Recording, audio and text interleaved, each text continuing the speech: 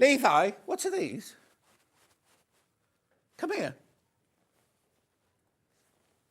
What are these? They're Rebecca Reid's quilts. They're lovely, aren't they? Yeah. Did you hang those up? I did indeed, yeah. Did you have to get a stepladder? I did, yeah. Oh. No, he did a stepladder this morning. Good morning. How are you all? Right, come on. Rebecca Reid's in. We've got so much to get on with. Right, early bird today. Now, they're meant to send me all 6 of these up because you get the random. But sadly, today's early bird.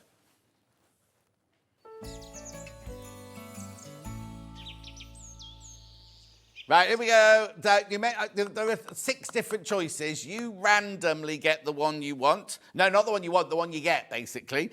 What they are, they're card folders, but they're to stop people doing that, I don't know what you call it, when they do the fake hacking. It's got, I thought it was just tin foil it's having, but it's got a special lining in it and everything. They should be £6.99, but as they're today's early bird, £4.99, £4.99. Now, we need to show all 6 designs because you will randomly get, if you order one, you will randomly get one of these. Randomly get one. Now, if you order 6, I can't guarantee that you'll get one of each. It'll just be they go like that in the box. They go, oh, Levi's bought 6. So they just go like that. Oh, Claire's bought 3, like that. They don't look to see what they're putting in. So you could get anything. Levi, you don't have to buy 6, don't worry. He's panicking because he can't afford 6. No. Anyway, well, it's probability. I could never get probability right at school. If you buy 12, you still might not get all 6. What's the probability? Anyway, it is like the lottery. £4.99, £4.99. Now, remember, once you've bought this, that's your P&P paid for the day. So if you come in and buy a book, or you come in and buy an Amber Makes kit, or you come in and buy Cotswold Village, or you come in and buy Sam Sabido, or you come in and buy some fabric, it's paid for. It's paid for. £4.99.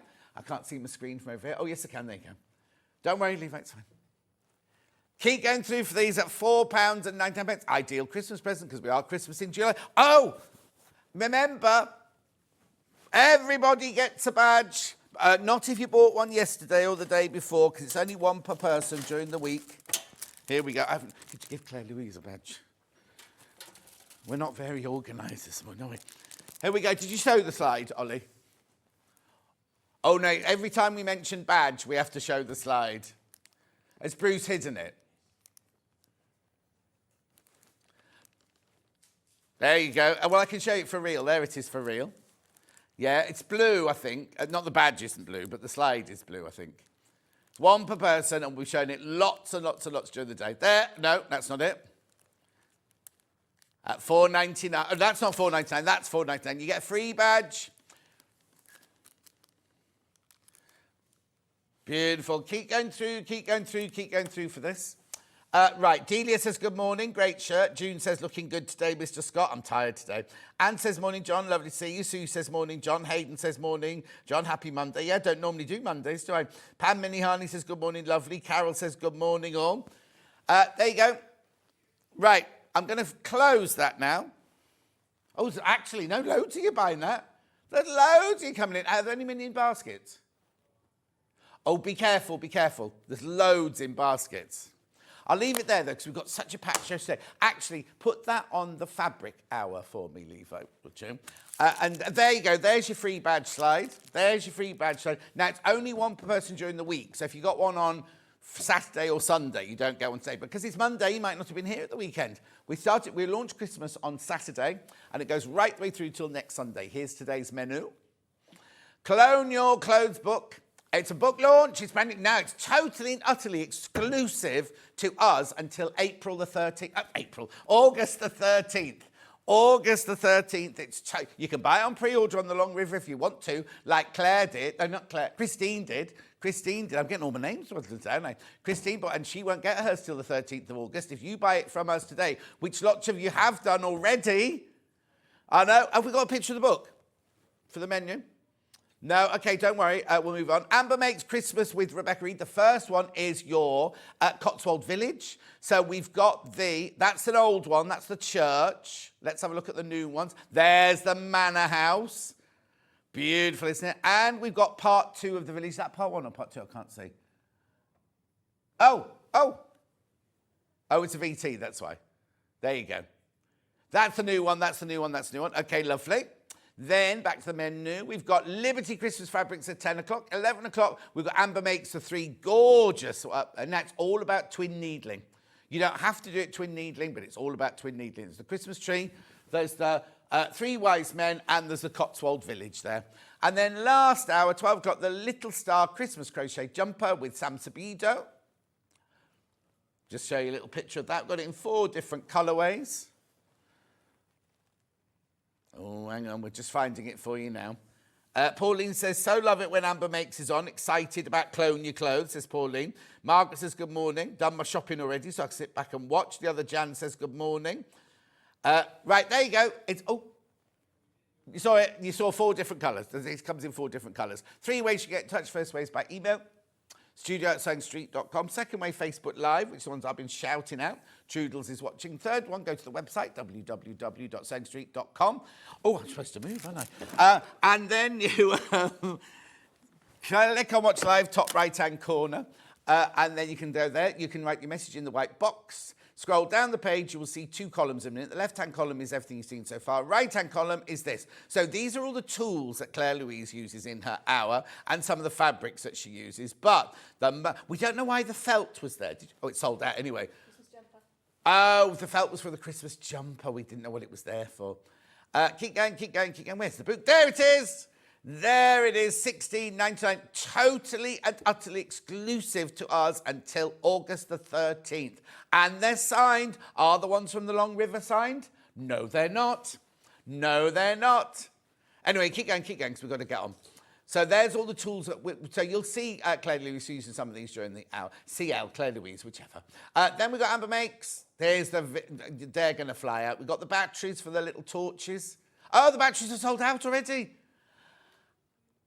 She reordered them. You better check that, because she asked Ian to reorder them in by hundreds, so they should be there. We'll sort that out. There's the candles. There's the rest of that. Then we've got Liberty Christmas. There's loads of that. There's bundles. There's fat quarter. Oh! Bundles. There's fat quarters. There's all sorts of things all going on today, isn't it? Then we need to move to Amber Makes his next hour. Oh, no, we're still on Liberty. Some of this year, some of last year's. Last of stock of the Liberty Christmas. Last of stock. Oh, a bit of Alice Caroline there. Then here we are. There they are. There's the panels with the instructions. Twin needles. Make sure you buy your twin needles because they're the right size for the project. And then here's Sam Sabido. She's got it in the Christmas night. She's got it in the candy cane. She's got it in the... Oh, 2 at once now. Snow Scene and the Little Star. And that's it. Festive. Right. Okay, let's get going. My old mate CL's here. Let me give you a big kiss before we start. Oh, hi, John. It's so lovely to see you. You couldn't see that. Right. This book, everybody's been waiting for this book. On my Facebook Live, everyone's talking about it and everything. I thought you weren't doing another book. I know, but this is something that I love doing, and so the opportunity came up, and I thought, yay, let's do it. Also, it's a way of you saving money. And you know when you buy something and it's your favourite shirt or it's your favourite something, and then as you've worn it, it then becomes, oh, I can't wear this anymore. You don't have to. You can recreate it. You can hack it. You can do all things. So all the years that we've done pattern making, right? we learned how to pattern make. You've kind of taken away the fear of the actual drawing of a draft and everything like that, and made it simple that we can clone our own favourite clothes. Exactly. And one of the things about pattern making, if you learn from like a drafting book, you've got to think about the design. But if it's something that you love already, the design is already in there. You know it fits. You're not going to have to like tweak a pattern 15 million times, make 9 12s.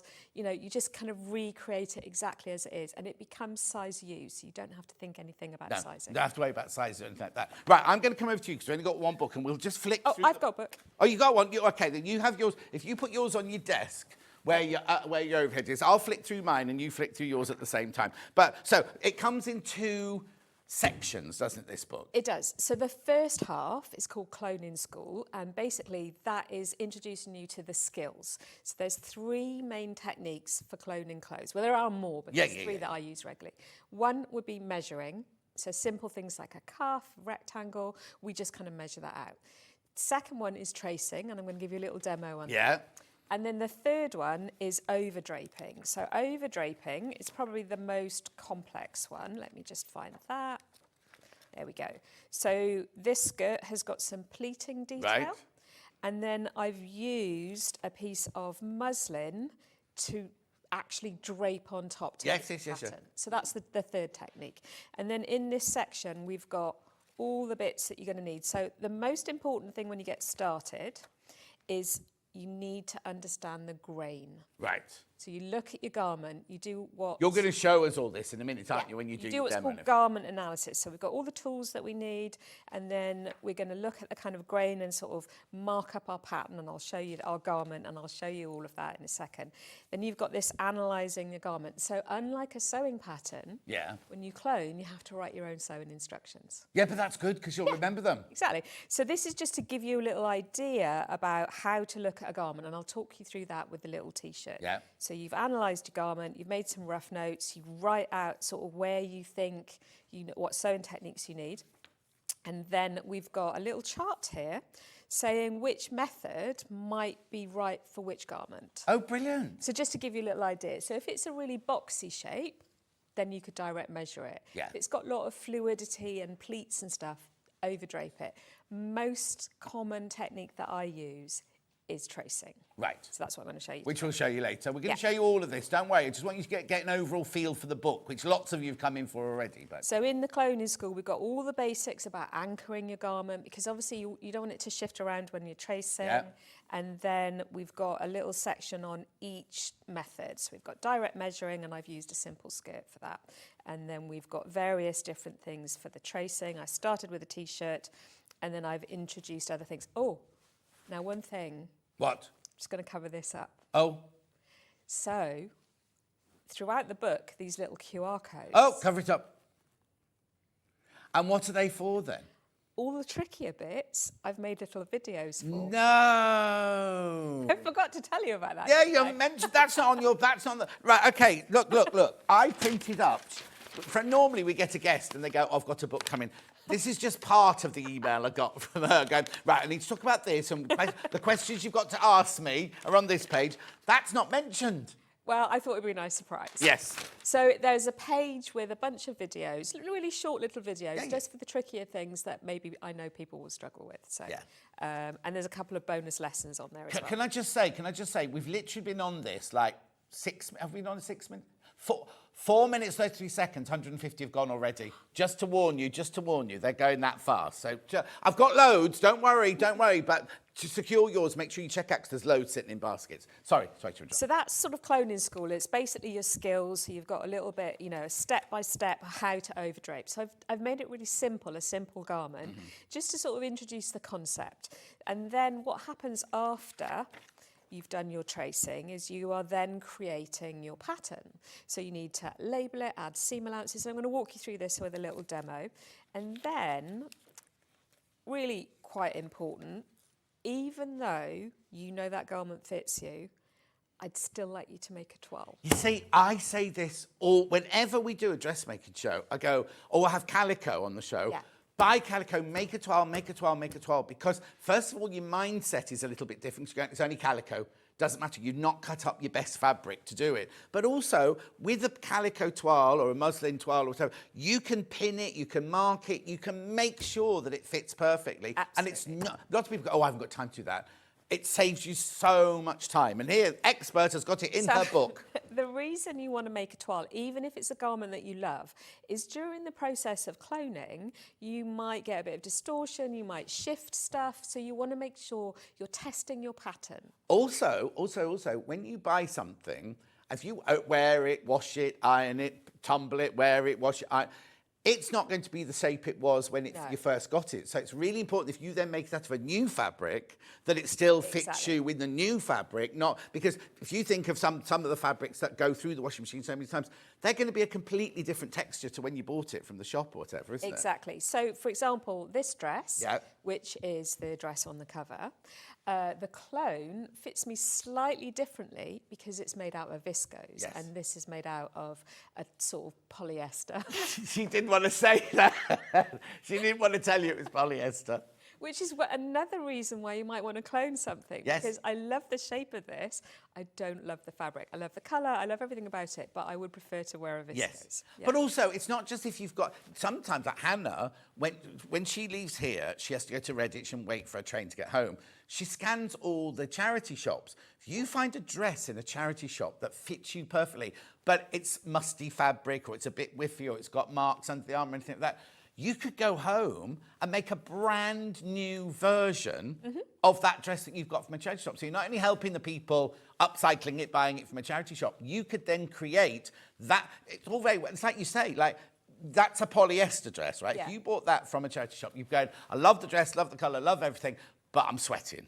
I'd like to make this out of viscose. I'd like to make this out of something else. You can do that. You can, exactly. So that's why it's important to make a toile, because, you know, when I've taught this in person, somebody maybe hasn't laid the fabric taut, or there's just a little bit of, you know, the seams aren't quite the same length. You need to sort of Yeah. toile. You probably only need to make one toile. Yes. Whereas if you're using a new to you pattern, sometimes you might need to make several toiles. Yes. So that's one of the things I love about cloning, is I know the inherent fit is going to remain. I might Yes, just of need course, to tweak of course, it. yeah. So you make your toile, and then I've got a little bit about fit adjustments, but it's not a book about fitting, because I'd like you to start with a pattern, a garment that fits Of really course, well. yeah. Otherwise, you might get lost in the... But also, if you love it, you've got another book all about fitting, haven't you? Sort of thing. Didn't you do a fit book? Not really. Have you not? What was your No. last book then? The sewing bee book, so it was a No, I thought project you'd book. done- in my brain. Oh, maybe that's your next one. Good morning, oh dear. Another irresistible book. I'm downsizing my sewing stuff for my move next month, but this is essential, isn't it? Yes, Jackie, it is. Yes, it is. I could just, maybe it was just your MA I'm thinking of. It might be my MA. I Good did a lot of morning, oh fit. dear. Oh, and I've done that one. Read that one. Oh, it did it yesterday. Now you'll do it again. It'll be the same message again. Watch. Yeah. Yeah, it's the same. You have to, I don't know how you get over it, but it kept doing that yesterday. Yeah, sorry, I'm thinking of your MA, because Yeah. you did that in fit, didn't you? Yeah. I did a lot of Yeah. fit in that. So there's a couple of little, but basically, if the garment needs a lot of fit adjustments other than tweaking, it's probably not the right one to clone. No, exactly. And I think this just is a nice way to get you faster to a garment that you love. Of course, yeah. Starting with a brand new pattern. Well, the other thing is when you start with a brand new pattern, you don't know if it's going to suit you. No. You can look at the picture and you can think, oh, I kind of suit halter neck or whatever, but you don't know. No. Whereas you know, the minute you start cloning something, you know you look good in it, you know that you love it, you know that it's going to fit and everything. So you've got a win-win situation, really. Exactly. And this dress, actually, I did alter the fit to suit me, and then the clone has got those alterations Yes, built exactly. in. So, you know, I didn't have to kind of get a pattern, adjust it, all that kind of stuff. So, Over 200 have gone now, everyone. When you've checked out, wow. over 200 have gone now. part 2 is called Design School. Right. And the idea of this was, we've got all the kind of lesson-y bits, but I wanted to make it a bit more fun, a bit more kind of what you guys might be doing at home. So they are 5 garments that form like a little mini capsule wardrobe. And we all know, don't we? We all Love know how capsule important the wardrobe. capsule wardrobe is. So the idea for them, and I call it a mini because we haven't got any outerwear. So a little cami top. Yeah. It's a really easy way to start cloning. And then we've got a skirt with this sort of pleat detail and another easy garment. Those two work together. And then the cami top also works with the trousers. Now the trousers, doesn't matter whether it's a lady's pair of trousers, a men's pair of trousers. The process is exactly the same. So I have used female garments. Yeah. But I could clone a man's shirt, so I could clone your shirt. Oh, well, I was about to say, so 2 things. First of all, Kate in Merseyside can never find a pair of trousers, a pattern of a pair of trousers to fit her. So, Kate, if you've got the perfect pair of trousers at home, you can now clone them. The other thing that Ben was saying earlier was, as men, when we have shirts, under our arms, they go all a bit yellowy, and after a while, you know you can't wear them because you can't lift it. crispy. And he dreams of what? I said a bit crispy. Chris, no, how many actor shirts have I you know. ironed or presenter shirt and you've got crunchy and down? But you have to get rid of them. And Ben's still thinks about shirts that he had years ago that he would absolutely love. But there's no way he can buy them in the shop again because fashion moves on, as we know. Do you know what I mean? So it's kind, and they were from New York, where he originally got the ones from. He's thinking of. So if you've got a favourite shirt that you know fits you, ladies or men's, trousers, ladies or men's, you just follow your cloning instructions. So it doesn't matter if it's men's, ladies, children's, whatever. Oh, I've done that one. Donna. Okay, Donna in Somerset. We tried to show you a message, but lovely to see you, Ciel. Looking forward to getting my book. Also, can I just stress as well, right? These books are in our warehouse now, right? In fact, there's another 20 supposed to be coming to be on my desk here for you to see. They're in our come on, Levi. They're in our warehouse now. We will start shipping these tomorrow, right? If you buy them on pre-order elsewhere, August the 13th is the earliest day. Because Christine messaged me the other day saying, oh, I can't wait for CL's book to arrive. And I was like, how have you bought it? Oh, I bought it I don't know where she bought it from. But anyway, she won't get hers till August the 13th, right? You will get yours. They'll start packing them. Well, it'll be after midnight tonight. So tomorrow they'll start packing these. They're ready to come to you. They're in our warehouse right now. So if you want to be, well, it's more than 2 weeks, isn't it? More than 2 weeks. Have I done that one? No. Good morning, John and Claire-Louise. I'm so excited to get this book to help me with my dressmaking journey. Love your tea dress. That's a collector in Cornwall. There you go. Right, sorry, I just had to say that because it's really important, isn't it? This is a world exclusive. It is. Okay, there's 82 sitting in baskets as well. Wow. They'll all go. Please be careful, please be careful. So the other thing about the shirt in this little capsule wardrobe, the other main reason I picked these 5 garments is they've all got an element that you could add to something else. So you might not be wanting to clone a shirt. Yes. It may be that you want to clone a blouse. But if it's got a collar, then the collar section of the shirt would apply to a blouse. Yes, of course. Or a jacket or something else. So there are little mix and match elements. And so, for example, in the cloning school, I talk about darts, but then I talk about darts in a different way for the cami top, for the tea dress. So you've got like a kind of an add-on in the design school section. Brilliant. Okay. So then the other, before we flick into Oh, here you go. What a godsend. I've just taken an old favourite pair of trousers to pieces. Gail, right, let me tell you a very quick story. Because when we were at Wimbledon School of Art, we were doing period garments, right? So we had to learn how a period garment was made. So every now and then they would get a costume, or a piece of clothing from the V&A. We'd all get one each, and we'd all have to do exactly what you're doing now. We'd have to clone it using muslins or measuring. We had to do all different, right? There was one girl called Gillian, right? So we were all working away. We had the most beautiful, they're real pieces, right? And at the end of the day, they all said, right, we need to get them back. So we need to get them back to the V&A and wrap them in tissue paper. So I gave my jacket back. So Gillian gave and she'd taken the whole thing to pieces. Right, she had I can remember it now, she had an Edwardian waterfall walking skirt, right? She'd just taken it all to pieces, got a tracing wheel, gone round the edge like that, put the pieces back, complete, like a proper original. The teacher's face, like you just saw the colour just drain from her face or thing. So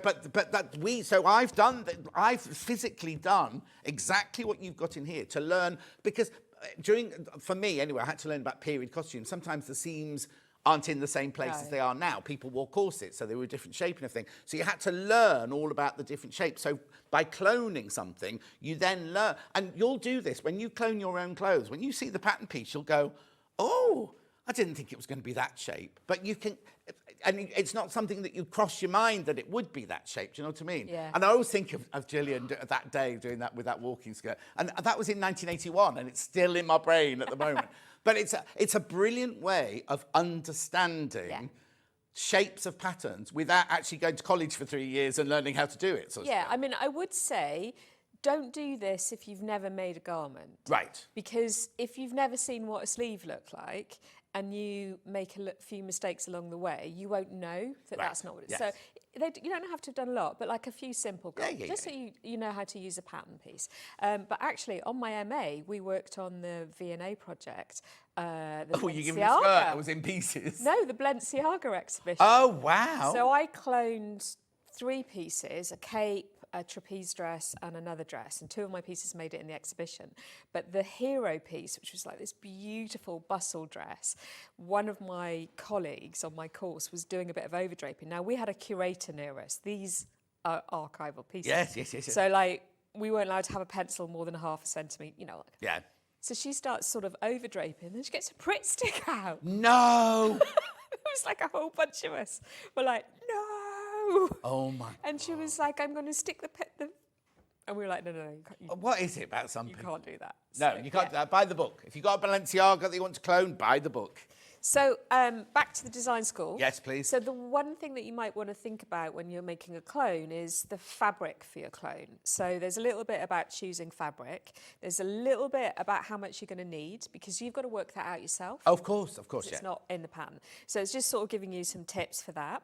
And then there is the 5 projects. Right. So I started with the cami because I think it's a really simple garment to get going, and it introduces a new type of dart. So we've got a side bust dart here. Yeah. So in the cami project, we've got the original, which is the pink, which we have on the mannequin. Right. We can have a look at that in a second. And then we've got the clone, which is this sort of floral. Right. And then at the end of every Look project... at this. He's got pictures of them all.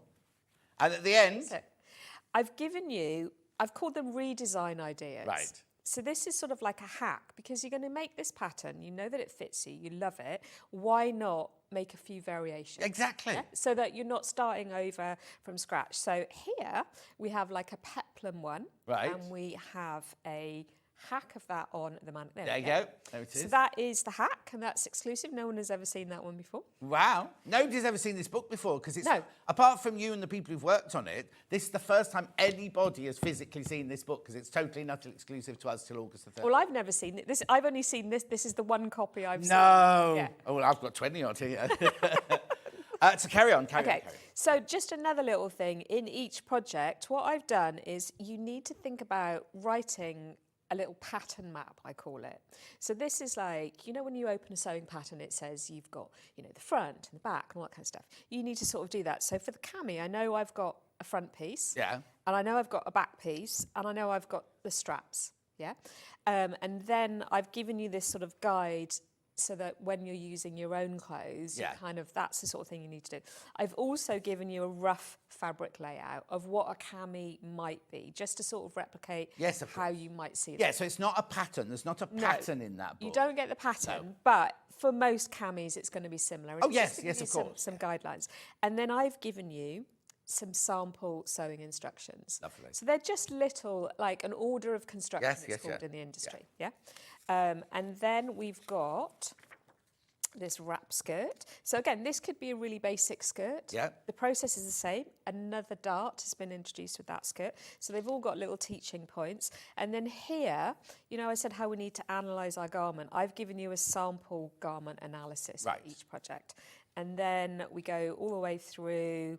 So we've got the shirt project. Do they get more challenging? So the first one's a cami. Yeah, a little. So then you go to a skirt. Then you go to something a bit, which is brilliant, because you're not going to then try and do the most difficult thing from day one, are you? And the thing is with the shirt, the reason it's more challenging is it's got more bits. Yes. So you've got more bits to think about making a pattern for. So again, I've given you a little drawing of what the kind of rough shape is, and then you've got a sort of inventory ready for your pattern map, a rough fabric quantity. So I've kind of, you know, you could use that for most shirts, you might use about that much. Yes, exactly. And then we've got, so number 4 is the trousers. The thing is, right, you haven't just done one page on a blouse. You just had to turn over like 10 pages of blouse. So it's not like, get a blouse, clone it, do this. You've actually gone to every single minutiae of detail. Every element, element. So what you could then do is, let's say you're making something that you know has got a cuff. You know there's a cuff in a shirt, you cut to that page, you look at the cuff section. Yes. So you can kind of have your own adventure with this book and mix and match all the elements. So we've got the trousers. Yep. And then, you know, what I've done with the trousers is I've showed you 2 different approaches to doing a trouser leg. Right. So I've done it one way for the front leg, and I've done it another way for the back leg. But you could do either or Yeah. for either of them. But I wanted to give you the opportunity course. to No. know those Yeah, two yeah. things. So, and then the, we've got all of the how to mark it all up. I've given you little diagrams for what the paper looks like. Yeah. Just because I think that's helpful before, you know how in pattern cutting it says cut a piece of paper. Yeah. You're like, how big? Yeah. You know, so I've told you roughly what the paper size Oh yeah. is. So you know, so you don't get halfway through cutting it and then think, oh, I've run Exactly. out of paper. And then the final one is my tea dress, Fabulous. which we also have the copy. The Yeah, there you go. there. Now again, this is something. This particular. So that's that dress. That's Yeah. the orange dress you're wearing. That one that that you've one. just seen in the floral is that dress. Exactly. So this dress, talking about a style, I was looking for some teaching points. So I wanted something with gathers to show you a different bit of gathering. It's got gathered sleeve head, which is different than the basic. Yeah. Now, I would never normally have bought a dress like this because it's not in my, but because of the teaching elements, I was like, oh, well, it's easier if I can try it on.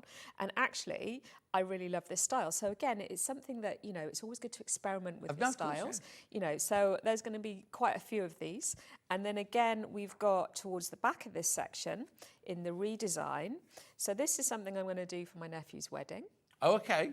I'm going to make it longer, and then I really like... So I've just given you some ideas of what to do with your pattern. Brilliant. And then I've given you a little worksheet. Oh.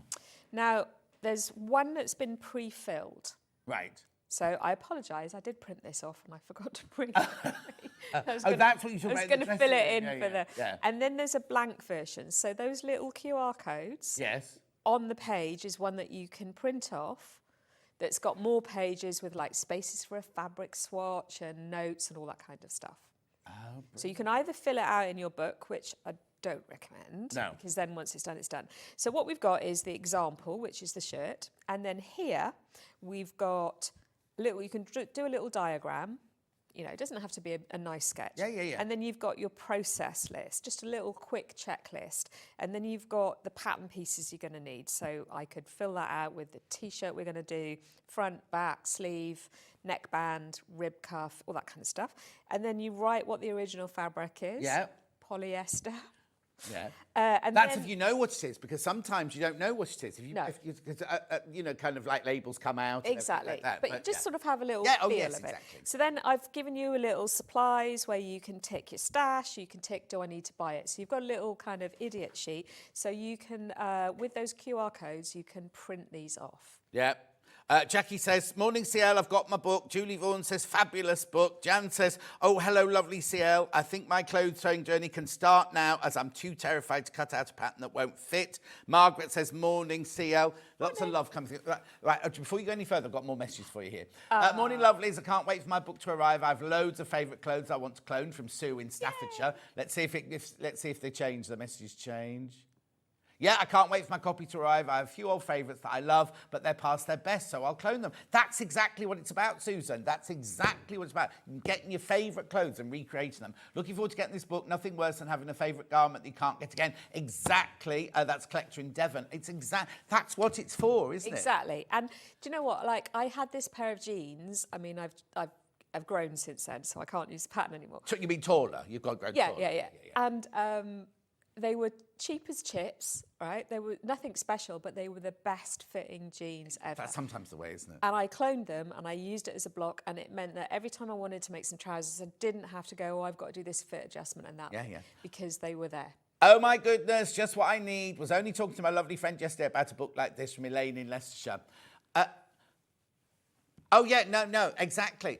Exactly. In shops, when you go to shops, you can go in, like, especially for, and boys as girls, but you can go, oh, I wear a 32-inch waist jean. You go into 6 different shops, and you'll be a completely, or you find one shop that has a brilliant one. You go back the next season, and they've used a different pattern grade or a different designer, and they don't fit again. Or different cloth, because sometimes the dye Yeah. can affect the fit. Yeah. So, you know, like, I believe in working smarter, not harder. Yes. So if I do clone lots of my favourite things, I have done, because if I find something I love, why would I start from zero when I can just make a copy? Oh, yeah. I've got a friend called Jan Olaf, and he buys clothes and doesn't understand. He doesn't work in fashion at all. He works in medical. He can't understand why he can't go back 6 months later, 8 months later, you buy the same shirt again. You're going, that's not what fashion's all about. That you're never going, and you don't know it's going to be your favourite till you've got it home, and then you get it home, and it might be something you only bought 2 weeks ago, but the shop sold out and they're not having any more, and that's it. You're never going to get it again. But you are now. Now, I just need to make you aware, Ben, how many together, once everyone's checked out, how many have gone? Oh, there's 100 morning baskets. Please check out hundreds have gone.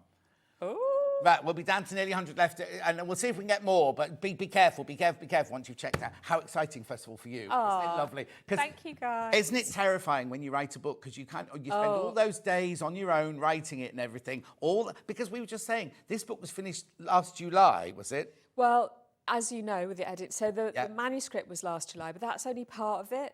Then the samples, then there's all the photography. Yeah. So, this is a team book. It's not just me, because there's a fabulous team who've done I didn't design the inside of the book. No, but you've done all the words. And then you've got the editing process, which, takes quite a while, because you go through first edit, second edit, all that kind of stuff. But also, when you're sitting at home in your studio, writing on day one, phoning you don't know if anybody's going to love it or not, and there's so much work goes into a book, and you don't know at that point, and you are prove it well. We all knew it was going to be a success, but as a person, we need to do.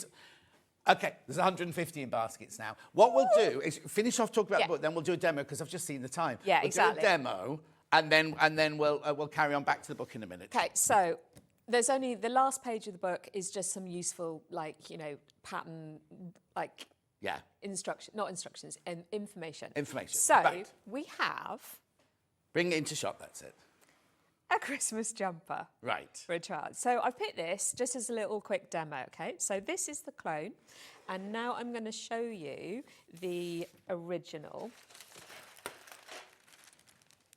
So just to sort of talk you through the process of what we need, okay? Mm-hmm.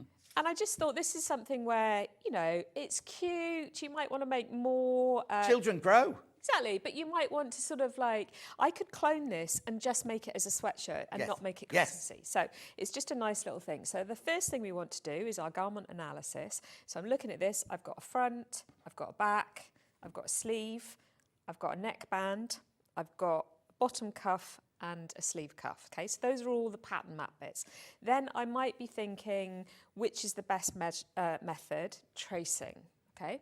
So the first thing about tracing, to create all of these little pieces, I think mine looks better. Yeah, well, yes. Because it's felt, whereas this is all printed on. Yeah, of course. So mine is better. But what I did is I stuck everything with Bonder Web, and I literally laid my... Sorry, I just need to grab my pencil. I laid my Bonder Web and I traced around the shape. So this was all ready to cut out in the felt, okay? Yep. So you guys are going to do it a little bit more carefully. So that's one method, tracing, literally over the top. So I use this for flies or any kind of detail. But for the actual pattern pieces, the first thing, around this neckband, easiest way to do that is to measure it, and I'm going to show you a little trick. Right. So for a neckband, the place I need to measure is this inner edge, not this outer edge. Oh. Because it's a straight piece and it's been stretched to fit. Oh, yes. So it's the inner edge. So all I did is I went round with my tape measure, measured the length. Right. Then I measured the depth. Right. And then I made a simple pattern, just a rectangle. Right. So obviously I've added the seam allowances, but that's my neckband pattern. So that would be direct measurements. Right. So that there, across there, without the seam allowances, that inner measurement that you just did. Right. Exactly. So obviously, have a little look when you're doing your garment analysis. This is folded over, so that measurement is ×2. So I've given you a few examples of that. Yep. So that would be your direct measurement. But then for the body, I want to think about doing a proper trace. Okay? Right. So I'm going to turn this inside out. When you do this, when you prepare your garment, you can do it right side out, and you can do it inside out. Now, for the sleeve, in order to make sure everything stays on grain, so the grain is running down the middle of the front and the back, it's running down the middle of the sleeve, I want to give it a cross grain, and I want to draw on this sleeve. I'm not going to do that on the outside. Okay. Yeah. So I'm going to turn it inside out, and sometimes this is easier because you can see, the seams. the seams, okay? So I'm going to do the front, and I've already pre-marked some of it, but taking some kind of marking tool. Yeah. Could be, I like chalk, but you could use a magic marker. Just test it. Yeah. Test, okay? I'm marking my sewing line like this. So again, don't want to do this on the outside. So you mark all of your stitching lines, and you can see here I've marked over that. It's quite obvious where the stitching line is. Yeah, here. of course, because it's where the actual garment is stitched. But then what I've done here, I hope you can see this, is I have taken my ruler. Right. All of these tools are available on the website on today's pre-order. Yeah. Okay. So I know that that's my grain line, the centre of my sleeve. Yeah. But I want to make sure that I don't get anything skewy. So I put cross grains. Okay. So on this shirt, I'm looking at the hem, and I know that the bottom is straight. Okay. That would be my cross grain. So here, if you come to the underarm point and you do what's called squaring off, and squaring off means extending from a perpendicular line. Yes, yeah? yes. Something like that. I've written it in the back of the book better. Yeah. So you take this, I'm going to line that up with my grain line, and then I'm coming to my underarm point and I'm marking this line. So this is why I've turned it inside out. Okay. Now on some garments, and I think when I popped this dress on, I realised I've forgotten to take it out. Sometimes I might do this with thread. Right. So on the shirt, I've drawn thread lines, okay? So that is then my cross grain or my bicep line, and it will help me when I trace the sleeve, okay? So I'll be super speedy. No, it's fine. Good. So we're now going to prep this to trace the front. And what you want to do is grab some pins. You want two types of pins. So these are straight pins. These straight dressmaking pins. Yeah. These aren't the quilting pins. No. And what I'm going to do is just fold it in half, okay? So I'm just going to be super speedy so I can show you more.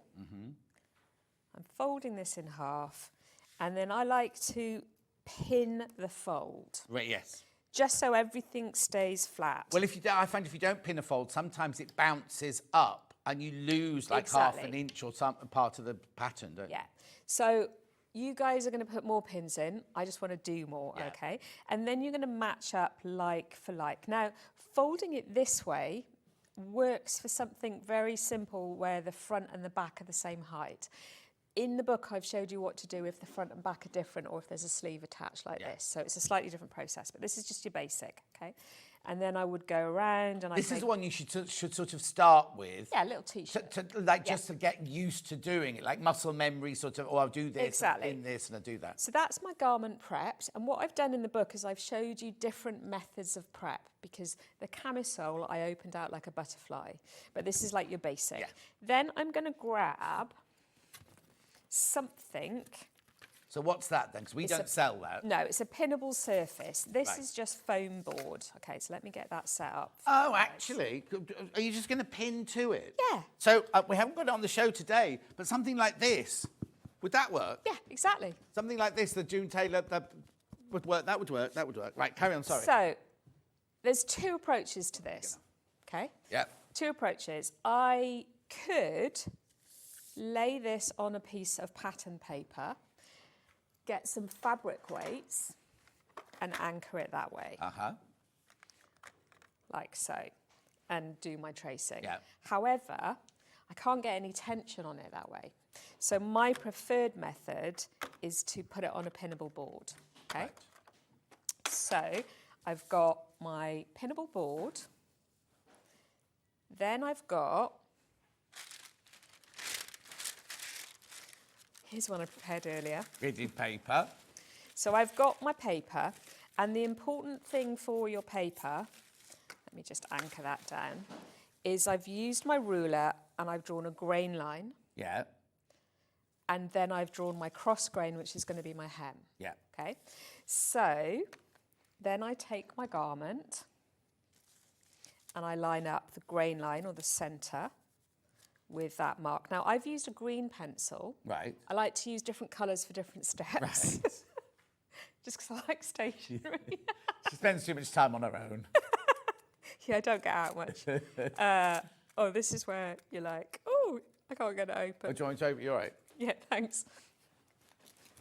Can I just say that Derek, who's one of our regulars who makes his own shirts, he said, CL is fascinating. I could listen to her expertise for hours. Right, while I open this tin, Derek. do you still do your people used to be able to subscribe to you? My membership. Your membership. Yeah. You still do that? I do. Thank you for asking. No. So where do they, because we obviously don't sell that. Where do they go No, to that's find on my website. that? Which is? thethriftystitcher.co.uk. Derek, you can join the club and listen to it every day to your heart's content. So this is, and I actually will be doing a course on all of this. Oh, but, okay, brilliant. So get your book and not then come and ready, do the yeah. course, yeah. So I'm going to do it super speedily, guys. I'm going to anchor that hemline, and there's a little trick I'm going to show you. So I'm just going to come along the front, and I use different pins so that I don't get confused between the two types of pins. And can you see how I've put 2 pins like that? And the reason for that is that it stops them slipping around, okay? So super speedy, because I also want to show you a sleeve very quickly. No, that's fine. If we go a little bit over, it's fine. So don't worry, don't panic about when you can see the clock. Okay. So this is in, there's more, pictures in the book, okay? Now, with a sweatshirt, this rib is smaller than the sweatshirt, so I've got a bit of stretch. And trying to anchor the stretch bit over there is a bit awkward. So what I do is I put my finger at the bottom, I stretch it out, and then I let that go because I know that's where it's stretched to. Oh, so you don't try and pin the stretch out No, because that will rip your paper and everything like that. So you anchor where your fold is, stretch it to where it needs to go to, let go of the fold, but then you know that your seam has to be that far away. Brilliant. So I'll come back and I'll show you that again. I've anchored that there. I've stretched it flat. And then I let that go, and then I pin this over here. Brilliant. Okay. This is all in the book, by the way. We'll put the book graphics back in for you now. So let's pretend I've done all that pinning all the way around. Yeah. Then we're going to take our tracing wheel, and it's good to have a needle point tracing wheel here. Yep. Oh, yes. Now, the one we sell here, the Clove one, is brilliant for if you're just transferring pattern marks. But if you're doing this, you really need that. I always say, oh, mine's different. You really need one with a very long, that looks like a Game of Thrones war thing. You know what I mean? But it does, doesn't it? And they look frightening. But you do need one with the long pin things to do this. So I'm not trying to tell you not to buy things, but don't buy the one we've got in stock because it won't work. I mean, I use it for certain things. So I might use yours if it was a really fine fabric. Yes. So I've got both types. Yeah. And then I'm going to simply trace over my seam lines, like so. Now, when I come down here, this is all a bit lumpy bumpy. And the same with my armhole. I might find I've got 4 or 5 layers, a bit lumpy bumpy, okay? So one thing I do suggest that you do is, like, at the armhole, come off onto your paper like that. Yeah. So that you've got these crisscross. Now, where it's lumpy bumpy, I might be able to get in here and in here, and then my shoulder. Now, what I do, and I might have to use one of my pins because yours are a little bit flexible.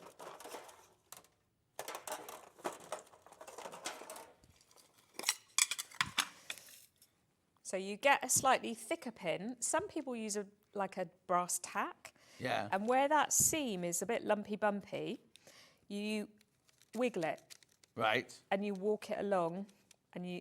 Oh, so you're doing what the tracing wheel did, but you're doing each hole individually. Exactly. Are they the flower-headed pins you've got there? Yeah. Oh, yeah, we do sell the flower-headed pins. Sometimes what you can do is go along with a row of them, like that. So we do wiggly, wiggly, wiggly. I wouldn't put a thumb, the brass tacks that you use for a note board, I wouldn't use those. But anyway, you can do a little row of them. And again, this is in the book, okay? So we go all the way along. Just these are a bit fine to go all the way to, yeah, see I'm bending it. And we get the shape of that. Okay? Lovely. So let's pretend I've done all of it, including the neck. So again, it's a bit thick around here. And again, we're doing the stitching line, not the kind of outside edge. Yeah. So what you're going to end up with, so again, didn't do this with the vintage Balenciaga. No. Because I would have been kicked off the course, but you know, different methods for different things. So you might not be able to see it, but I've got these little pinpricks where come in with my pencils. Okay, so I'm going to go around with the blue. And what colour are we using this time? Blue, or actually what I tend to do is use a regular pencil. Oh, regular pencil, regular. So just go over where these are, okay? And what you might find is they're a little bit wibbly wobbly. And that's fine because it's a piece of fabric. So I didn't really do my neckline. We're just going to pretend I did, okay? Yeah. So then what you're going to do is something called truing. Right. Basically making everything nice and smooth. Different colour pencil. Different colour pencil. And I might want to use Oh, your French curve. my curve ruler. Yeah, curve ruler. So truing, now I'm quite happy doing curvy lines with a straight, so I'm going to show you this. Yeah. Hopefully I'm still in the right spot. So I'm using this as a guideline. I'm not trying to match it completely. Yeah. So I'm sort of heading towards my pinprick lines. It's good to see this ruler being used because we often have it in a tool hour and I talk about it, but you don't actually sit and draw with it. Just bend back. There we go. So see how I've smoothed that? Yeah, yeah, yeah. Now, around my armhole, it's a bit lumpy bumpy, and this is where you want one of these rulers, okay? Because I can use this curved line to smooth. Can you see where my original line is a bit lumpy bumpy? I don't know why I keep saying that word. But anyway, these are designed for armholes and necklines. Yeah. See how much easier that is? And I've trued that, okay? Shoulder seam, I want to be straight. Yeah, yours is a bit wobbly, isn't it? Like so. Yeah. So, next step, I want to think about adding seam allowance to my pattern. But we're going to just do a little bit of blue petering. Oh, go on then. Okay. So before I add my seam allowance, I would do all my pattern pieces, and then I would... Here's one I prepared earlier. Fantastic, Valerie. So this is the back. Yeah. And before I add seam allowance, I want to walk my seams. Yes. To make sure they all match up. So you start from the hem, because remember we've used the cross grain, that's our starting point. And then I'm walking, sounds complicated, but you literally put the pin through the stitching line. So this is quite good paper because it's really see-through. Yeah. And then I walk along, sort of overlapping. And then when it starts to separate, I put another pin. And then I walk a little bit further, put another pin. So what I want to do is to basically make sure they're the same length. Yes. Like so. And I can see here that my back one is a little bit shorter. So again, tracing wheel. So this is when you could use the shorter tracing. Yeah, exactly, because it won't damage it as much, okay? So then... Different colour. Maybe a blue. I should have bought another one, but, you know. And then when I reveal this underneath, I can see those pinprick lines here. Yeah. Okay? So now that's called truing, and I've got a nice run here. Exactly. For the shoulders, again, I can either overlay them or I can fold it. Yeah. Either works. And then we need to add our seam allowance. Yeah, because you've got to remember that on commercial patterns, you have seam allowance on them. When you're drawing your own like this, you have to add the seam allowance. So we'll show you this super quick. Yeah. So think about what kind of seam allowance you would like. And I'm a bit old school. Oh, right. Because you're old. Cheeky. He's so cheeky. Yeah, that's how they've separated us this time, because the last time she was on, I slapped her and they won't let me near her anymore. So I sew in inches, Right.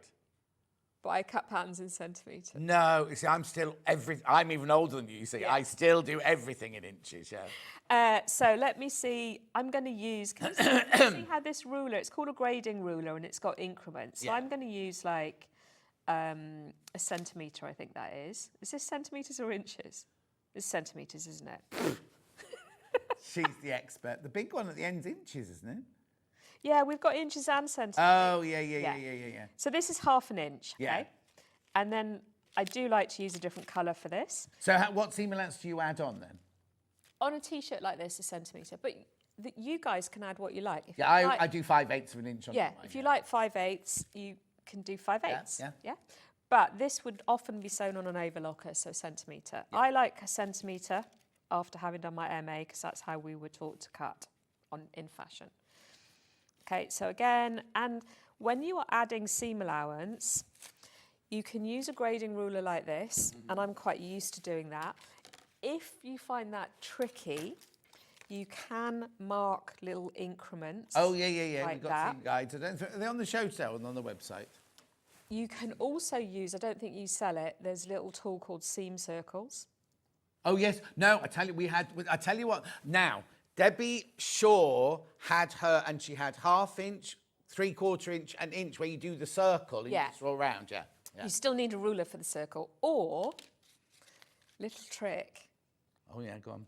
So this particular measuring guide Yeah. is 1.5 centimetres or 5/8. Right. So you can take one of these and use that to add 5/8. Obviously, only works if you want 5/8. Yeah. Yeah? Perfect. So, you know, whichever works for you. So I'm going to Yeah. stick with my 1 centimetre, ½ inch, and come around.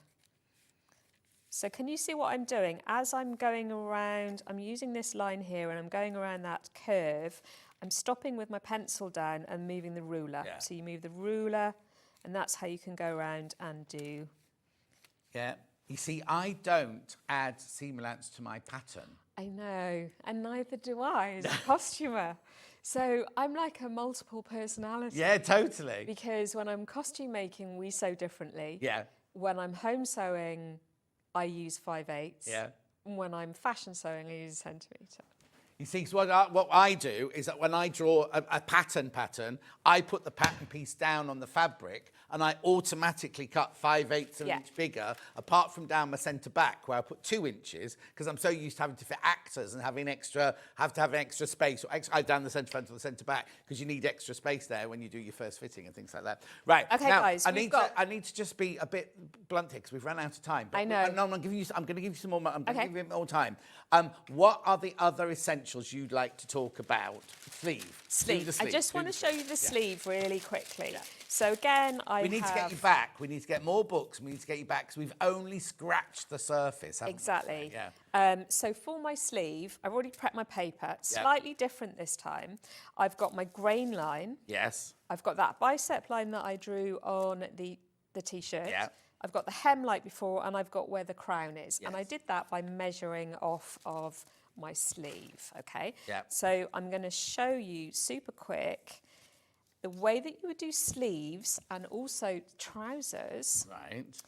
is you've got this sort of cross grain, so nothing that's going to go wonky. You do it half at a time, okay? Yeah. So I line up, just like I did before, I'm going to line up my, The fold. like that, okay? I normally do my 2 pins to stop it sliding, but we're on borrowed time, so I'm going to be speedy. And then, like so. Now, above the bicep line, what I need is to add ease. Because it's been sewn up, you can't get that ease, okay? So for a T-shirt like this, I probably want to take this sleeve head and swing it over about 5 millimetres, yeah? To give the ease so that this can fit around the shoulder, because you can't do that when it's already stitched in, you can't do it. And then you might want to adjust that, okay? Yeah. Then we go, Yeah. You have to whistle. Yeah, whistling is essential. Now, also, you've got to remember, if you don't do pattern cutting, I don't know if it is not the same on a sweatshirt, but if you're making a normal sleeve, the back and the front aren't the same. Yeah. So when I'm doing this properly and not I would be smoothing to make sure this is really flat, okay? Yes. So that I'm not sort of letting it go like that. So that's why it's helpful if you've made a garment with a sleeve, you know what the shape should be. So we've got that around there. And then, sorry, I had this prepped in the wrong paper. So Oh, don't worry, don't worry. what I do is I take my sleeve and I flip it. Yeah. And again, I line up this bicep line so everything is staying on grain. Again, I'm going to swing that over by the 0.5 centimetre, 0.5 mil, and then trace this bit here. Right. So that is what I've ended up with. That's my finished sleeve. Oh, now that does that. It's very different, isn't it, the front and the back on that? Like magic. Yeah. So you can see the bicep lines. That was this line here. You can see the grain line. Yeah. And then I've kind of made sure that this seam matches that one by walking it, and then added all my seam allowance. It's brilliant. And you make it look so easy, and it is easy. It is easy. But pattern cutting itself is not easy. Because people, I mean, we've both trained for years and done it for years and years. I've done it for more years, all right. Not But yeah, but kind of like, so it comes a second nature to us. And I think a lot of people go, oh, I can't do pattern cutting. But actually, it is achievable to everybody, isn't it? It is. Right. And just one last thing. Yeah, carry on. My little copy here. Yeah. This was a charity shop sweatshirt, a man's one that I've then upcycled into a child's, which meant that I could reuse all the original dyed in kind of cuffs and stuff like that.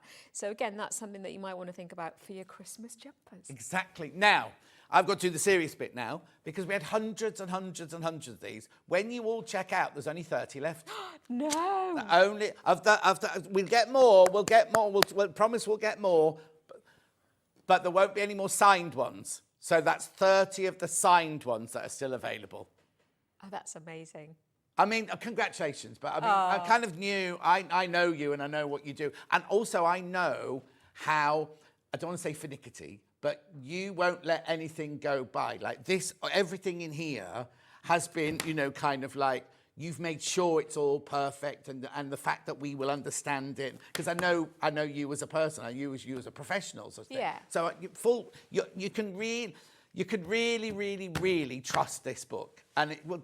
And also, you've got a website; people can get hold of you, can't they? You don't mind. And you've got the page with all the little videos. Exactly. Yeah. Oh, yes. Of course, you got the. Which you didn't tell us about. Yeah, the page for all the little videos and everything like that.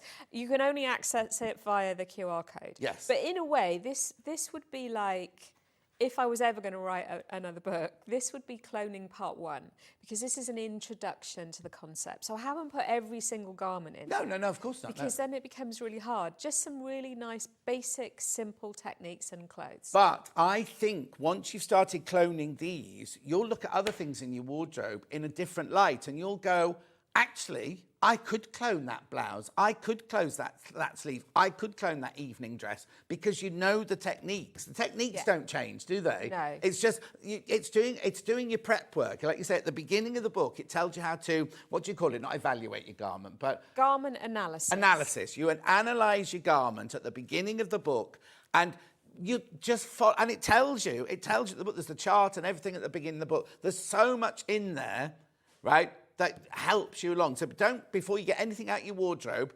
read the book, sit down with a cup of tea, because it's a good read as well, because it's fascinating. Like Derek says, he could listen to or read, or you know what I mean? It's such a brilliant read before you even start getting your paper out. Right, there's too many people got them in baskets now. Wow. Too many people got the signed ones in baskets. You need to check out.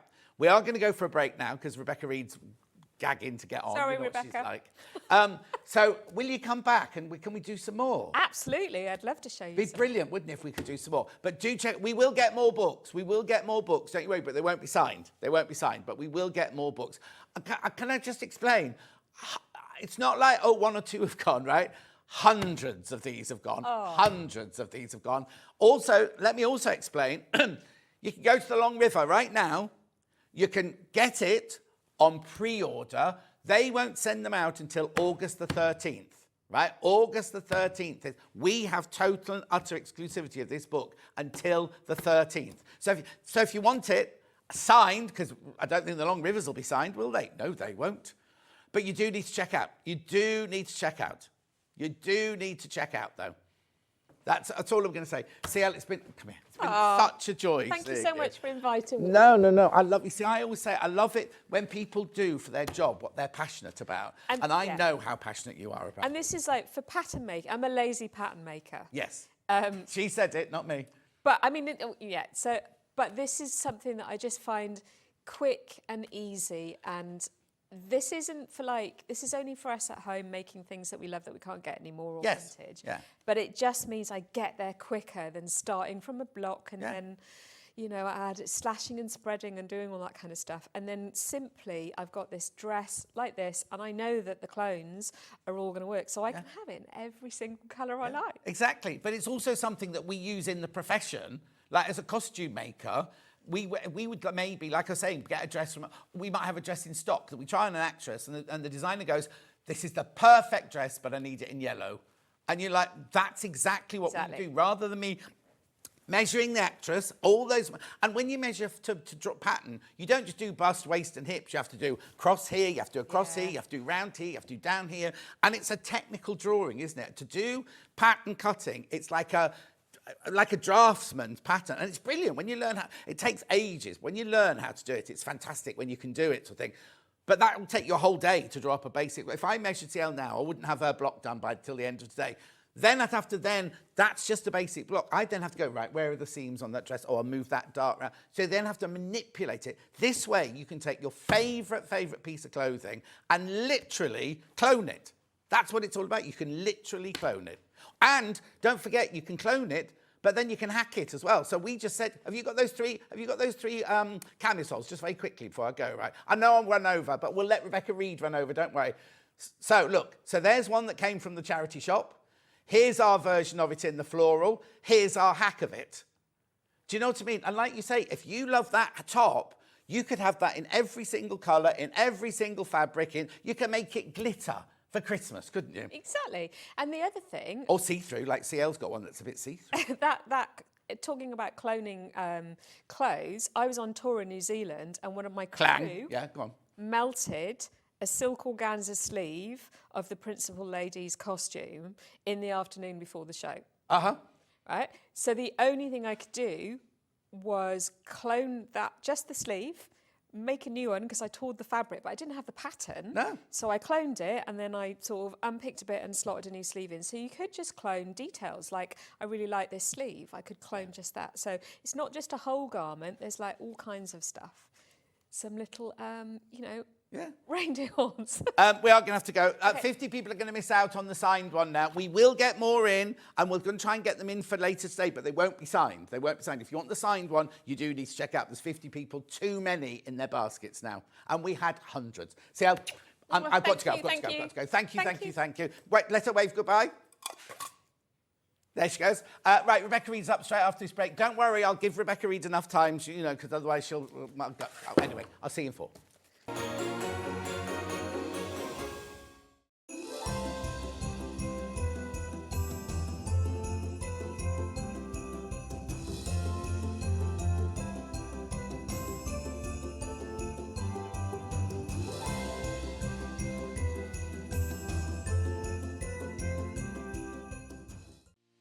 Our UK-based call centre is always on hand to assist you 24 hours a day, 7 days a week.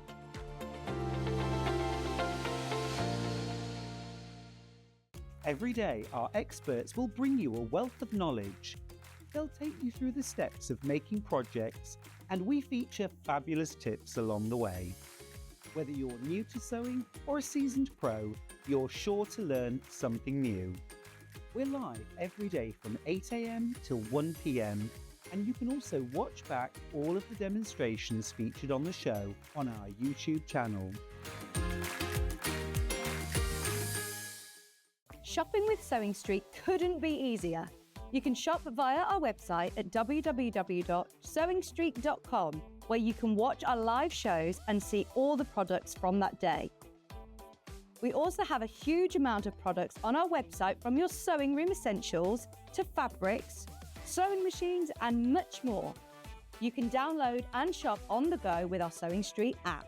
Simply head over to your app store and search Sewing Street. Alternatively, you can contact our UK-based call centre 24 hours a day on 0800 001 4433. Shopping made easy at Sewing Street. Did you know that we can deliver to over 20 different countries worldwide, spanning 4 continents from the UK to Australia? Check out our website for the list of countries and delivery costs. Sewing Street, stitching the world together. Not only is Sewing Street live from 8 a.m. till 1 p.m. on Sky 670, Freeview Channel 73, YouTube and the Sewing Street app, now Virgin subscribers can watch on Channel 754, which means there are more ways to watch your way with Sewing Street. Did you know at Sewing Street that on various products we offer split pay? That means on certain items you can spread the cost over 2, 3, 4 or sometimes even 5 interest-free monthly payments. Just pay the first instalment when you purchase and you're away. So shop your way with split pay. Never miss a show by watching on the go with the Sewing Street app. Head over to your app store now and search Sewing Street and simply download to your smartphone or tablet. You can watch the shows live and see your favourite presenters and guests. Click on the Today button to shop all of the products that are featured in today's show. Want to know what's hot? Then click here to see today's bestsellers and highlights. Have you missed a show or want to watch one back? Then click the schedule button and you can go back 7 days to watch and shop, and you can also see what's coming up over the next 7 days. Want to say hello or ask a question to our guests? Then send a message to the studio. You can also keep in touch with all the latest news, events, product launches and much more by clicking here for our social media pages. Never miss a show by watching on the go with Sewing Street. Keep up to date with what's on Sewing Street, as well as all the latest news and special offers by signing up to our email newsletter. Go to sewingstreet.com and scroll down to the bottom of the homepage. Type in your email address and click the envelope. That's it. You'll never miss out on the latest news and special offers ever again. Here at Sewing Street, we only charge 1 P&P throughout the day. You can add as many items to your basket and check out and still only be charged once. Once you've checked out the first time and want to order again, you simply add the item to the basket and click on the Combine Order button. Remember, standard P&P is £4.95. Charges may differ for outside the UK. Or upgrade to our premium option for £6.95 on certain items. Shopping made easy at Sewing Street. Not only is Sewing Street live from 8 a.m. till 1 p.m. on Sky 670, Freeview Channel 73, YouTube and the Sewing Street app, now Virgin subscribers can watch on Channel 754, which means there are more ways to watch your way with Sewing Street.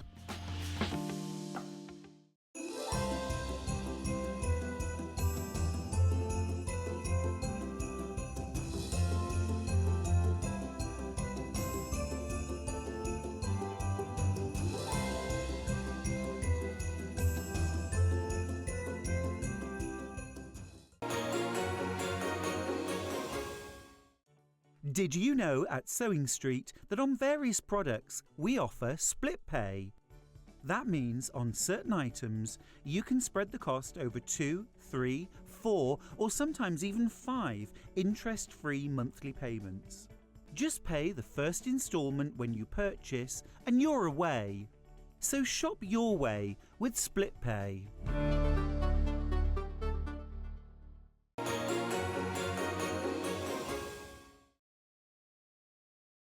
It's Christmas New Live, but we're sitting here talking about October. We are. We're now. talking about October and your anniversary. Is this a Christmas dress? Yeah, because it's red. Oh. Well, it's not really because it's got birds on. That bird's upside down. Yeah, I know, it's really bad. So whoever Did you make it? No, I didn't. Whoever pattern cut this did it wrong. Anyway, Rebecca Reid's here, everybody. Merry Yes. Christmas. Merry Right, Christmas. remember, everybody gets a badge. Everybody gets a badge. Do not throw the bit of card away that it's on, because there's a little deal on the back. But the little deal on the back doesn't come into force until the 1st of January 2025. Is that a tour around your house, an afternoon tea? Gosh, It's not to around my house. an afternoon tea with John? No afternoon tea. No, I'm not. What's that Irish singer, Daniel O'Donnell? He does that every year, or used to do it every year. Does he? He takes all his ladies, come round and have a cup of tea, and literally there would be a queue for like 3 miles. I think they should do that on the back of the badge. Afternoon tea with John in his house. For every viewer. Yeah, but the trouble is I've only got one gate. Oh, right. So there'd be a bottleneck in between the gate Yeah, and the... and you need more than one kettle. I would need more. I'd get an urn. No, because Pretty Helen in Wire Lane, she's got a catering business. Oh, there we are then. No, There we are. no. In through the front door, so you cope and out through the gate. Oh, yeah, that would work, because then you'd have to go through the Well, dining maybe room. for your birthday next year, we could do not free P&P or anything. I'll be retired by Afternoon then. tea with John Scott in his No, house. but I'll be retired by then. Will not. Tell Will. What would we do? Yeah, you'd be a lot happier, I think, that. The management would. I think you know, has Haley gone on holidays? She's on holidays. Jess gone on holidays. I don't know where they're. Who's on holiday, Jess? No, Hayley's on Haley's holiday. holiday, yeah, exactly. Anyway. What's this? Right, so last year we did the Christmas village. Right, so let's do last year's Christmas village. And the Christmas church. Yes. And when we'd finished it... So this is last year's. Now, I've got limited. Oh, be careful, Lever. Limited of these, haven't I? There are 4, but I made one twice. Oh, sorry. Just because I wanted to show how it So, worked. the Royal Oak, Yeah. tea rooms, the oldie post office, and the haberdashers, right? So that is last year's beginning of the Cotswold Village. So the idea was I wanted to have little houses that you could put tea lights in, not ones with flames. No, please. obviously not. Please, not ones with flames, LED ones. And then you cut out the doors and the windows and all the lights shine through. When it's dark... But we're going to show how to make, not these, but we're going to show the principle of these, aren't Exactly. we? Right, so it comes on a panel. Right, hang on, Christmas Village, that's the church. That's it. This is the original Christmas Yeah. Village. So I'll show you from So upstairs. everything you need is on the panel. All Right. you'll need is a bit of wadding. Okay, so here's the instructions, right? And then here is the panel. Now, as you know with Amber Makes, right, everything is there. But I'm not just saying everything, right? Well, look, right. So this is all your buildings. There's your roof with a bit of snow on the top of it. You've got your haberdashery on the left-hand side with the purple door. You've got your garlands on the tea rooms. You've even got haberdashery. It's got paving on the bottom of it, look. And the inside as well, because you need to be able to... Oh, look right, okay. inside. Please don't complain that we've gone late. Rebecca Reid will get a full hour. I did say that during the last hour, so please don't ring in complaining. Rebecca will get her whole hour. I didn't mind anyway. It was fine. No, I said, but- as long as you give me a book. Yes. Anyway, look. So you've got labels, you've got floorboards, you've got everything you need, Yeah, right? so every piece has an outside and a lining, so when you look in the house, you can see the Look, inside. roof lining. You've even got the rafters in the roof. Rafters And in it's the all roof. there exactly the right size with the seam allowances, and it has extra trees if you want to decorate it as well. Beautiful. So now that's last year's limited. That's already going because a lot of people won't have seen that last year. Post office, pub, tea room and haberdashery. All 4 of those are on that panel. All you need is some H640 and some iron-on interfacing. You don't need interfacing for this. Oh, you don't need interface. you You just just need need the H640. H640. We've got H640 coming up in a minute because Rebecca Reid always saves it for her shows. Then last year we also did a church. Did we not? We did the church, because I thought the church should be a separate, because not everyone would want the church in No, the exactly. Or some people just Some want the people church. only bought the Yes, church yes. because they made it like for their church, and some people Yeah. said, oh, my dad's a vicar, and they made it for him. Yeah, so yeah, that's why we did it separately. So the church has got a tower, and it's even got like a proper floor, a tiled floor. Oh, yes, the look bottom. gorgeous. Just so you know, Ollie, our telly underneath our monitor has gone off. One of our, that monitor there has all gone off. And then when you put the little tea lights, Yeah. like here, one was turned off. Oh, They jump. You put your little there's tea one already in there. There's one in that one. You have to put one in the tower and one in the basement. Okay. You put it in, and then the light will shine at night. You'll see it will shine out through the windows. And the doors. Oh. You could also, you know, your little string LED lights. Yeah, you could put those in as well, couldn't you? That could, Yeah, you could just, you know, those wire ones. we used to sell those. Did we? Yeah. The little sort of coppery wires. Yeah, You could just yeah. put like a whole bunch of that in, Yeah. couldn't you? Once you put in a vase or a bottle, Yeah. then the party. And then it's even got the porchy bit there.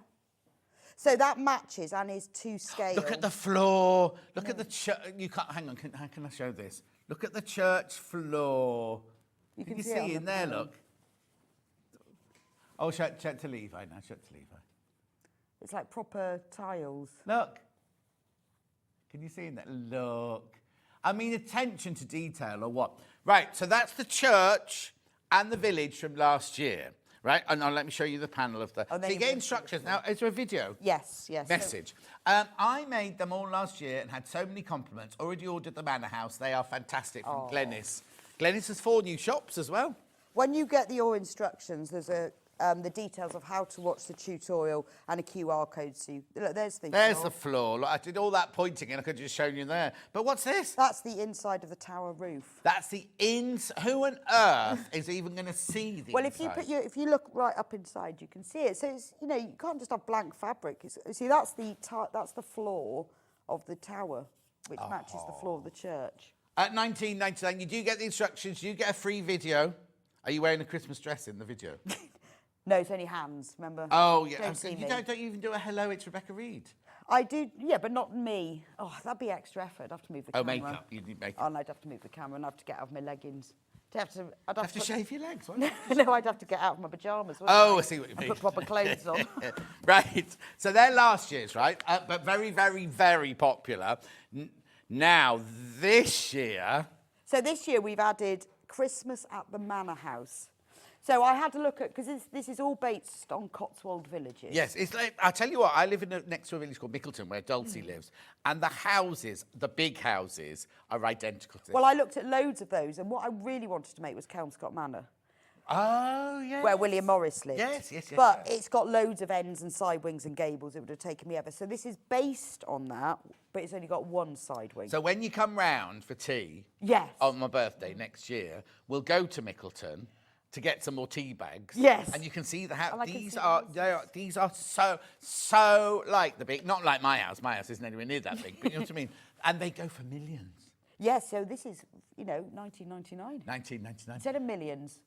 A million. Instead of a million. Instead of a million. Anyway, so we're going to show you how to make all these in a minute. So you get the instructions. This one has a parquet floor because it's posh. Oh, let's have a look. We'll look at it on here. I sent rather Amy a than- picture of parquet patterns to choose from. Have you noticed on Homes from the Hammer, they don't call them parquet flooring anymore. They call it herringbone floor. Well, And I was that's thinking of only parquet. yeah, but if you parquet is the thing, and then there's patterns because I sent Amy a load of different patterns, and herringbone is one of the patterns. Of parquet? Of parquet. I don't think they know the difference. Because parquet is a technique where you have like a But to tongue me, and that's groove parquet flooring.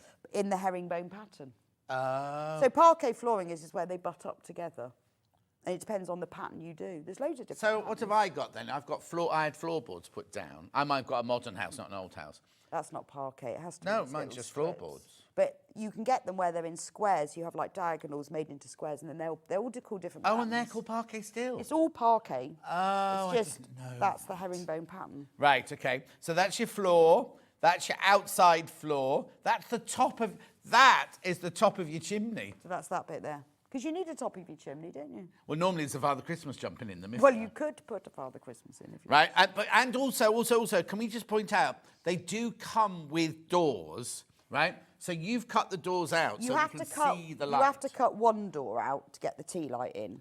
I cut all 3 out, but you don't have to. So you could leave the front But door you in. could do what you've done there. You could. If you If made you want some yes, mind you it's- could get the tea light. It's a that one. shame to hide the lovely, what are those called windows called? Mullion windows. I mean, I wish actually with this one after I'd done it, I wish I'd left the front door and cut out the back door because I really like the door. Yeah. The front door is. Or you could, yeah. Because it's got a wreath on it. It's really nice. Is that the front door there? Yes. Yeah. So you need to cut one door out so you can get your tea light in. Oh, yeah, you see, you'd cut that door out to get put the light in. Yeah, well, I should have just cut out the back door. It doesn't matter. It's up to you. You can do whatever you like. It's $19.99. You get the panel. You get the instructions. The instructions come with a full video tutorial of how to make it. All you need is some H640. With this one, I put interfacing in as Oh, well. and because it's interfacing. bigger. It needed a bit more structure. Yeah. But that's what it looks like. So you can see, like at night, when it. All the lights Where's come this through. then? Where's this been taken? Amy took that. Oh, so she's photoshopped. Probably no. She's probably done that properly. I don't know. It's got reflection. Yeah, everything, reflection, isn't it? everything, but is the reflection in the right place? That's what I'm wondering. Look. Anyway, 19.99. Very gorgeous, isn't it? We are going to. Is this what we're demoing? Or we I'm going to demo, but they're all made in the same. The principle is the same. Right, so I'm just okay. going to make one of the little houses because it's easier to Okay, see. let's just bring that back in. Let's have a quick look round this. You've got your snow on the roof. You've got your roof there. You've got all your mullion windows. Leave the front door in. So you can cut out as many doors as you want and as many windows. It's up to Yeah. you. You have to have a little plan. And all done in Cotswold stone, Yes, obviously. obviously. Obviously, because it is a Cotswold. 1999 is a Manor house. massage. Last year, I got the church and the shops, ordered the manor house and new shops at 8 o'clock this morning to make sure I didn't miss them, from Liz in Derbyshire. That's what you need to do on shows like this. That's what you need to do. And then you'll have a whole Christmas display of 8 shops. Definitely. a church Right, and so a that's the manor manor house. That's the manor house. Maybe you could do my house next year. Yeah, that Would look a bit odd next to all of Yeah, I these, don't though. think it would fit, would it? Well, it needs to be the same size. Hang on. We've got houses like this in the village. Yeah, but you. Not everybody's house is made of Cotswold stone. but it's got to all match, hasn't it? You say my house doesn't match with the thing. It wouldn't. Well, is it Cotswold stone? No, it's. I live in a. I can't give away my address. The name of my road, and I kept thinking, why is it called this way? It's from an old Cotswold brick factory. Oh, is And they've it? made our houses out of the old bricks from the. Okay. Well, maybe I'll let you in the village. Well, then. you know what they did though? You know when they build new houses, they're 20 odd years old now. They do a show house, and then next to the show house they put a car park, and then eventually they build another house on Yes. the car park. They forgot to save any bricks for the first house. So the first house was like, and it has to be built because that was how it got through planning and everything. So they had, for the first house, they had to have all the bricks specially made for the first house, right? And it cost them a fortune, absolute fortune. That's called lack of planning, that is. Yes, yeah. Right, now we've got brand new ones now. So we've got, oh, no, hang on. You've got mixed up. These are the new I've got them ones. mixed up now. Amber's Attic. So I had to look at what other shops they have in Cotswold villages. They always have an antique shop. Oh, that's the antique shop. So this is antiques and ephemera, you know. Oh, what? Ephemera, that sort of thing. Don't know what that is. Bits and bobs. Okay, then. They always have antiques and And stuff. then that one? So, and then we've got the artisan bakery, because I think in Cotswold villages, they always have an artisan something, don't They they? do, don't they? Artisan bakery and patisserie. So we've got the pop-in shop in my village, right? Which you wouldn't want to make a model of because it's really ugly. I have seen a picture of it. Yeah. But we're getting a Greggs in our village. I just think that's wrong. It's a petrol station. You know where 12-foot tall Ruth, who used to work here, she lives in that side of the village. I live in this side of the village, in the old village. And in the middle, because there's hundreds of houses over there, they need to build a new petrol station. So they built this really shishy petrol station with gorgeous curved windows. Because all the neighbours are all going, oh, it'll be a Waitrose. It'll be a Waitrose. Anyway, rumour going around the village is it's Greggs. Yeah, Right, so what else do we get? So we've got we've got the bakery, we've got the antique shop, because I've muddled these up. Then we've got now. the, because you know how much I love farm shop services. Yes. So It this says- is- oh, it doesn't say services. No, there. this is the farm shop and cafe as a nod to my love for the farm shop services. But then all Cotswold villages have a farm shop, don't they? Yes, ours is in Clopton, next door. Going towards Mickleton, you stop off in Clopton. And also, I think because we had the tea shop in section 1, I think you would have a cafe with a farm shop, and I think you've lost your battery. I have. And I think you'd also have a cafe and a tea shop. Right. And then the final one Is? the flower shop. Oh, I've had the flower shop. This one here. There it is, right. Called the Floral Touch. The what? We haven't got a flower shop in our village. The Flower Patch, it's called. Why What is did you that? call it? The Floral Touch? Touch? Made that up. You made Not that at all. completely. So what I've done with the flower patch as well, because obviously you've exactly the same as the manor house and the church, you put tea lights in and you can cut the windows out. But what you can do instead, what I've done with this, is not sew down one side of the roof, and then you can use it as like a little gift box or fill it because with it's fully chocolates. lined. Because it's fully lined, and then you can see inside it.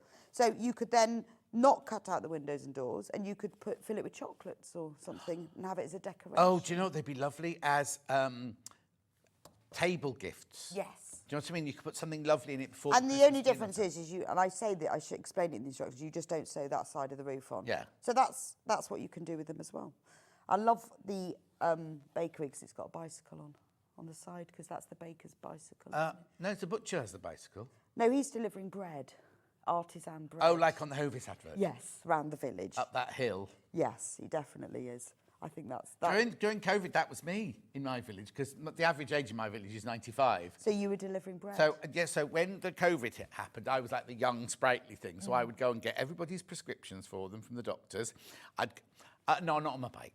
I walked. Everybody's paper, everybody's milk, and any orders they had, I'd be going around delivering Really? them. See, you but then it was struggle- really sad because you get to the house, you'd leave it outside the house, you open the letterbox, you go, here's your milk, Bill.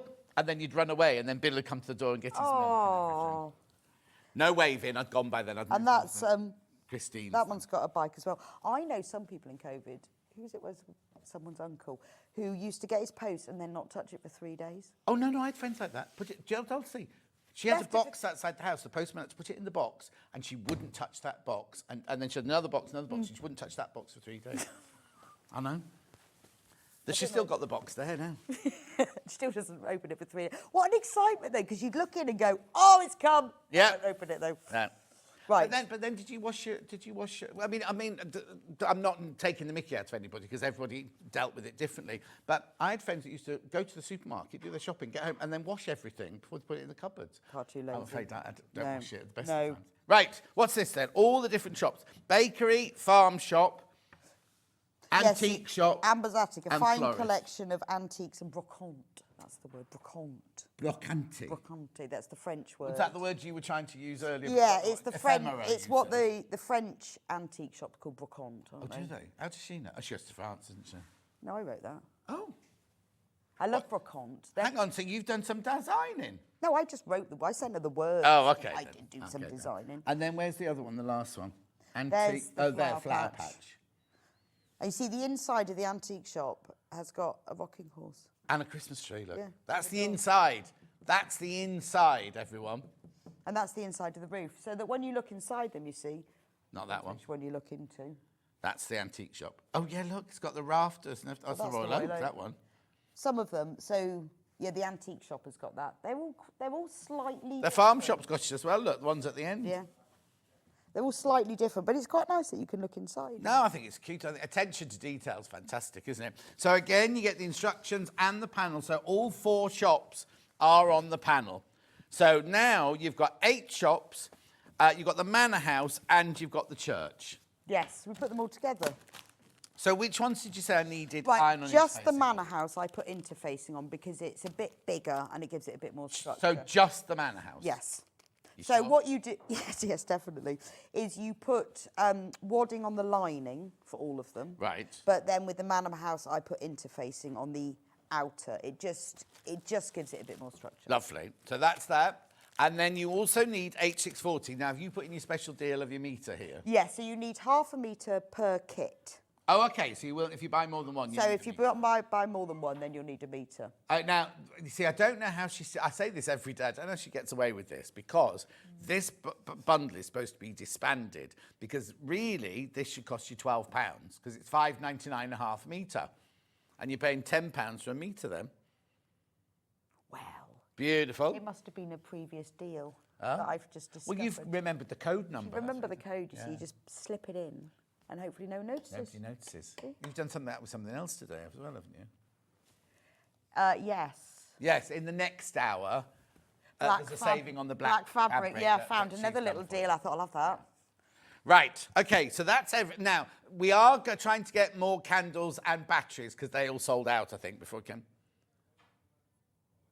Oh, they're in the warehouse, so we're just trying to locate them now. As soon as we've located them, we can put... So we have got... No, we haven't got any left. They've all gone. But we will try and get you some more before the end of the show. Or I could do them in the Liberty Hour in the next day if they arrive. But that is all you need. I mean, some people I know last year with their villages, they embroidered them, they put beads on, they were amazing. So Well, yes, because you could do French knots around the door. yeah, so if you really want to embellish them, I would embroider them all before. Did we you get any make them. Christmas trees? Because didn't we get Christmas trees last year? Yeah, last year you got them with the first Christmas village. They didn't fit on the. Oh, okay. All right then. Because the farm. Right, shop. Manor House is a very, very popular. So we're not doing a demo on the Manor House. That's that one there, 1999. But it is sort But of... it's the same The construction technique. is the Okay, same. so where do we start? How do we... Right, so you start off by cutting out everything. When you get your panel, well, we've shown you already, but just to open it out a little bit, everything is labelled, and you have got loads of pieces on here. So this is, I always say this with our kits, but this is particularly important. When you cut out round the edge of it, cut out the label and pin it on. And during construction, you're going to keep it on right to the last minute, because you will forget which is left, right, base and stuff. So cut round everything. All the seam allowances are on there. So cut out everything first. Once you've cut it out, you then press all... I'll show you one piece. All the lining pieces onto interfacing, onto wadding. H640. Yes. So what I do is I put all my lining pieces onto my wadding and I press them on. You can use something like a pressing mat, or you could use a bit of greaseproof paper or something like that, just to make sure the bits around the edge don't stick. Greaseproof paper. But it does work. I know, they still sell greaseproof paper. Well, I think it's called baking parchment now. Baking parchment is But I fine. always call it greaseproof Do you remember paper. Snappy's cling film? Yes, yes. See, I said it the other day and everyone said, you're making that up, you're making that Yeah, up. no, I do remember that. Anyway, fine. So put it all on and cut it out. So it is just the linings that have the wadding on. If you're making the Manor House, the chimney has no wadding, because when I put the wadding in the chimney, I couldn't turn it the other way. So Okay, but that's in the instructions. That's all So in. sit and read It's all the instructions instructions, before so you don't worry start. about that. But press all your lining pieces, and then if you're making the Manor House, the outer pieces have interfacing on them. With the little shops, you don't need to bother doing that. Okay. So what you need to do to decide now is what doors you're going to open. Now, if you're making the little shops, most of them, except for the farm shop, only have one door. So you will need to cut the door out. Right. You won't get the light in, unless... I think you might even struggle to get it through the window, so you will have to cut out a door, whatever. Right. With the farm shop, there are two doors. Could you hinge the door, apparently? Could you? Well, I remember some people last year did say that they cut it out, and then, I don't know how they did it, and then they sort of put it back on again. Also, you don't have to put candles in. No, you don't have want to put You them could in. just have them as lovely, because if you had pottery ones, you wouldn't be putting No, them in. you don't have to. And if you left the roof slightly open, like this one, then you don't have to cut out the doors. No. So make that decision, and if you are going to cut out the doors, this is how you do it. So take the outer piece and turn it over, and then you just need a friction pen, which I have here. Did you schedule those? I thought I did. You didn't. Did I not? They were on yesterday. Go to yesterday's I really schedule. thought I'd Yesterday. scheduled these in. Oh, well. Anyway. Now, you can see the outline of the door through this side, but I find it easy. If you draw it on now, you'll remember. So just draw around the outline of the door, because this is where you're going to sew. Or you could do it in pencil. You're going to be sewing along this. I just think once you've got it under your machine... Oh, yeah, I see what you mean. Yeah. It's easier to see if you've drawn it on. Yeah. But you will be able to see it through, whatever. I mean, you might want to draw that a bit straighter, but... Then this is what you need to do. Take off the label at this point. Just put it there. Yeah. You won't need that lining label anymore. They need to be right sides facing, then put the label back on. The first time I made it, I tried to turn it right sides out with the label on the inside, and I speared myself. Right. So don't do that. But it's really important that you keep this label on, just because when you're constructing it, every house shop is made in the same way. So once you get to the fourth one, you probably will remember which bit's which. But Yeah. So just pin it together all the way around, and then you need to leave a turning gap, because obviously we've got to turn this right sides out. So just measure that about halfway. Well, I think it's 1.5 inches.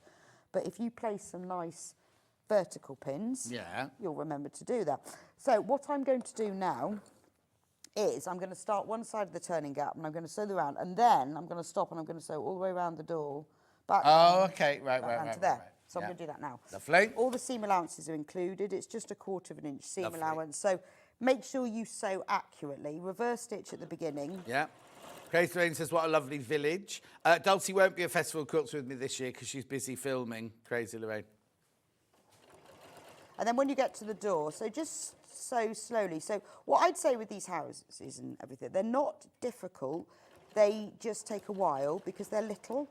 Yeah. And you need to do it quite slowly and gently with them. But if you just work on them one at a time, I sort of production lined mine. So I did pinned everything together, sewed around all the doors. But you could make one house at a time. Yeah, I would. it's up to you. Because you get that sense of satisfaction lots of times then. But they're not, there's nothing in it that's difficult. No. It's just, they take time because they're little. So, you see, I just sewed really slowly round there, but that's not it's not I difficult. bet you didn't go that slowly at home. Round that door I actually did. Oh, did you? Because if you don't, then you end up with the strangest shaped door. Cotswolds, anything goes. Well, I know, and to be honest, by the time you've turned it right sides out, you won't notice anyway. Yeah. So I wouldn't overthink it. The thing is with all of these things is like, they are supposed to be handmade. So if things aren't perfect and you can see some of the stitches, that's the point. Yeah, no, but also if you go to Cotswold Village, you look at some house, you think, how's that one still standing? No, exactly. You come through one of the villages when they shut the bridge down. I had to go through all the little villages. There's one house next to a pub, and literally the front wall is like leaning out like that. The windows are still in. They've got curtains on them, everything. But it's leaning out like that. So yeah, so if yours isn't right, that's just the way it is. Now we obviously need to remove a bit of bulk so we can turn it right sides out. So trim off the corners, but don't just cut off the corner. Oh yeah. Trim off a little bit either side as well. It just removes a bit more bulk. So that when you turn the right sides out, it's probably a special name for that. Is there a name for that technique? Snipping bits and... Yeah, grading. Is it grading? Yeah. I thought grading though is when you like cut them to different... Oh no, I call them both grading. It's just Grading can be grading. when they're all different lengths, but also you're not just cutting it off, you're grading, you're making Oh, I see. It's because you've got a corner, and if you try and put all that fabric in it, there's too much fabric to go into. Well, the I wish corners. I'd known that. I'd have put that in the instructions. That would have sounded really knowledgeable. Oh, what wouldn't would it? you put? The snippy bit. I said snip the corners and then cut off another bit. Yeah. But I could have said Yeah, you could have grading. graded on an angle. Right, so now I've cut all those corners off. Now, with the door, you need to cut inside it about 1/8 of an inch. You need to cut, you could leave enough so that the seam doesn't come through, but you've got to cut reasonably close so it turns out nicely. Yeah. So about 1/8 of an inch is right. All the way around. So you can use... Okay, Ben's saying if you just leave it at that point, that'll be fine, but it won't, Ben. No, what, if you... Don't do it now and turn it through like that. No, it won't work. No. It wouldn't work.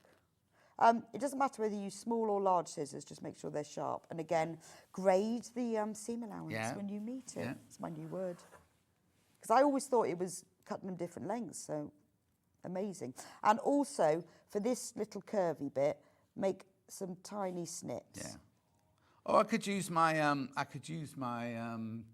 pinking shears, but they might be a bit bulky to go Just around be that careful. small space. Now, take They the... make mini pinking shears. I've never seen them be nice. Like though. pinking shears in that size. Wouldn't that be nice? There you go. That'll be our next million. Should we do it? Yeah, go on Do then. it. Take the label off, because You know what it is now. you know you will need it. Oh, you I'm gonna still put need it back it? on again in a minute. Okay. Which is fine with this one, but when you've got all the other pieces, particularly if you production line it like I did and do everything. Yeah, okay. So just keep that, but don't try and turn it right sides out. Yeah. Then what you're going to do is just press Oh. that. Have you plugged your iron in? No. Do you see that thing where it says, do not use this plug? Oh, that one there. That one there that you've got yeah, your no, I iron haven't plugged. got, yeah, I didn't plug it into that one. Because you know what happens when you plug into that one? It Yeah. shorts the whole studio. It's a good job I didn't have the switchy bit on then, wasn't it? I didn't have the switch. No, down. no. Oh, no, it's only just gone on. No, That's but I'm fine. just checking it's working. So you can't press this seam open because it's like that. So just press it over to one side, except for the turning gap. Press both of them over. Just don't melt the wadding while you're doing it. So No. just be a little bit careful. Get one of the little irons. And then Oh, I'm not allowed to tell you. what?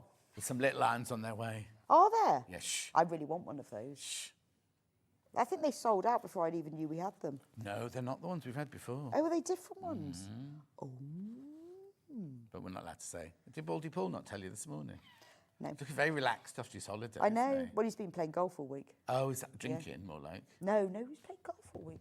Yeah, but every single Facebook page Oh, message was a pint of beer. Oh, really? He didn't mention that. He said he was playing golf all week. It was on the golf course, a pint of beer on the golf course. Oh, I see. Right, what are you looking for now? My turning tools. Okay, lovely. If you have Did you turning- schedule those? What have you Do you done know, I today? didn't because I don't actually use them because I'm using the stick. Oh, just the stick. So I find the stick of the turning tool is, I made a little bag for mine. I can see. I've still lost part of them. I've lost the metal one for here. Oh, I never used the metal one. But it's the only way, so I can't use that one. Okay. This So hang on, you've lost that. You've got too many wooden ones. You should only have 2 wooden ones. I've no idea where they've all come from. How have I got all of the wooden ones and no metal ones? Yeah, exactly. And too many of the wooden ones. I don't know. Anyway, go on. So now we're going to turn it right sides out. So again, fiddly, Yeah. but perfectly possible. So sort of do this. You can't really use a turning tool for this. No. Actually, the one thing that you can use the turning tool for is the chimney on the manor house. Works really well. Okay. Pauline says, Rebecca. Yes. Can you make a Halloween themed one for the village? It would be so cool. Oh, what, like a haunted house? Yeah. So what, like the manor house? You But could do the crooked house in Lavenham. oh, it'd have to be like long and narrow, wouldn't it? Well, theirs is crooked, and it is long and narrow. Is There's that? one in Hampstead. There's a house that always used to terrify me every time I drove past it, and it was painted black. Yeah. And it had all the Gothic towers on it, but it was like all that all year round. It wasn't just like that Oh. for Halloween. This is Right my then. top tip. Lick your finger. Yeah, do you do that? I don't know, because I'd have given up by now. Oh, well, if you're turning something right sides out and it won't come through, if you lick your finger, Yeah. it sort of sticks, and then you can put your finger in. You see, my fingers are too... This is where I get really frustrated. My fingers aren't dexterous. They're a bit too fat for that. Now, the one, when you're turning the door, this is the trickiest one. All the others are really Yeah. turn out really easy, so I'm really glad that I'm doing this one. Yeah. But I needed to show you the door. But No, of course. this takes you the longest because of the door bit. Yeah. The others are just rectangles, so they're dead easy. Yeah. But this is why I use... But that's going through perfectly all right. It's fine. If you've got a turning tool, I mean, there's loads of different point turners you can buy, but I love the wooden We've got the stick. one that's shaped like a teardrop as well, haven't we? It's made out of bamboo. We've got that one as well. Yeah. But I like this because it's sharp but not too sharp. You Yeah. can also use that end. Like your tongue. Sharp but not too sharp. And also you can push out the edges with that bit, and then you can Do the corners. with use the the pointy other. bit, yeah. So I've done it. So you just push out all the corners like this, and then when you're turning these out, if you put the pointy bit in the corner, I've discovered this, don't push your tool into the corner, push the corner onto your tool. Right. Because if you push that in, that can split. But if you push the fabric onto the tool, it doesn't. I discovered that, having split many corners. Uh-huh. So do take the time. So this is what I mean about none of this being difficult. It's just, it's worth taking your time, then it's really neat. And then also you can use this for running down the seam, and that pushes the seam onto Yeah. the edge. Right, so there is my little... Front to the bakery. the artisan bakery and patisserie front. All done. The nice bakery in Wellesbourne. Where's Wellesbourne? It's another village not far from me. It's where I had to go to get all my COVID jabs. Oh, okay. It's where Delphine lives. Oh, and has that got an artisan bakery and patisserie? It's not called artisan. It's just called the Wellesbourne Bakery, but they do. I just love that word. It's like if you say artisan, it's suddenly you can like put With another crusty bread. £2 on it. Can't Yeah, you? exactly. Artisan bread. Yeah. All of these pieces will obviously have a little gap. Now you are going to... Gosh, that's really hot. Let's give it a little wave. Oh. I think the wadding, the H640 holds a heat Oh, a bit, yes. doesn't it? You will be sewing these together, but it is best to stitch this turning gap closed just because they sew together better. It's really quick. So use a matching thread, thread it through, leave a length, and then it stops it pulling through. And what stitch are you using? Like a slip stitch. Oh, Or okay, you can yeah, use yeah. an over sewing stitch. I call that a whip stitch. Work 2 or 3 stitches on top of each other Yeah. to stop it coming undone. And then you can either over sew and whip stitch, or you can slip stitch where you go under. So like a ladder stitch Yeah. and under like that. And then you Oh, seal yeah. it Yeah. Oh, I less. see. Oh, I see. Those first ones were just a whip stitch was just to hold. That it, was my And then you're laddering it. that was my securing stitch. Yeah. Yeah.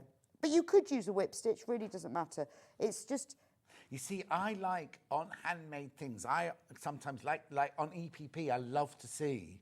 well, you see, that's Some what the point is. stitches. I always say like try and make your stitches small, but you know if you can see them, that's the point. But that's the whole point, because it's not made in a factory, then, is it? It's You know, supposed to look like that. So you just have to do that for all of the pieces. Right, now if you want to cut windows out, so when you've done that, this is what all your pieces will look like. Okay, this is the artisan bakery. Oh, yeah. Oh, yeah, because they've all got lilac window frames. Remember to pin that back on. Yeah. Because you might remember, but if you forget, it's really annoying. It says Artisan Bakery on it. Yes, but it's just like the habit. Oh, put it Or in take more. a picture of your... Although, to be honest, No, in the... you take a picture of the panel or something. No, You don't want no, to do that. no, So just there's the right side outer. There's the Yeah. front. There's the left side outer. There's the back. So, and there's the roofs. Oh, that's the base, isn't it? So what we're going to do is cut the windows out. Now, I've already cut one window out. So decide what You windows... don't have to cut the windows You out. don't though, do have you? to cut the windows No. out at all. But if you want to, this is how you do it. You see, I quite like the mullioned window. Well, they wouldn't be mullioned if they were painted, would they? But I quite You like... could cut just the windows Oh. out and leave the frame, because if you see on the manor house, that's what I did with one of them. yes. I cut out just the windows, and you can do that. Yeah. So I'll show you how to cut You the... could make little curtains and things for the inside ones too, couldn't you? I know. I mean, and I think, you know, if you're just making this and you've got plenty of time, then I Yeah. would go for it. And I would embroider it as well. I would definitely embroider And Ollie would them. put pictures of his family inside, looking out the window. Little photos. Little faces. Yeah. So sweet. So what I'm going to do is... You could use those. We've got that fabric, haven't we? You can put photos on. How brilliant would that And on transfer thing and stitch it in. It'd be so cute, wouldn't Wouldn't it? it? Anyway, carry on. I'm going to sew around, I'll use my scissors to show, the inside of the frame, and then I'm going to sew around the outside of the frame. Right. So to do this, because it's a bit little, I would shorten your stitch length to 2. If you start about 1/4 of an inch above the bottom, Yeah. I'll show you why in a minute. Stitch down, and this is where you've got to stitch slow, because you've got to get this right. Stitch down to the bottom of the frame, and the stitch across. So I'm stitching around the inside of the window at the moment, Yeah. and then stitch up the other side, and then round. Cut your thread off before you get there.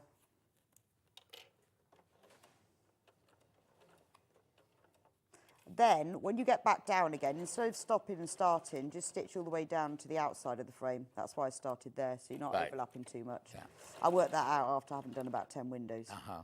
And then stitch all the way around. Now, the reason I'm doing 2 lines is because of cutting out, this just gives it extra strength. So, because you've got to cut out the window really close to that stitching. If for some reason you've gone a bit too close, this outer line will stabilise it. Would it work if you did a very, very narrow zigzag Yes, satin stitch? you could do that as well. 'Cause you could Yeah. then do it in the colour of the window frame. Yeah, you could do it. You just need something a bit thicker just in case. Also, because you're cutting a hole, it just gives it a bit of Yeah, stability. yeah. So just take it like this, fold it in half. Seems a shame to cut it out. I know it does, doesn't it? But you'll have no light otherwise. But what I did with these is I only cut the side windows Yes, out. yeah. I didn't cut the front and the back. So this is just the side windows of that one. Yeah. But I didn't cut the back. No. So cut into the corner, and then what you're aiming to do is cut like 1 or 2 fabric threads inside that line of stitching. Just trim it all the way round.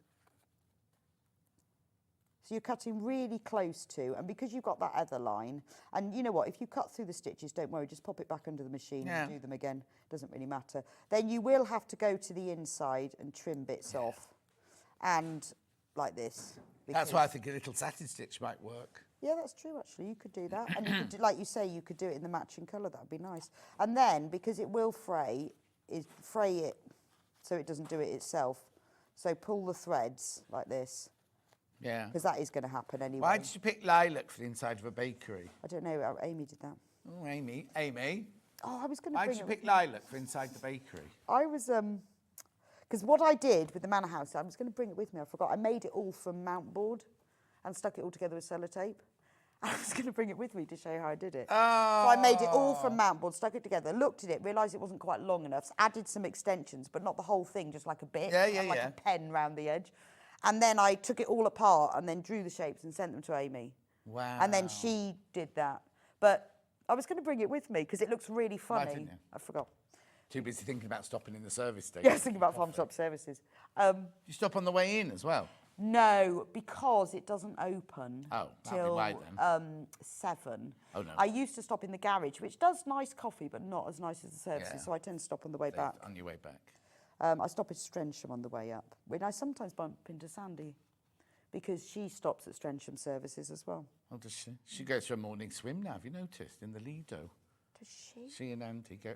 Sandy chocolate chip cookie. Yeah, yeah. yeah. They go. They go swimming every morning. That's very keen. I went to Porthcawl the weekend before last. Oh, because yes, so. She said to me, It's you should nice. go to I said to her, which is nicer, Barry Island or Porthcawl? She said Porthcawl. Oh, definitely Porthcawl. So I went to both. Yeah. Oh, you went to both. And which do you like best? Well, I've decided, I hadn't realised quite how tacky I am. Yeah. And I absolutely love Barry Island. I spent a fortune and hours on those 2p machines. I got completely obsessed to win plastic key rings. Yeah. Because you put £1 in, you get 50 of them. You can spend ages. I went on the roller coaster, I had ice cream dipped in stuff. I went to Barry Bados' shop. Yeah. And bought a Gavin and Stacey tea towel. They're just about to start filming their Christmas one, aren't they? Honestly, I loved it. And they went to Porthcawl. And that's Stayed by a in tea towel. Llanthwit Major, Oh. which is the best village. Have you ever been there? Yeah, no, all that area. Yeah, Yeah, it's amazing. It's got like a triangle with a pub on each side of the triangle. So you just we were staying right next door to it. You just keep working your way around. It's brilliant. Anyway. If you go to a pub, lots. And when we got to Porthcawl, they had a big brass band, the police. Ready brass for, band. for you to arrive? I think they knew we were coming. Oh. It was brilliant. Anyway. So there's the window cut out. Yeah. And then you just do that on all of them. Before you sew it all together, now is a really good opportunity to add any other details you want. So what I did with the windows I didn't cut out, I quilted around them. So I did the same sewing, but I didn't cut them out. Yeah. It just gives it a bit more detail. With the base, and I would do this, because I had to take my manor parts apart and put it back together again because I didn't quilt the base. And if you don't quilt the base, it goes a bit puffy. Yeah. So I sewed the whole thing together and then had to take all the bases off, quilt them and put them back together. And all I did, I mean, it's... And is it saying the instructions to which way to tell you in the instructions? It does say to do that and not to do what I did. Yeah. And, you know, and if you're not a quilter, it's not really quilting, it's just sewing through layers. Yes, yeah. So I know people think about quilting, I'm not a quilter, but it's... No, you just... It's just sewing through layers, and you can sew along the lines. And then with the roofs, I've sewn these two together already in advance, but I just sewed around the snow. Yeah. But you can do whatever you like. You could put other things on there. So do all of that before we sew the whole thing together. Right, then when you come to sew them together, you need to put them in a little row. Right. So we're going to start with the front, and then I've taken the label off that one, but I need to Well, this is left. This is left, because you've got the label on Oh, that look, there one it is. still. I'll put it back on. Yeah. Keep all your labels. So you go front, right, back, left. Right. And then you join them all together in a line. So to do that, the best... Oh, do I not hand stitch them together? Yeah, you do. Oh, you do? Yeah. You do, but I'm going to... But if you put them in a line, it's a bit easier. Oh, no, I've got fabric clips here. So I'm going to start with the front and the right. It's just if you put them in a line, then you remember what order to do them in. You need to put them lining sides facing, like so, and clip them together at one end and clip them together at the other end. You can use pins, but clips are just easier. Yeah. And then take a needle and thread. Matching thread is one I threaded earlier. Short one. I'm just going to move my clip a little bit. And again, do your little over sewing-y stitch. Now, when we sew these together, we're only going to sew through the outer fabrics. You're not going to attach the lining at all. And the reason for that is right angles better if you don't sew the lining in. Right. And you know that because? Because I tried that once. Okay. And it's sort of... It was too flat together, but by sewing through the outer only... Yeah, you can create a hinge, yeah. Now, we've got more of the lights and the batteries in. Oh, brilliant. The batteries sold out first. Where are they? Have you got them? No, they're probably underneath. There's the lights. Are they underneath? There's an image. There's the batteries. They were here, but they're not anymore. Never mind. Don't worry. There they are. Levi's got them. Oh, no, he hasn't. I've seen them as well. No, they were on the table. Don't worry. You can do it from here. You're not going to see any different. And we've got the candles. Oh, here they are. They're on Rebecca Reid's trolley. Oh, yes, because you lent me your trolley. Oh, yeah, because I took Levi's trolley. So there we go. There are your batteries. $1.99. And then we've got the candles. Kindle. Now, these candles, you can blow them out. I think that's brilliant, particularly because you've got them in there. Yeah. You then don't have to take them out to turn them off. Yeah. And you blow on them to put them back on again. Amazing. $7.99. Right, yeah, I've got lots of those. Right, And carry on. actually, you see, I put one in each of the houses, so that would be 4, and then I put in the Manham house one there, so 6 would be enough. Yeah, perfect. Right, so I've attached the thread there, and then I'm going to, now you can over sew, remember only into the lining fabric. If you want to over sew, just go into one and into the other. Ollie says you can do street lights. Well, you see, most of the villages haven't got street lights. Well, one of Ours them, hasn't. one of them has got light on it. Yeah, look, Oh, yeah, that one hasn't. the antique shop has got a street We've light. got 5 in the whole village, and what they did was they took the original Victorian ones from the village and made them into electric ones. Oh, that's not very nice. Do Not they very look nice. They're the Oh, they're the proper ones. They're the They made them original. Yeah, electric. they're the original. There's only 5 of them. It's none down my end of the village, and they literally just took the gas thing out and put electricity in, so they light Wow. up. You know, in Bath where I live, Yeah. on Great Pulteney Street, they had beautiful lights that disappeared with time. And when they filmed The Duchess, I think that had Keira Knightley in it. Yeah. There, the film company paid to have all original lights put back into Great Pulteney Street for the film, and they're still there. Oh, Isn't that nice? It's nice. I always look at those and think, When you watch Bridgerton, the opening scene of Bridgerton, all the carriages pulling up beside the palace, you can see the double yellow lines on the road. no. It's the first thing I noticed, and it's that's the one bad thing about working in films. You notice is that. you notice continuity all the time, and it's really weird because and this has nothing to do with continuity. 4 Weddings was on telly a few weeks ago, and somebody, I think Margaret messaged in to tell me, so I set the video and I started watching it the other day. I can't believe how young everybody is. They're so young. It's so old, that film. But You I don't remember when I was realise. working on it thinking, oh, look at all these famous actors. I thought Kristen Scott Thomas was just like, and she looks like a young... I know. And Hugh Grant. I know Hugh looks very young, yeah. Oh, he's so lovely, isn't he? He was lovely. He is lovely. Carry Right. on. Anyway, so if you're going to over sew...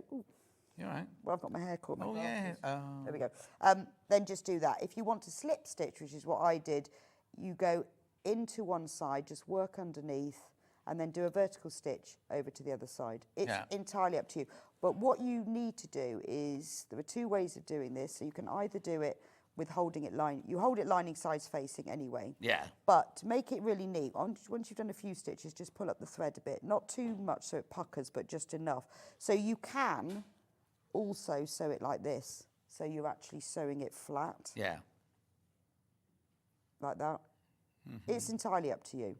If you'll be sewing so many sides together that by the time you've got to the end of one house shop, you'll have worked that one out. And then just stitch it all the way up to the top.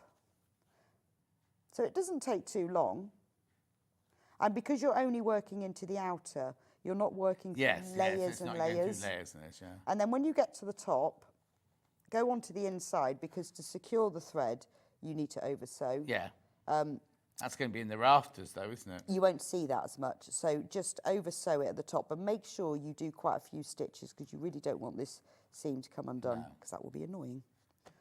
And also people will pick them up, going, oh, this is nice. This is nice, and you don't want anything to come undone. No. So you do that all the way along, to make sure Yeah. you do them in the right order. And then when you've sewn them all the way together, you sew them together into a loop. Yeah, And so then you've got that tube. becomes the loop. I'm just looking at the time. So Yeah, no, it's fine, don't worry. then you sew the base into place. So I can continue sewing. Yeah. Now, when I sew the base in, you're not going to, because you need all those together to put the base in.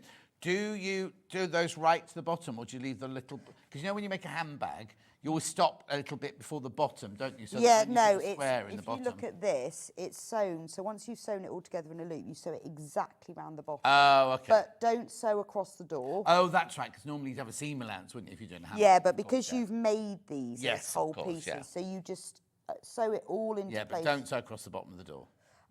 Then the roof. Sew the roof together, and with the roof, I would actually do that as a flat piece. Right.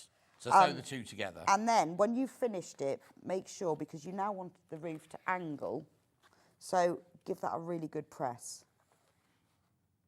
When you've finished the whole thing, I discovered what you need to do is press the edges. But if you've got a steam iron, it really does help if you just sort of go like that. Again, you know, you steam against it. You mind your fingers. Oh. That's not got enough water in it to work. Well, maybe the steam's off. Anyway, it's quite good to do that, because it's quite hard to iron it. Yeah. What was that? You got your phone with you? No. Oh, I've got mine. Well, no, Have you got a text? What does it say? No, Should we I play mess- that game? What does it say on John Scott's phone? I'll have a look now. No, because I messaged Alex earlier, because we're supposed to have your Christmas cards on today. Yes. And they were in yesterday's, you see. So I messaged him going, where have you put the Christmas cards? So I was hoping he'd have texted back. It might be that. Should we see? You carry on sewing. Tell It me might what not be that. Yes, we do that game where whatever the text I'm is, not you showing have you, to that's for read sure. it out. I have to read it out. Whatever it says. It's from Jean Williams. She says, I remember Snappy's cling film. We still call those sandwich bags Snappy bags. There you go. There you go. That's a good job. It wasn't a rude one, isn't I'm it? just checking all the others now. No, Anything that was else? it. That was the one from Jean. Let me see if there was anything from Alex. I did it on Instagram. Well, I'm going to sew the next one together. Go on then. Oh, That's no. great. Oh, hang on. So Jean remembers Snappy Clings. Jean remembers happy, but that Alex hasn't messaged me back. He'll still be in bed, won't he? He's probably watching, thinking, oh, I'm not messaging him. He's probably thinking, I won't message him because he's on air. Who? Alex. Little Alex? Yeah. Well, you said you just messaged him. I messaged him at 7 o'clock this Yeah, morning. so he's probably thinking, I won't message him back now. Oh, he's because I'm on air. Yeah, Yeah. but I need to, I said to him, where are they? Where are they? When I say where are they, we need them for today's show. Surely he'd text me back. Yeah. Or he'd message the studio or something. Or he's probably thinking, John Scott, it's my day off. Well, is it? Is he? I don't know what, because he's just finished Wimbledon. I took the mickey out of him so much just again. So what's it like being a ball boy at Wimbledon? What's it like being shorter than the net? He loves it. He loves it. And he's got rid of his mullet, thank goodness. But he started growing a moustache, and he, he's only 14. He's like bum fluff, isn't it? I don't think I've met him. Little Alex. No, when does He he? used to be a floor manager here. And then he left to go off and do sports. Okay. He does calisthenics. I said one day, oh, Alex went to have been near a gym, right? Because he wears these, he's only little, he wears these big baggy clothes, took his t-shirt off. He's one of those people who's got muscles where we haven't even got places. Oh, but all under his baggy clothes. Yeah. Anyway, shall I recap while you're stitching? Yeah, you do that while I'm stitching my Right, so side. today's new ones, what you're stitching the shop, so that's the village. The new Christmas Village Part 2 is this one. Are you all right, Ben? You got a bad cough today? No, but it seems worse today than it was the other day. Beautiful.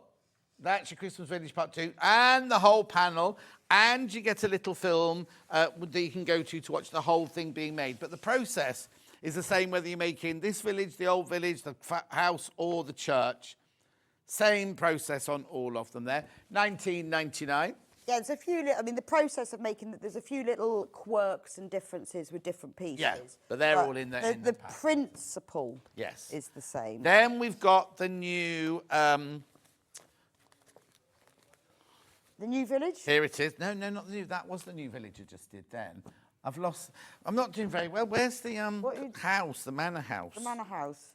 I've got Christmas Village. Oh, I've got the manor house. You've got the manor house. There you go. So that's your manor house there. And there's the panel. That's your manor house there. Oh, that's your panel. Is that your panel or my panel? No, that is your panel. You sure? Yeah, I didn't bring It's my very panel. folded, nicely folded. I didn't bring my panel because it would have got lost. I haven't got a panel anyway. I made a manor house. Excuse me. Oh. It's not my panel. No, that's my village cut out. But it was underneath the manor house. It'll be here. That's a village minus a That's shop. haberdashery. Oh, I We're don't so know. Rebecca organised. Reid. That's it. Side wing. There, That's that's it. it. That's it. This is your manor house here. Very, very popular. It's upside down. It's really hard to say which one's going to be the most popular. So the next one needs to be a lamppost, a Greg's, Greg's so not doing and what was the other thing we just said then? Oh, Halloween. a Halloween house. Halloween house. I don't know how popular. The thing is, which one's a Christmas tree? On the outside, these could be out all year round. Because there's nothing to say Christmas. Well, they're on not them, really, they're a little bit Christmassy. They've got this snow, haven't they? Oh, It would be yeah, great in the winter, summer. winter. And they've got taste, you see, because it's Cotswold, they can't all be lit up, can they? They're Oh, tasteful. Yeah, tasteful. You know. You haven't seen my house then. Right, Christmas Village original. This is posh Cotswold, where people have tasteful things. I sold out. Christmas Village original sold out. Christmas Village original sold out. Church. I bet that's got very low figures now. I love the church. 7 churches left, that's all. 7 churches. Beautiful. 7 brides for 7 brothers. Oh, that takes me back. Are you nearly done? Well, I'm just... Well, you're over your time now. Well, I'm never going to finish it anyway, am I? Let's be honest. You can finish it in the break. I could do. But that's what happens when you when you sew them together. You see, so you end up with the 4, and then you sew them together, and then they make a house. Like I imagine it's very satisfying, actually. Well, what's nice is, I would say, is make all the bits, keep the labels on in the day, and then in the evening you can go and sit and watch the telly, and you can sew them all Stitch them together. Exactly. What are you doing in an hour's time then? Stained glass windows. Twin needling. We're doing a masterclass in twin needling. We are. aren't So we? I'm going to show you how to, well, obviously every machine's slightly different, but I'm going to show you how you work with a twin needle. There's a lot of funny things with a twin needle. Yeah. You can't turn corners in the normal way. But if your machine can't do twin needling, don't think, oh, I can't buy it. No, it doesn't matter. Doesn't have to have twin needling, but it's just you can use a lot of twin needling. You'd be amazed how many machines can, and then you never do it because you don't know. No, exactly. But you don't have to. They can be just done with a normal needle. And a lot of people asked yesterday, I don't do quilting, is it difficult? But you don't even have to quilt it. No. You can just leave it as it is. Yes, exactly. That's in an hour's time. Join me in 4 minutes with Liberty Christmas fabrics and a few tools from CL's hour. And I'll see if there's any news on her book. I will see you in 4 minutes from now. Our UK-based call centre is always on hand to assist you 24 hours a day, 7 days a week.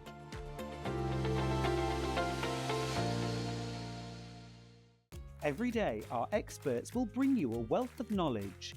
They'll take you through the steps of making projects, and we feature fabulous tips along the way. Whether you're new to sewing or a seasoned pro, you're sure to learn something new. We're live every day from 8 a.m. till 1 p.m, and you can also watch back all of the demonstrations featured on the show on our YouTube channel. Shopping with Sewing Street couldn't be easier.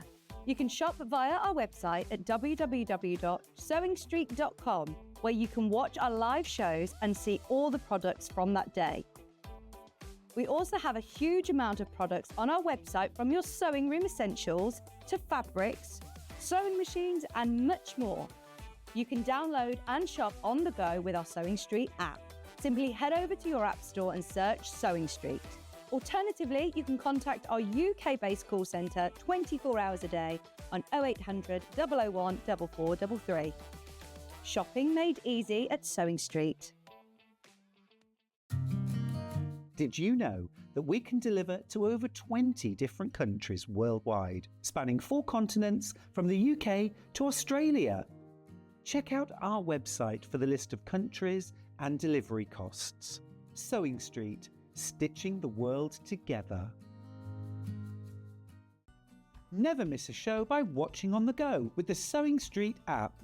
Head over to your app store now and search Sewing Street and simply download to your smartphone or tablet. You can watch the shows live and see your favourite presenters and guests. Click on the Today button to shop all of the products that are featured in today's show. Want to know what's hot? Then click here to see today's bestsellers and highlights. Have you missed a show or want to watch one back? Then click the schedule button and you can go back 7 days to watch and shop, and you can also see what's coming up over the next 7 days. Want to say hello or ask a question to our guests? Then send a message to the studio. You can also keep in touch with all the latest news, events, product launches and much more by clicking here for our social media pages. Never miss a show by watching on the go with Sewing Street. Keep up to date with what's on Sewing Street, as well as all the latest news and special offers, by signing up to our email newsletter. Go to sewingstreet.com and scroll down to the bottom of the homepage. Type in your email address and click the envelope. That's it. You'll never miss out on the latest news and special offers ever again. Here at Sewing Street, we only charge 1 P&P throughout the day. You can add as many items to your basket and check out and still only be charged once. Once you've checked out the first time and want to order again, you simply add the item to the basket and click on the Combine Order button. Remember, standard P&P is £4.95. Charges may differ for outside the UK. Or upgrade to our premium option for £6.95 on certain items. Shopping made easy at Sewing Street.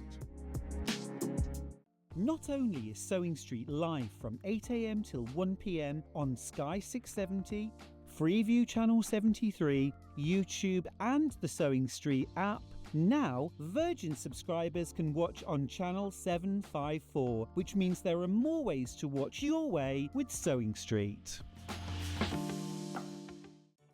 Did you know at Sewing Street that on various products we offer split pay?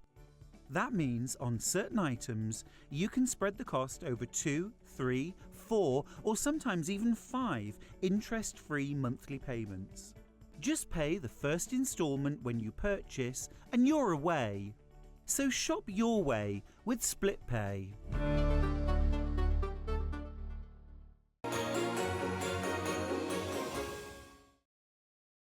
Now remember, everyone who buys during Christmas in July gets a badge. Don't throw a little bit of card away because it's got a free gift on the back which comes into force on the 1st of January 2025.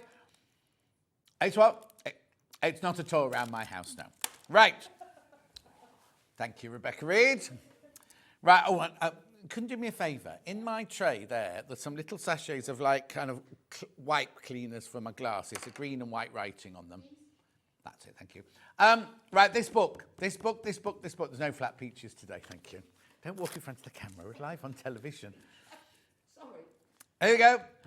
Now, this book, we launched it this morning. We have total and utter exclusivity on it, right?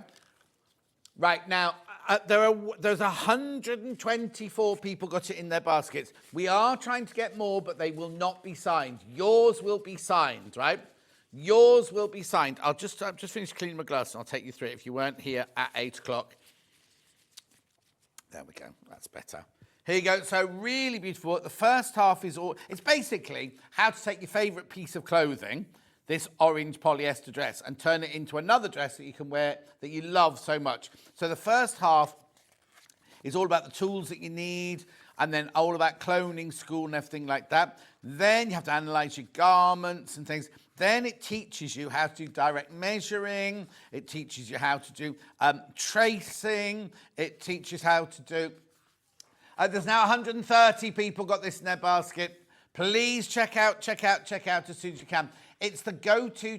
Right, I'm not going to go through all the pages, right? But what it is, if you've got a favourite absolutely adore, right? And you know the fabric's wearing out, or it's going at the sleeves, or you're getting marks under the arm and everything like that. What you can do is you can take your favourite garment and you can clone it. It teaches you, you don't have to know anything about pattern cutting or anything like that. You can clone your own garment and remake it. For example, right, we had this pink vest top, right? That was the original. Then CL thought, I want it in a different fabric. So she made it in the blue floral. Right, then she thought, in the book as well, there are also hacks. So she thought, you know what, I can take that pattern and I can make it into a peplum top. There's also how to make it into a dress, if you want to make it into a dress. There's no pattern pieces in the book. Right now, first, if you're thinking, oh, but that's only girls' clothes, right? There's how to do a shirt and how to do trousers, right? So if you have got your husband, your partner, or your Derek, or the crew deck, and you want to do your own sewing and everything, you can clone men's trousers, right? You can clone men's shirts. You can do anything like that, and it's just the technique of how to do it. Now, please be careful, because how many have I got in baskets now? 139 people have got it in their baskets now. Right now, it's 143 now. Right, can I also just tell you, right, that we're the only people who've got this at the moment. You can go to Amazon. You can go to Amazon Long River. No, that's fine. We're not going to show it to you now. But you go to the Long River, right? Pre-order. You won't get it till August the 13th.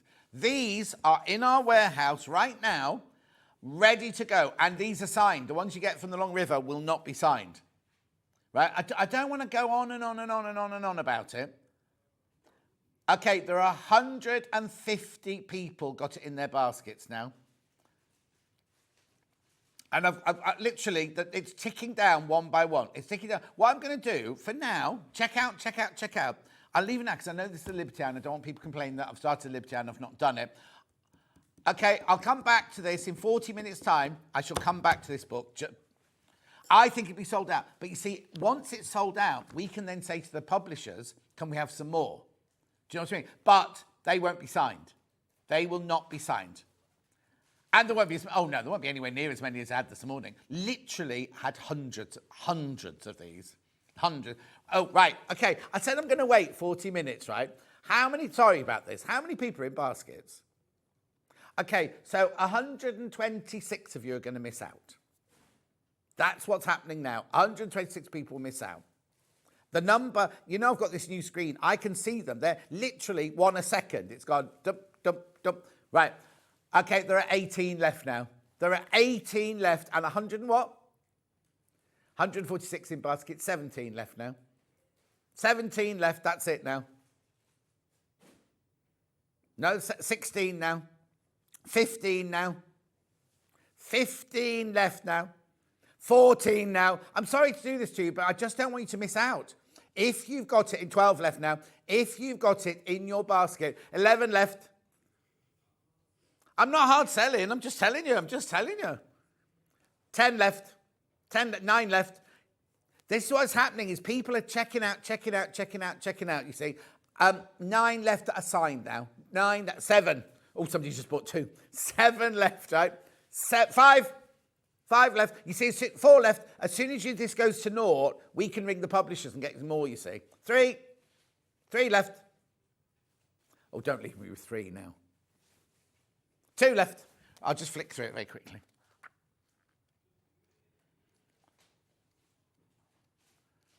One left. Gone, right, okay. All the signed ones have now gone.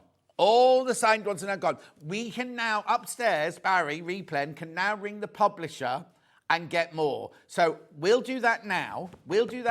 And then as soon as the publisher has let us have more, we can book them in and then we'll be able to put them on the screen for you. They won't be signed, but for the 100, how many people just missed out? 148 people just missed out. 148 people just missed out. Ben's just going to make the phone call upstairs, right? We'll try and get them done for the end of the hour, but I can't guarantee it. Liberty Christmas. Oh, there you go. Christine can't wait for her book to arrive. Oh, right, okay. So, now, I've only got 12 of these left. Is that right? You're getting half a metre for free. So many of these have gone. We replaned after the Christmas show with Susie Duncan the other day, and there's only 12 left now. 12 left. So, right, let's have a look at this then. So these are, I'll tell you what I haven't done. Hayley sent us an email. Can you open the email about the history of this range? I've forgotten to do that this morning. Beautiful. So you've got the skaters, you've got the leaves, you've got the candy canes. That's the same as that one there, in the different green. Oh, and that's not your price. That's not your price, everyone. $8.99 coming off as you're saving. Has it gone? Oh, you didn't put the thingy at the thing. $134.85. $134.85. There you go. Beautiful. Look, so there are all your greens. Oh, there's another green one there. Beautiful. Gorgeous Christmas. Traditional Christmas. Right now, this is the last. Well, so when this sells out, that's it. That's it. When this sells out, that's it gone. Oh, there's Wiltshire Berry there. Big Wiltshire Berry. Beautiful. I think it's the same one that you got. Yeah. Beautiful. What day did it launch? Oh, okay. It was a day when I was in every single day of the week. And then, I know, it's the same week as Debbie Shaw, because I was on with Susie on the Monday, or whatever Debbie Shaw was in. And then Susie did this later on in the week. It doesn't matter. It's gorgeous. You don't need to know that. All quilting weight, all half metre. You're getting half a metre for free. $8.99 for half a metre. So you're getting all of these for $134.85. Beautiful designs, aren't they? So you've got your candy canes there. You've got your... I'm not quite sure what that leaf is. Oh, holly. It's a stylised holly leaf there. You've got your rooftops there. And then I think all the others are all, yeah, all individual. Look, all individual there. Beautiful, aren't they? Lovely, gorgeous, traditional. 134.85. Absolutely stunning, aren't they? Most affordable way of buying it as well, because we've taken your $8.99 off.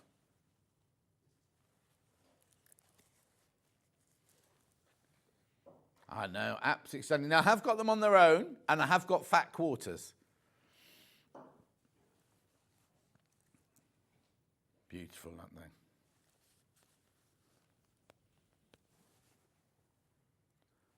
Never mind, never mind. 134.85.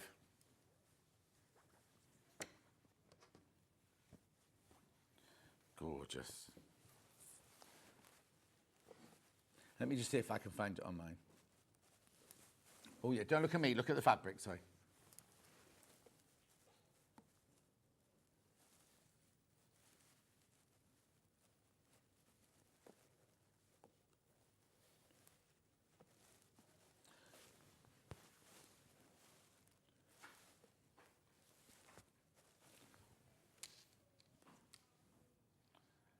Okay. There you go. Note from Liberté. The bells are ringing, the robins are singing, and that's a magical time of year. Join Liberty for a spectacular festive fair celebration of joy, warmth, and surprising delights that she will bring cheer to all. As night sets, watch the tranquil snow settle over the rooftops and the neighbouring pine forest. Gifts for all the kids sit under the magical toy tree, which is just waiting to be decorated with stars, ornaments and ribbons. And what the holiday extravaganza be without? Sweets and treats. Wrap up warm, lace up your skates and join us on the ice rink. Traditionally screen printed or laser in cotton, are based developed, I should say, on a factory on the lake, on the shores of Lake Como. And here's all the festive flora. Beautiful. I'm not going to read all them out, don't worry. There's festive flora there. We have got all of these by the half metre. We've got those two by the half metre anyway.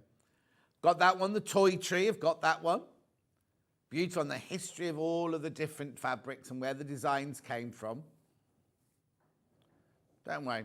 Yew-berry. Oh, it's called Yew-berry, is that one? Not. I thought that was called Wiltshire-berry, that one. Yew-berry, that one, you see. There's your Frosty Forest Christmas trees. Beautiful, aren't they? What they'll have done is they'll have taken different ranges and recoloured them and restyled them and resized them and everything to create this beautiful, beautiful stars and ribbons, that one. Anyway, there you go, lovely. Let's just get on with the fabrics. That's your bundle. That's your bundle. Make sure you check out. That's your price. Now, we've taken £8.99 off the price. And it's on split pay.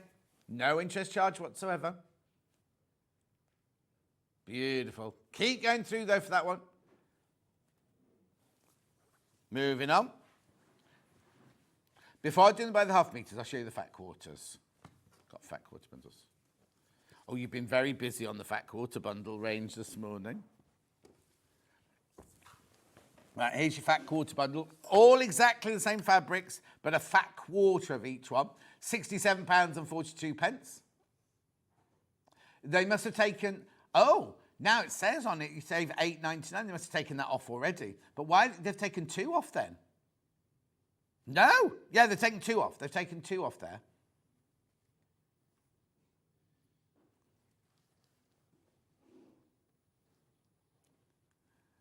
Beautiful. Saving £8.99.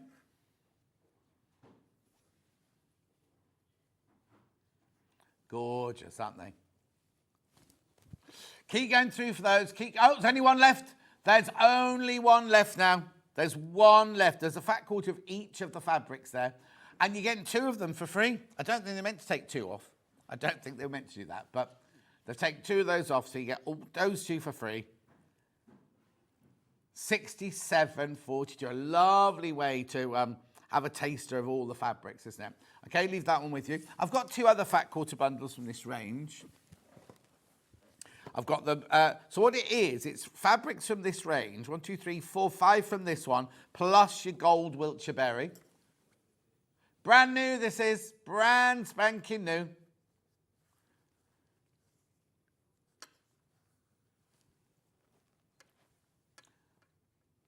Keep going through, keep going through, keep going through.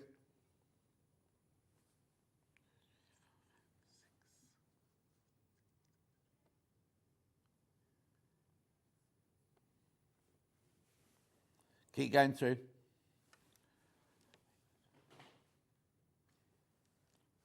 Beautiful. That's your price. Well done. Congratulations. Then I've got the same but in silver. That's the same in the silver. It's the same. The same. Are they the same? Hang on. Oh no. Different fat quarters. Different fat quarters. Some are repeated. Some are the same. Plus silver on that one.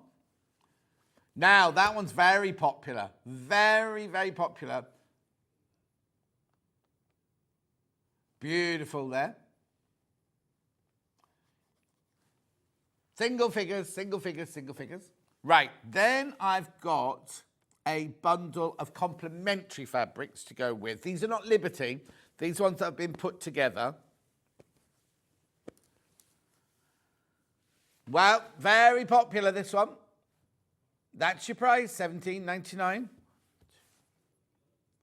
So these are ½ metre each. For Christmas, lovely Christmas bundle there. So you've got your silver and your gold, your green and your red.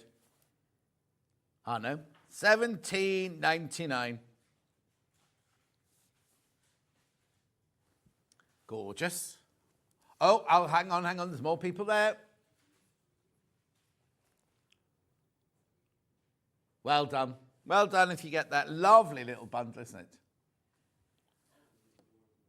2.5 metres.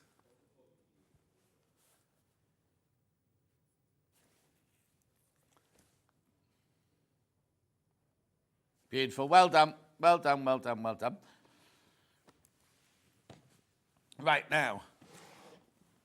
Okay, so now we've got some bundles to show you, Christmas bundles to show you. Okay, right, so I've got, which one are we doing first? Oh, right, this one's just sold out. That's just sold out. 25'7", just sold out. The red one, there is no red Wiltshire Shadow left apart from in this bundle now. And there are 3 left. There's 3 left now. Check out that one. So you get ½ metre of your Wiltshire Shadow red, ½ metre of your Wiltshire Shadow green, and ½ metre of your Wiltshire Shadow gold. 3 left. Check out. It's 5 in baskets. That's about to sell out. Okay, then let me just do this Liberty. Let me just do this one first. Then you've seen all the Liberty. Oh, no, because that's by the ½ metre. That's the bundle. Right, okay, we just heard back from Barry Replen. What's he saying? He says yes. Barry says yes. So now, is it a different code now then? So the 150 people who had it in their basket last time, you're going to have to move it across now to this one, right? This is obviously not signed, this one. Same book, still exclusive, still before Long River or anything like that. Still $16.99, but not signed, just not signed, right? No extended delivery, it'll still come at the same time. We will have a delivery from, I think it's Search Press, isn't it? No, David and Charles. David and Charles tonight, and they'll go out tomorrow. They'll start going out tomorrow. $16.99. Now, you do need the code WXPU57.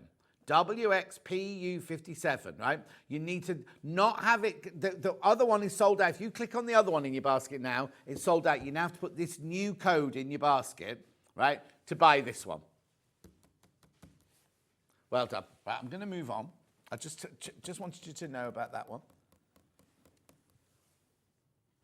Gorgeous. Right, now we've got to do fabrics by the ½ metre, haven't we? So will you follow me then? There we go then. Here we go now. This is only launched like a week before last, I think it was. 4th of July it launched. 4th of June. Oh, cracky. So it's the 20th day. So 16th day. 2 weeks ago. 2 weeks ago. Oh, election day, of course. Can't talk there. Can't say that. £8.99. £8.99. Beautiful, isn't it? Gorgeous traditional Christmas trees.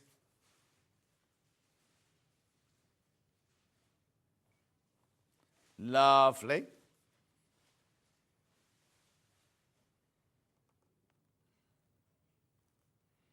Gorgeous. Keep going through for that one. When? Okay. Mine hasn't. Moving on. Skating. Are they elves? They're not elves. They're people having a lovely time skating at Liverpool Street Station in London. Yeah, you'll go skating either outside the Victorian Albert Museum, or not Victorian Albert, it's the next one along, the new Natural History Museum, and then there's one at Liverpool Street, and then there's normally one, there's loads, and you go and have a lovely time.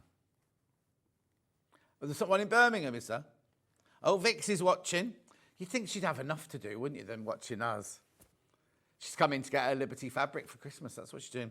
She'll be making the girls' little Christmas dresses out of this.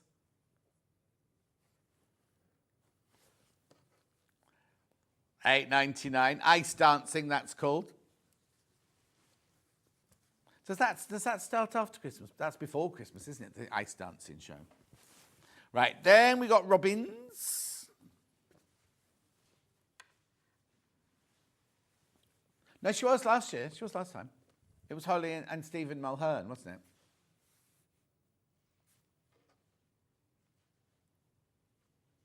Yeah. Well,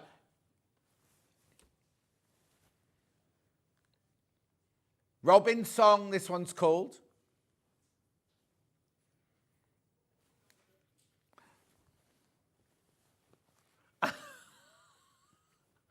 Okay, so Ollie, my director, is comparing himself to how Holly Willoughby looks at him, Holly Willoughby. Anyway, keep going through for this one. Lovely crisscross design. It's not this one. Ollie Willoughby, yeah? Beautiful.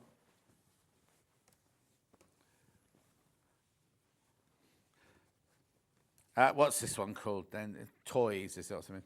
Toy Tree, this one.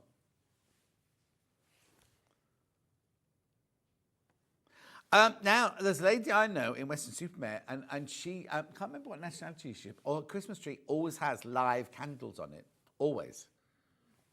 So very traditional, yeah, very traditional. But she's from Scandinavia or somewhere like that, so it's even more traditional than ours.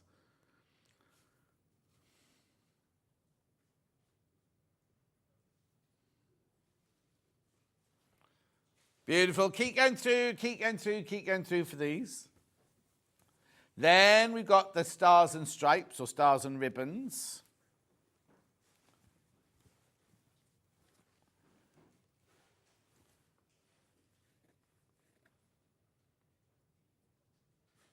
Beautiful.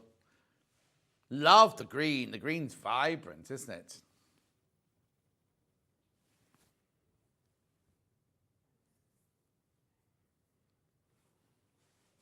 Gorgeous, lovely. Let me know what you're going to make out of all of this. Christmas wreath. We did Delphine's Christmas wreath, didn't we, yesterday, day before?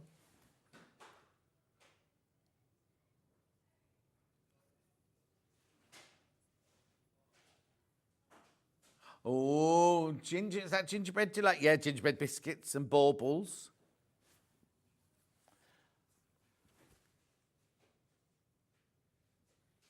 Oh, Ollie gets a gingerbread house in his household where they all assemble. That's very Norwegian as well. Gorgeous. Keep going through for that one. Very, very popular, that one. Very popular. Then we... Oh, now you see, I think this is Wiltshire Shadow. But they've called it yew berries. Yeah, you've called it yew berries as well, haven't you? TBYV96. You berry. See, that to me, that's Wiltshire. Well, not Wiltshire Shadow. That's Wiltshire Berry, that one. It's lovely. Oh, now, I've only got 5 metres left of that one. 5 metres left of that one. 5 metres left of that one. Keep going through.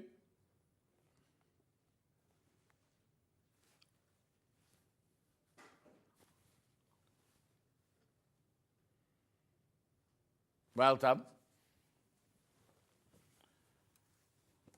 Then we've got, oh, this is pretty. This is like all the sweeties, this one. Sweetie Surprise, this one. Surprise. Pineapple Rock.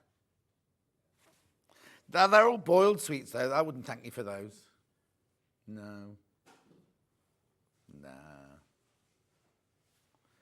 I don't think any of them have had chewy inside. Maybe that one was chewy, that round one there, but it's like those. Sometimes they're like a nougat, aren't they, those?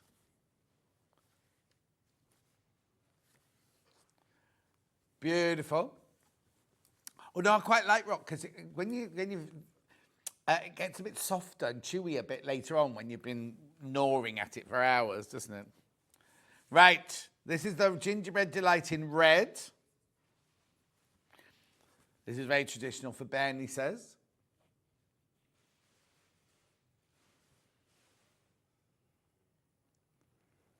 Lovely.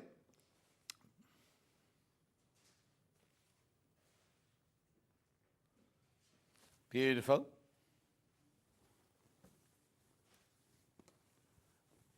Right, now I've got candy sticks or rock. I don't know what this. Oh, candy cane stripes, this one.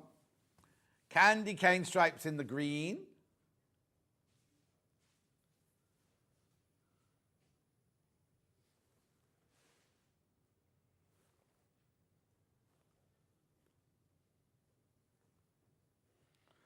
Beautiful. That look lovely as if you're making a Christmas quilt or whatever, like as a border or binding or something like that, isn't it? Or a pair of Christmas trousers, says Ben. Or a Christmas waistcoat. Then I've also got that in the red.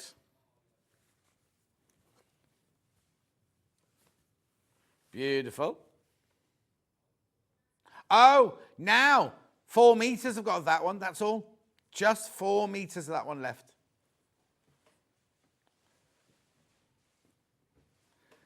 Oh, Vix's message in. Morning, I put you on as my friend Katie, who is head of textile and fashion at the high school, is watching for the first time. She's very excited to have found you. Oh, hello, Katie, head of textile and fashion at a high school. Oh, it might not be by Vix's. Which high school? We want to know which high school. She might not be able to say, oh, she's on holiday. That's why she's watching. She's got school holidays, isn't it? No, not Vix, the school. Every day of Vix's life is a holiday, for goodness sake. Right, then we got snowy rooftops.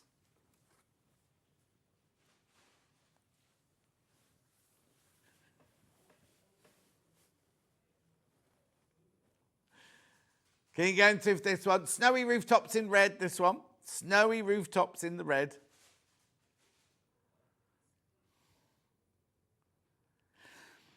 Okay. No. If you shut your eyes, apparently it looks like autumn leaves.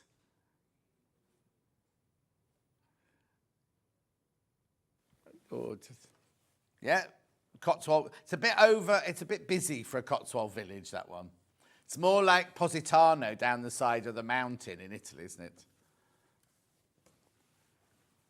Right, then, I think Ben was joking for the purpose of the tape. I love it in the green. Oh, that's nice.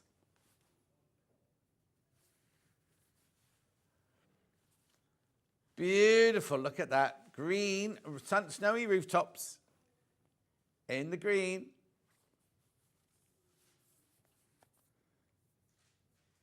Lovely, isn't it? Gorgeous.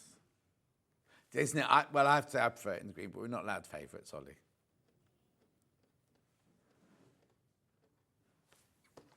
Beautiful.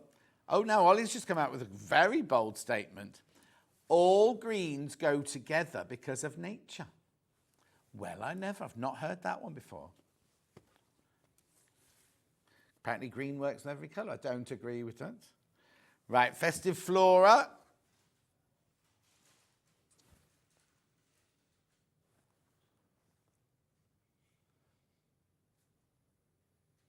Oh, Sue says every day may be a picnic, Vix, but I bet it's... No, every day may be a holiday, Vix, but I bet it's no picnic with 3 under 5. Sue, she loves it.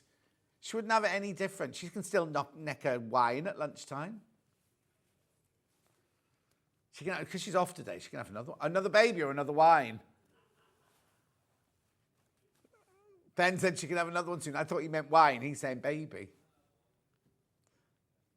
Beautiful.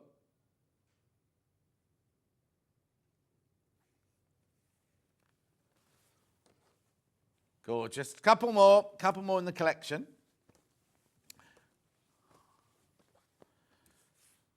Then we've got the green, that one in the dark green.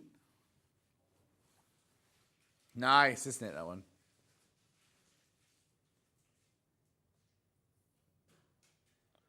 Festive flora in dark.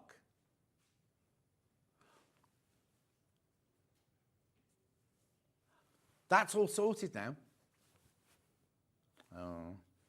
Depends which airline. Yes, that's what it said on the news, yeah. Yeah. Beautiful. Beautiful. And then last but not least, you just have to leave a long time at Birmingham Airport at the moment because of the queues. That's what it is. Chiming bell. Oh, I thought these were lemons. That's like, I'd say that was a lemon of very like spring-like fabric, but they're bells. Silver bells. No, lemon bells.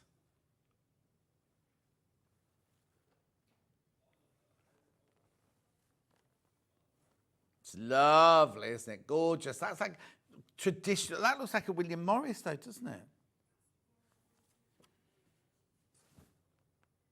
Beautiful. Then I've got some of an older collection.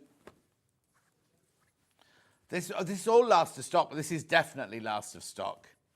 This is all that's left of the entire collection. Okay, now we've got the green ribbons, all wrapped up, this one's called. Oh, $7.99, that's the old price point. Beautiful.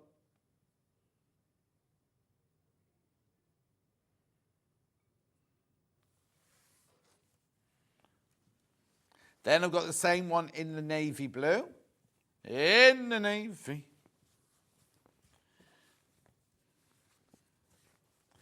There you go, it's the navy blue version.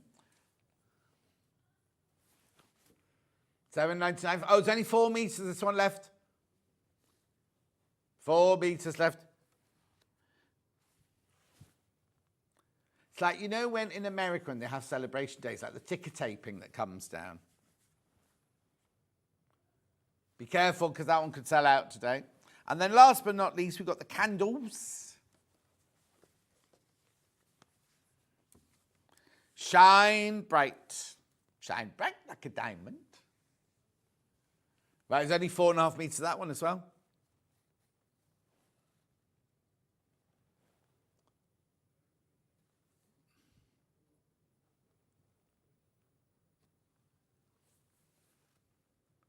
Beautiful.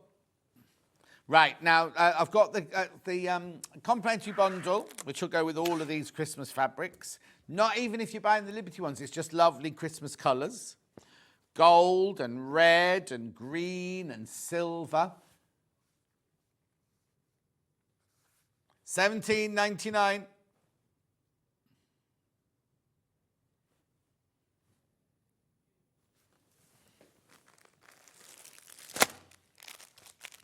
Beautiful.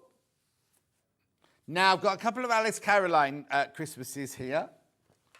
Because you know that Liberté. So there's a Rudolph cushion. Now, in this, you get the quilting weight cotton for the front and the back of the cushion.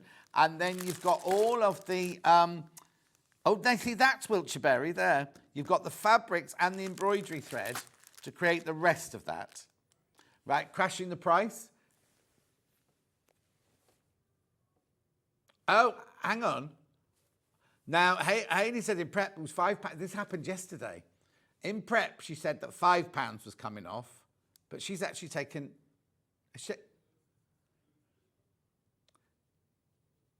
Yeah, she's taken £10 off. She only said in prep that £5 had to come off that one. Oh! Right. Okay, I thought so. No, I thought so. Yeah, it was supposed to go to $39.99. I thought that because we sat in the prep meeting and she said it's going to $39.99. How many?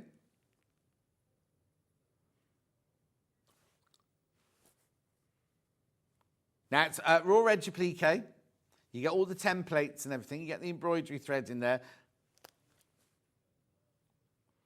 $34.99. Beautiful. That's lovely, isn't it? So that's obviously a Rudolph there. That's your wreath and your baubles, and then that's your... Right, be careful now. Well, not be careful. I'd like them all to go, otherwise Ben's going to get told off when Hayley gets back from a holiday, because it's meant to be $39.99. Anywho, keep checking out on that one. How big is it? 16-inch square. 16 inches square. You don't have to make a cushion if you don't want to.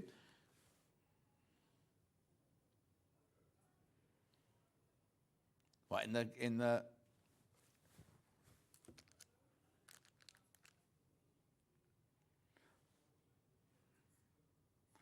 gorgeous. And then, now, this will be interesting. So this is one we had yesterday. It's just the one fabric, right? Again, right, now this one was another one that was only supposed to have £5 off it. But Hannah can take the blame for this one.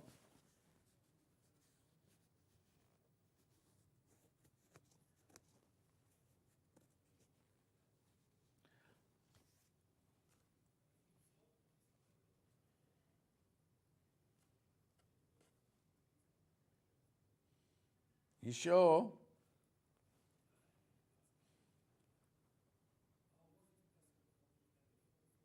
There you go, £10 coming off, because that's what Hannah did yesterday. And shouldn't have done it, it's supposed to be £5 off.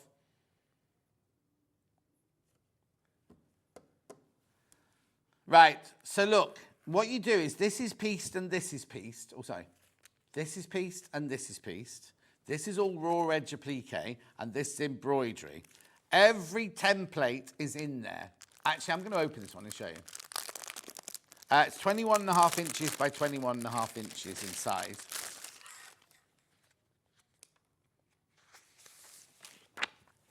Look.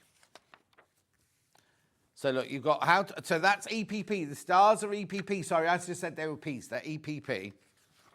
Look. So that's how you do the stars. Then you've got all your full-scale layout here. So you join those together. I don't know which order they go in, but they join together to make the full-scale layout guide. Then, on top of that, that's still the full-scale layout guide there, you get all of your templates, look. That's like a cat, doesn't it, that one? Rabbits, hearts, stars, cats, big heart.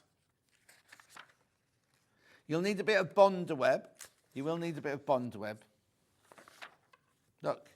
Every template that you need. But, and there's your templates for EPP. If it's too busy for you, then leave some bits off.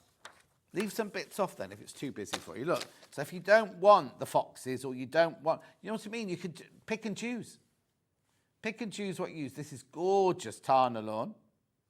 And then you've got your Liberty, no, not your Liberty. This isn't Liberty. This is your lovely quilting weight cream.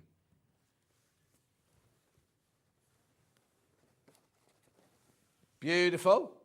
Where are you getting your information from?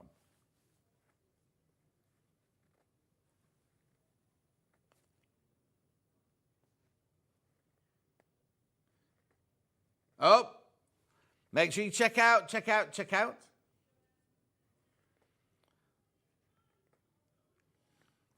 Gorgeous.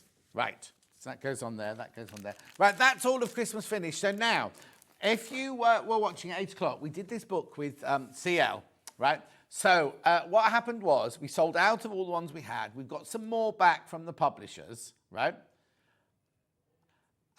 And they're not signed. I haven't got as many as I had. Now, what I need to point out is that the code is different. So there were 150 people with it in their basket when CL finished, right? If you had it in your basket, it was a different code. This is a different code now. So you need, some people have started transferring it across, right? But you need to now check out on this book. Right, see lots in baskets. Make sure you check out. Beautiful book. Go and watch the 8 o'clock hour and you'll catch up. But a few of the tools that she used were, she had the pattern paper, the square pattern paper.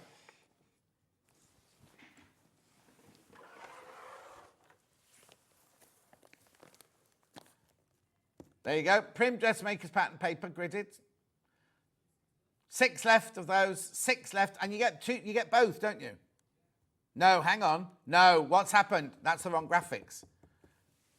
BZ6668. Oh, this was on the trolley though. No, they're stuck together with like tape. So we haven't got BZ6668. Oh, okay. Ignore that then. Ignore that then. Righto, moving on, she also used the curve.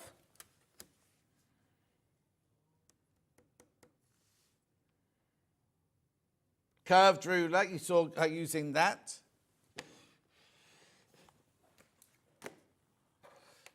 Okay, now I'll have to do the chalk pen, I think, from the picture, because I think I've got one from one packet and one from another packet, so we'll do it from a picture. The Duo chalk pen and cartridge made by Signet. There it is.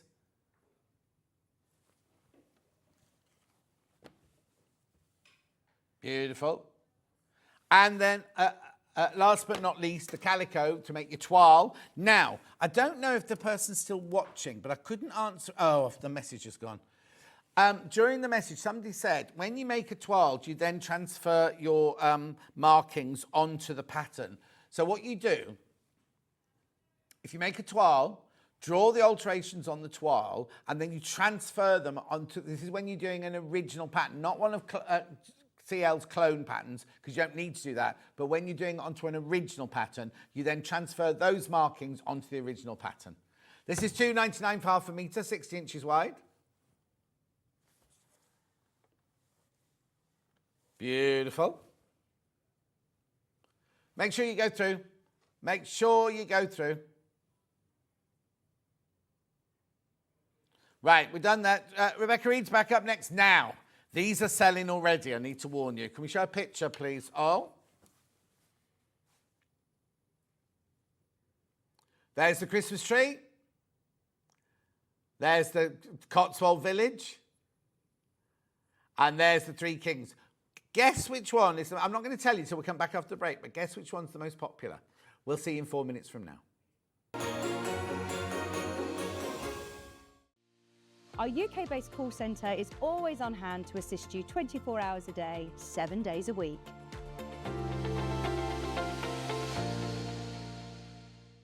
Every day, our experts will bring you a wealth of knowledge.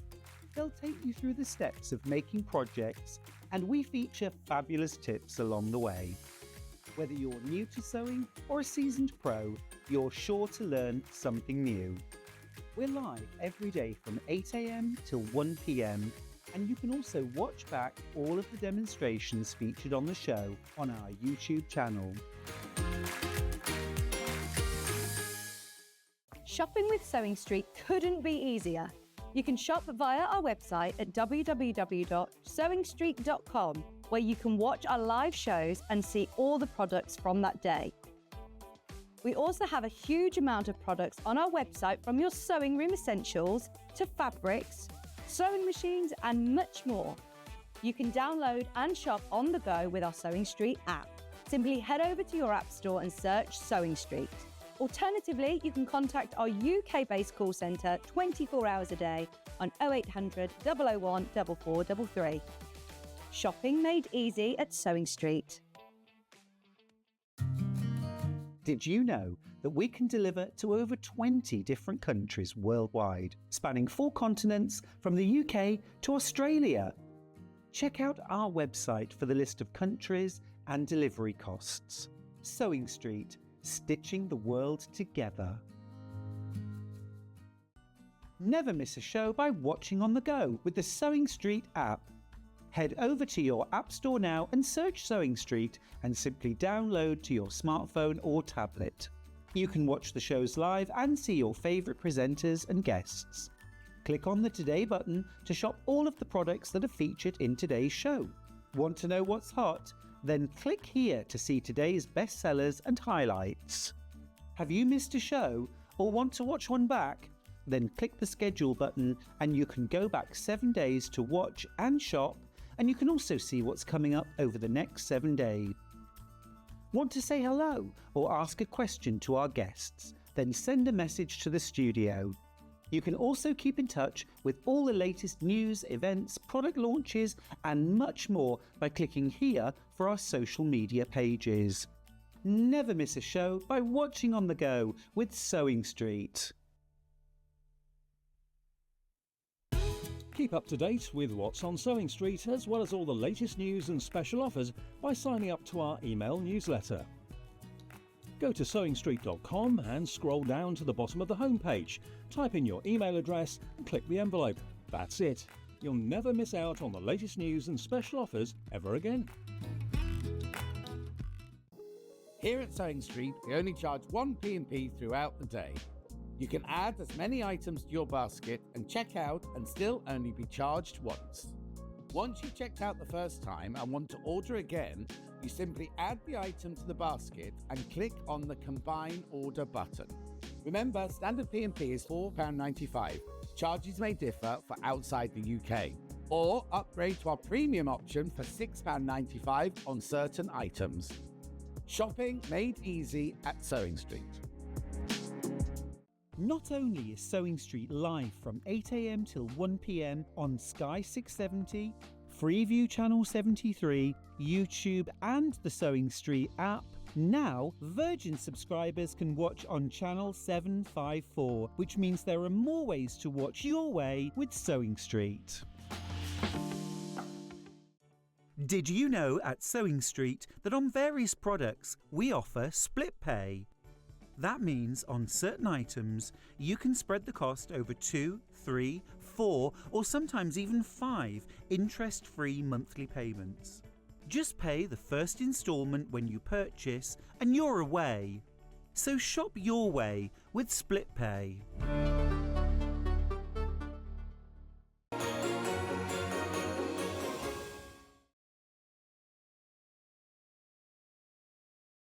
Everyone get... Oh, she's disappeared. Sorry, I'm just on the floor. Everyone gets a badge. Everybody gets a badge while stocks last. You've got to remember this tomorrow. Are you on tomorrow? I am tomorrow. Everyone gets a badge. Yeah, I'll give you while this one stocks after. last. In fact, if I give it to you now... No, don't do it. Now, what happens is if it's a drop ship company... We haven't had any drop ships today, have we? So it doesn't Well, I matter. don't know. What does happen? So what happens with a drop ship? If they don't get the badge with it, they can either Yes. ring the call centre and they'll send them their badge, or the next time they order something from our warehouse, it comes with that. Oh, okay, right. Just so you know for future. I didn't Right, know that. now, you see these three here? You see these three gourd leaf? I'll We stand might have out to the take a way. picture of them. We need to go up a bit. Yeah, he's doing it now. Sorry, Levi. Right, oh, now, how can we show them? This is not the best studio, is it? Ooh, hang on, we have to get a camera out. Right, which of these three is the most favourite, do you think? Which one do you think has sold the most, right? It's not the one I thought it was going to be. It's not the one I thought it was going to be. No.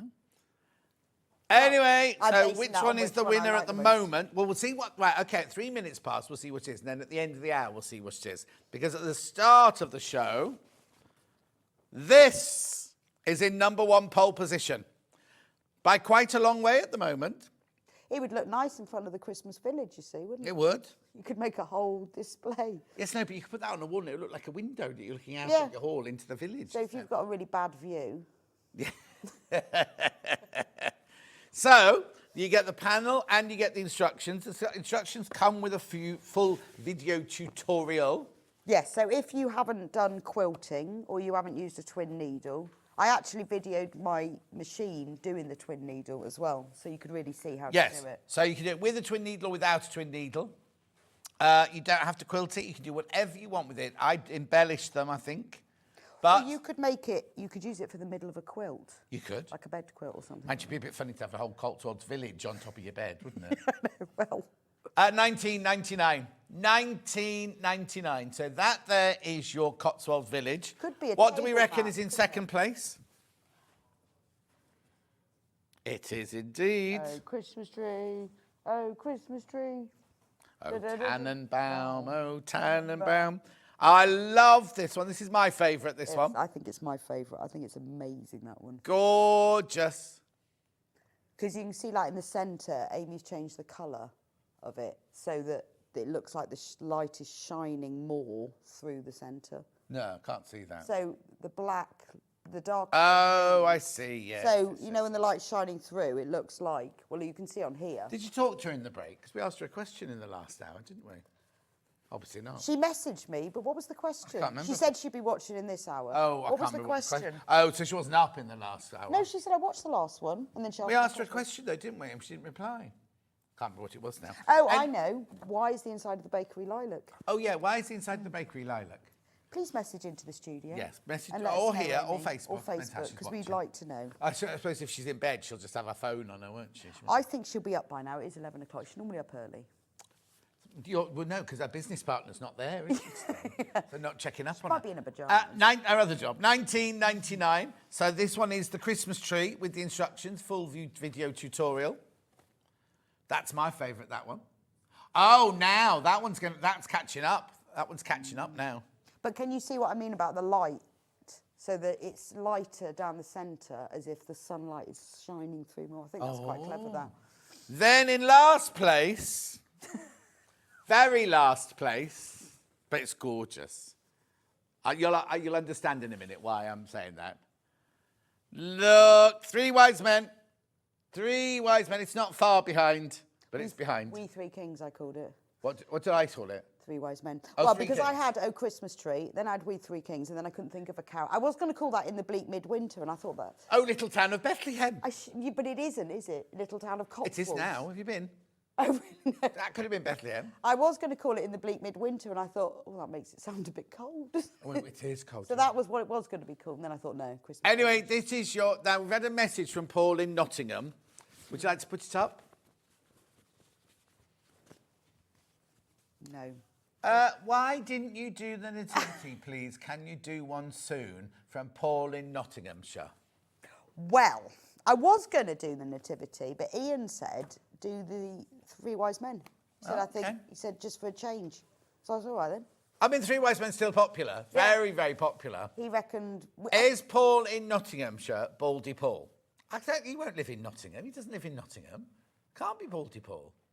What, Paul Byer, Paul? Yeah. He lives in Burton. Yeah, that's not in Nottinghamshire, is it? We thought that was Baldy Derbyshire. Paul teasing Ian. Maybe it is. Maybe he wrote Nottinghamshire as a... No, you can't, because it's your address. Oh, okay. You can't just change it. No, because he lives in Derbyshire. Because Burton-on-Trent's in Derby. Oh, is it? Yeah. Oh, there you go. So, Paul, let us know who you are. I know you're a friend of Ian's. They are very, very popular. They're all levelling out now. They are all levelling out. they? So, what have you done with these three here then? So because I wanted to do like a bit of a technique. So I've quilted them using a twin needle. So talk to Barry the buyer about, because twin needles come in different sizes. Yeah. Oh, yes, of course. So you do. just to explain to you, when you buy a twin needle, it'll have two numbers. The first number. Here, let me put this one. Let me just move that Let out me the show way. We'll you, put that and then down you'll there. explain. So it'll come with two numbers. We're just coming in now, don't worry.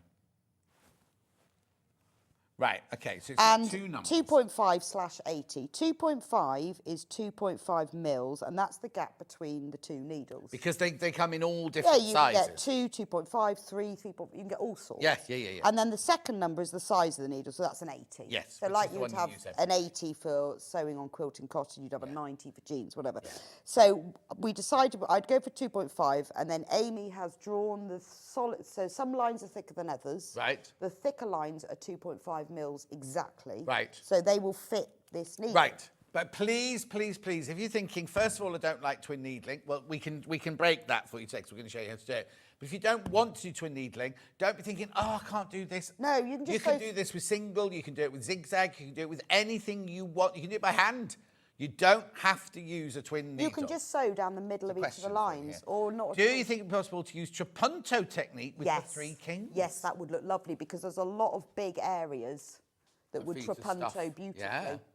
Yeah. So you don't have to, and you know, some of the lines are narrower than others, so you can just use single needle for that. You don't have to use twin needle. You could use it as like a table centre, Oh, yes. centre of a quilt, a hanging. Yeah, if you use it as a table centre, If you had a big rectangular table. yeah, I'm just thinking some people will get the bottom, you know, like the heels, the hems of the... Or you could add more like blocks around the Yes, of course outside you to could, make yeah, it into a big hanging. So you can just, you could not quilt it at all. Yeah, right. If you want to use twin needle, though, we've got twin needles here. Pack of 2, $5.99.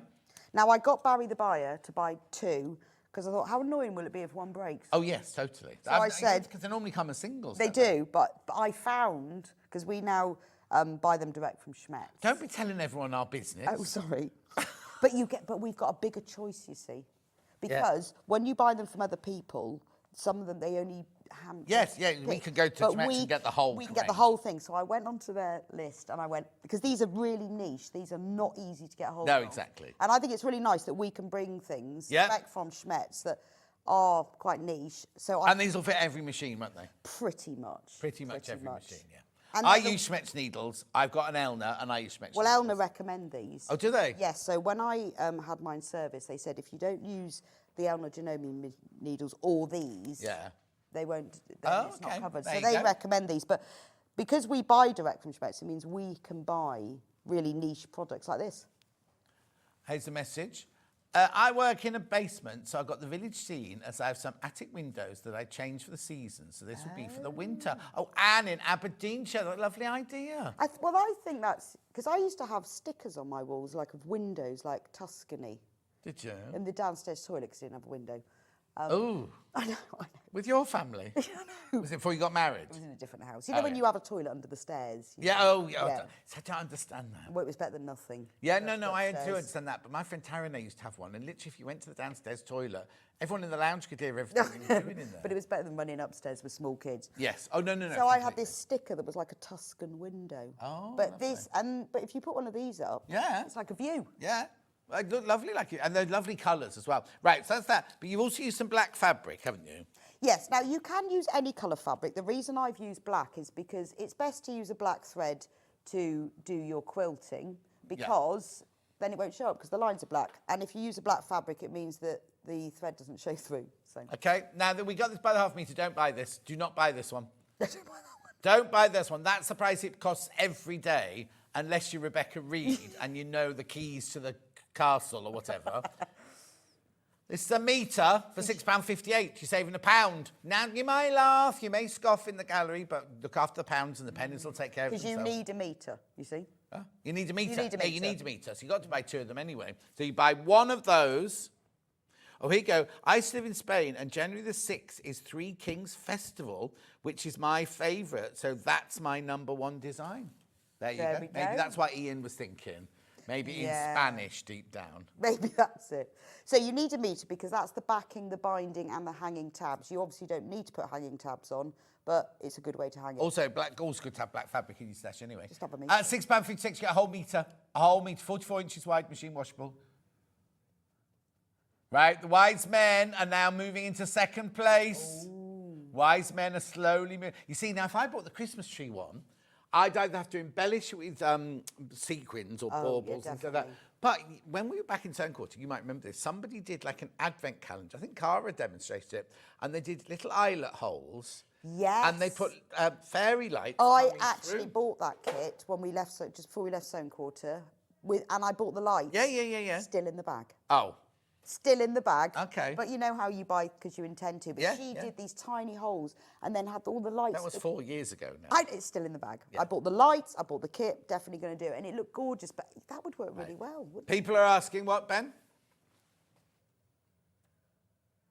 On a what machine? Can you use those machines? Yeah, because you can use them on a brother machine. Yeah, definitely. Definitely. They're normal sort of round on the front, flat on Flat the on back yeah. needles. Yeah, you can use them on brother. Oh, right. But your machine has to have a plate to be able to do twin needling on it, which the brother will have. No, it doesn't. It's just a normal. Yeah, that's what I mean. But You don't need any special plate. no, but you couldn't use it on the Dukey straight stitch only. Oh, you couldn't use it on the HP plate. It's only got one No, hole. so you can't use it on an HP plate. You can only use it on the plate But that's got the smiley thing. if your machine does a zigzag, it's Yeah. just got to have a slightly Yes, bigger exactly. hole. But I was just thinking about in my brain, for some reason, I then had the Dukey machine. But yeah, most machines, 99% of the machines should be all right. and you'd be amazed actually at machines you think can't twin needle. When Yeah. you get your manual out, Yes, because my Elna 680 has a button that I press for twin needling, So does right? this. But then my other machine does not have a No. button, and I've always thought, well, I can't do twin needling on that then, but I can because I Mm. can do zigzag on it.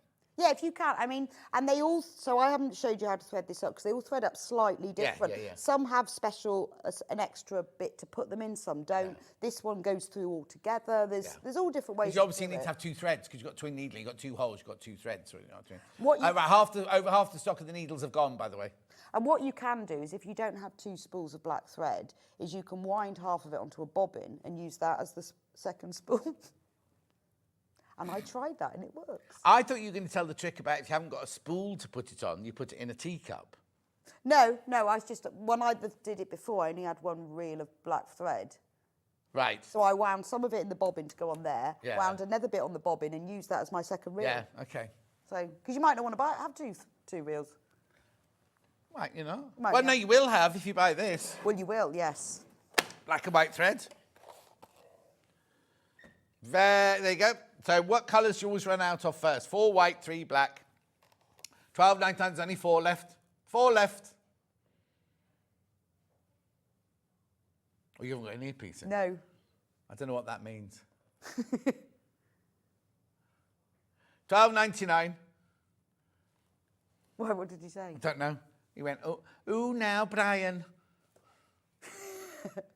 Oh, it's Brian in. I was looking for Brian earlier. Well, yeah. Yeah. Why? I need to give him some instructions. Who's Brian? Oh, Roy. Roy. I mean, Roy.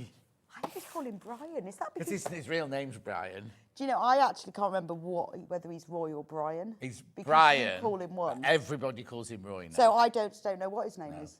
But I've now started calling my window cleaner Roy, and he keeps saying my name's Ray. And I'm like, oh, I'm so confused. Right, come on, let's do some sewing, because it's 16 minutes past. Right. Oh, right, there's only one of the Gutermann threads. There's only one of the Gutermann threads left. Right, so which ones have we got now? We've got the Christmas Village in the graphics now, because it's the most popular still. Which are you demoing in, and what are you going to show Right, us? well, I've cut a little bit of mine out, not the whole thing, only because it's easier for you guys to see what I'm doing. Oh, yes. So I've cut a small piece. You won't do this because it would look very odd. Oh, no. So I've cut a little bit of the Wise Men, just so it's...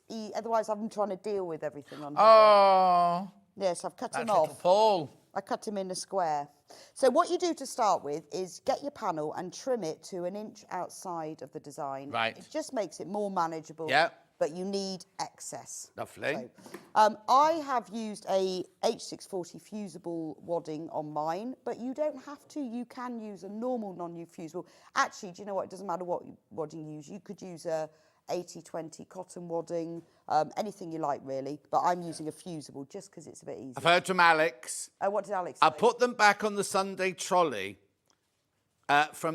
He says they're in the 12 o'clock box on the Sunday trolley, Levi. We didn't even show. I think he's a bit Can you confused. just take a picture of Levi's face? We of didn't that? show them yesterday. He had a pursed lips face. Oh, when did he? just said that. Oh, have they gone back? The trolley's gone back. Oh no, trolley's gone back. That was the... Yes. I Oh love well, that. never mind. Have the warehouse sent any up? Can we get onto the warehouse and find out where they are? Thank So you. what I'm going to do is layer the 3 together. So you cut your piece of fabric. All the measurements for what you need to cut everything are in the instructions. And I'm going to layer them together, all 3 layers.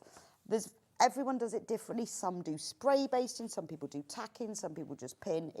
What do you do? Well, I'm quite lazy. So if I'm using a non-fusible I'm saying wadding, nothing. if I'm using a non-fusible wadding, I just pin it all together Okay. and pray. And you don't do 505 spray then? No. Why completely. did you need some... This morning Because I'm I'm searching for 505. because I'm going to show you how to do it if you're using fusible. Oh, non-fusible. No, this is using fusible. Oh, right, okay. So I need 505 spray if it's non-fusible. Well, You're using fusible. Well, I'll Why did talk you you- ask for 505 spray? Oh, to do the back. I'll show you now. So if you're using fusible, this is what I think the best way to do it is. Okay. Put your panel, and you will have the whole panel. You won't have cut it into a square like me. Yeah. On top, right sides up on top of the gluey side, which is slightly rougher. Yeah. And then press it into place. Right. But your hand's in on cold. Yeah, but it will heat up really quickly because it still stays a bit warm even when it's in suspension mode. Yeah. There are certain ways to do this. The right way to do this is to use a damp cloth. I don't do that. Is it? Yeah. No one does that. I know, but if you read Glycoline's instructions, that's what they say. What I do is I go 1 Mississippi, 2 Mississippi, 3 Mississippi, 4 Mississippi, 5 Mississippi, and that's 5 seconds, and that works. Mississippi, is that a second? Yeah, so if you go 1 I have to remember that because Mississippi- when I have to do a plank, and he does do a plank for 60 Yeah. seconds. I count to 60 and he goes, yeah, you've done 35 seconds. I'm like, but I've counted to 60, so Yeah, I've but got you to have go to- Mississippi 1, Mississippi 2. 1 Mississippi, 2 Mississippi. I'll try that. I think there are... Oh, I've got the session today. I'll do it the same one. So anyway, press it on all the way round. Obviously, your wadding will be sticking out a bit because it's bigger. Yeah. I've got a nice rubbery mat thing that I use. I can't think what it's called. What are they called? Derek, I was singing in Jerusalem and visited Bethlehem in December 1981. I'm afraid it looks nothing like that panel. Yeah, well, I would be surprised if it looked like that. And this one in Scotland is called the Three Weekings. The 3 Weekings. Yeah. Were they quite short then? So anyway, I'm pressing this into place. You will do yours properly. Yeah. I don't know why I've got the backings. Don't need that at the minute. Not yet. So entirely up to you. So if you're using fusible, fuse this into place. If you're using non-fusible, up to you. Now I'm going to put the backing on. So because I don't want to put pins all over this, because I'm going to do lots of quilting, Right. pins will be annoying me in the way. So this is why I'm using 505, which I got out of the green room earlier. You've got 2. That was the one that, yes, Levi found me one. Oh, okay. But I didn't know he'd found me one. Oh, so and I you found nicked this one. in the green Okay. room. So now always do 505 spray in a well-ventilated room or outside. And I'm not going to do it on the desk because it'll make it sticky. So I'm going to do it on the floor, Okay, then buy them. sort of over here. You can't see this, right? Well, if I do it on the desk, it's going to... Shall I open the windows then to let the ventilation in? No, I'll just do it over here. So I'm going to spray it. It says on the can, I think it's like 10 inches Yeah. away. But if I do it on the desk, it'll make the desk sticky. So she's worried. Oh, there you can see it, right? We can see you, by the way. And then we're going to put that on The top. thing is, the desk's not going to be sticky, but the floor's going to Yeah, be but I sticky. did it over there. No one but- stands over there. Anyway, if you see anyone on air later and they can't move, it's because they've stuck to the floor. Who's presenting Hobbymaker today? We won't tell them. Dave Bradford today. So place that on. And obviously you can tack this. You don't have to use this. But I know a lot of people always say, we never show how to do this. Oh, it's Sherilyn and Vic's on Hobbymaker lots at the moment. But we don't ever show this, do we? No? How to do this. So that will be stuck. If you've got it in the wrong place, you can just pull it off and reposition it, which is fab. But you see how nicely, let me show you. Look how nicely stuck that is. Yeah. You see? Anyway, You can reposition it. You can do and that is nice and even. Oh, Amy. Of course I'm not in bed, she says. Of course I'm not in bed. I did message the studio. Oh, Ben. They didn't show it. He never does.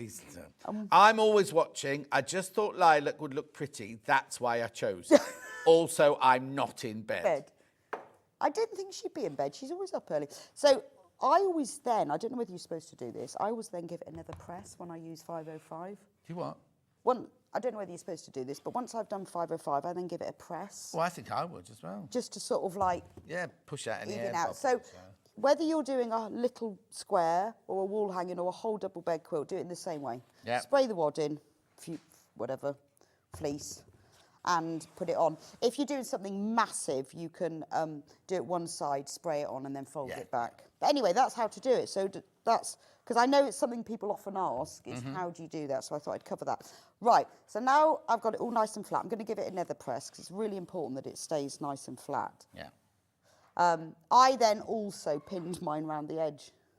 Safety pin or pin? Just normal pins, Okay. just for extra security. Okay. So now when you look at the design, this is when you need to have a little think about what you're going to quilt and what you're not going to quilt.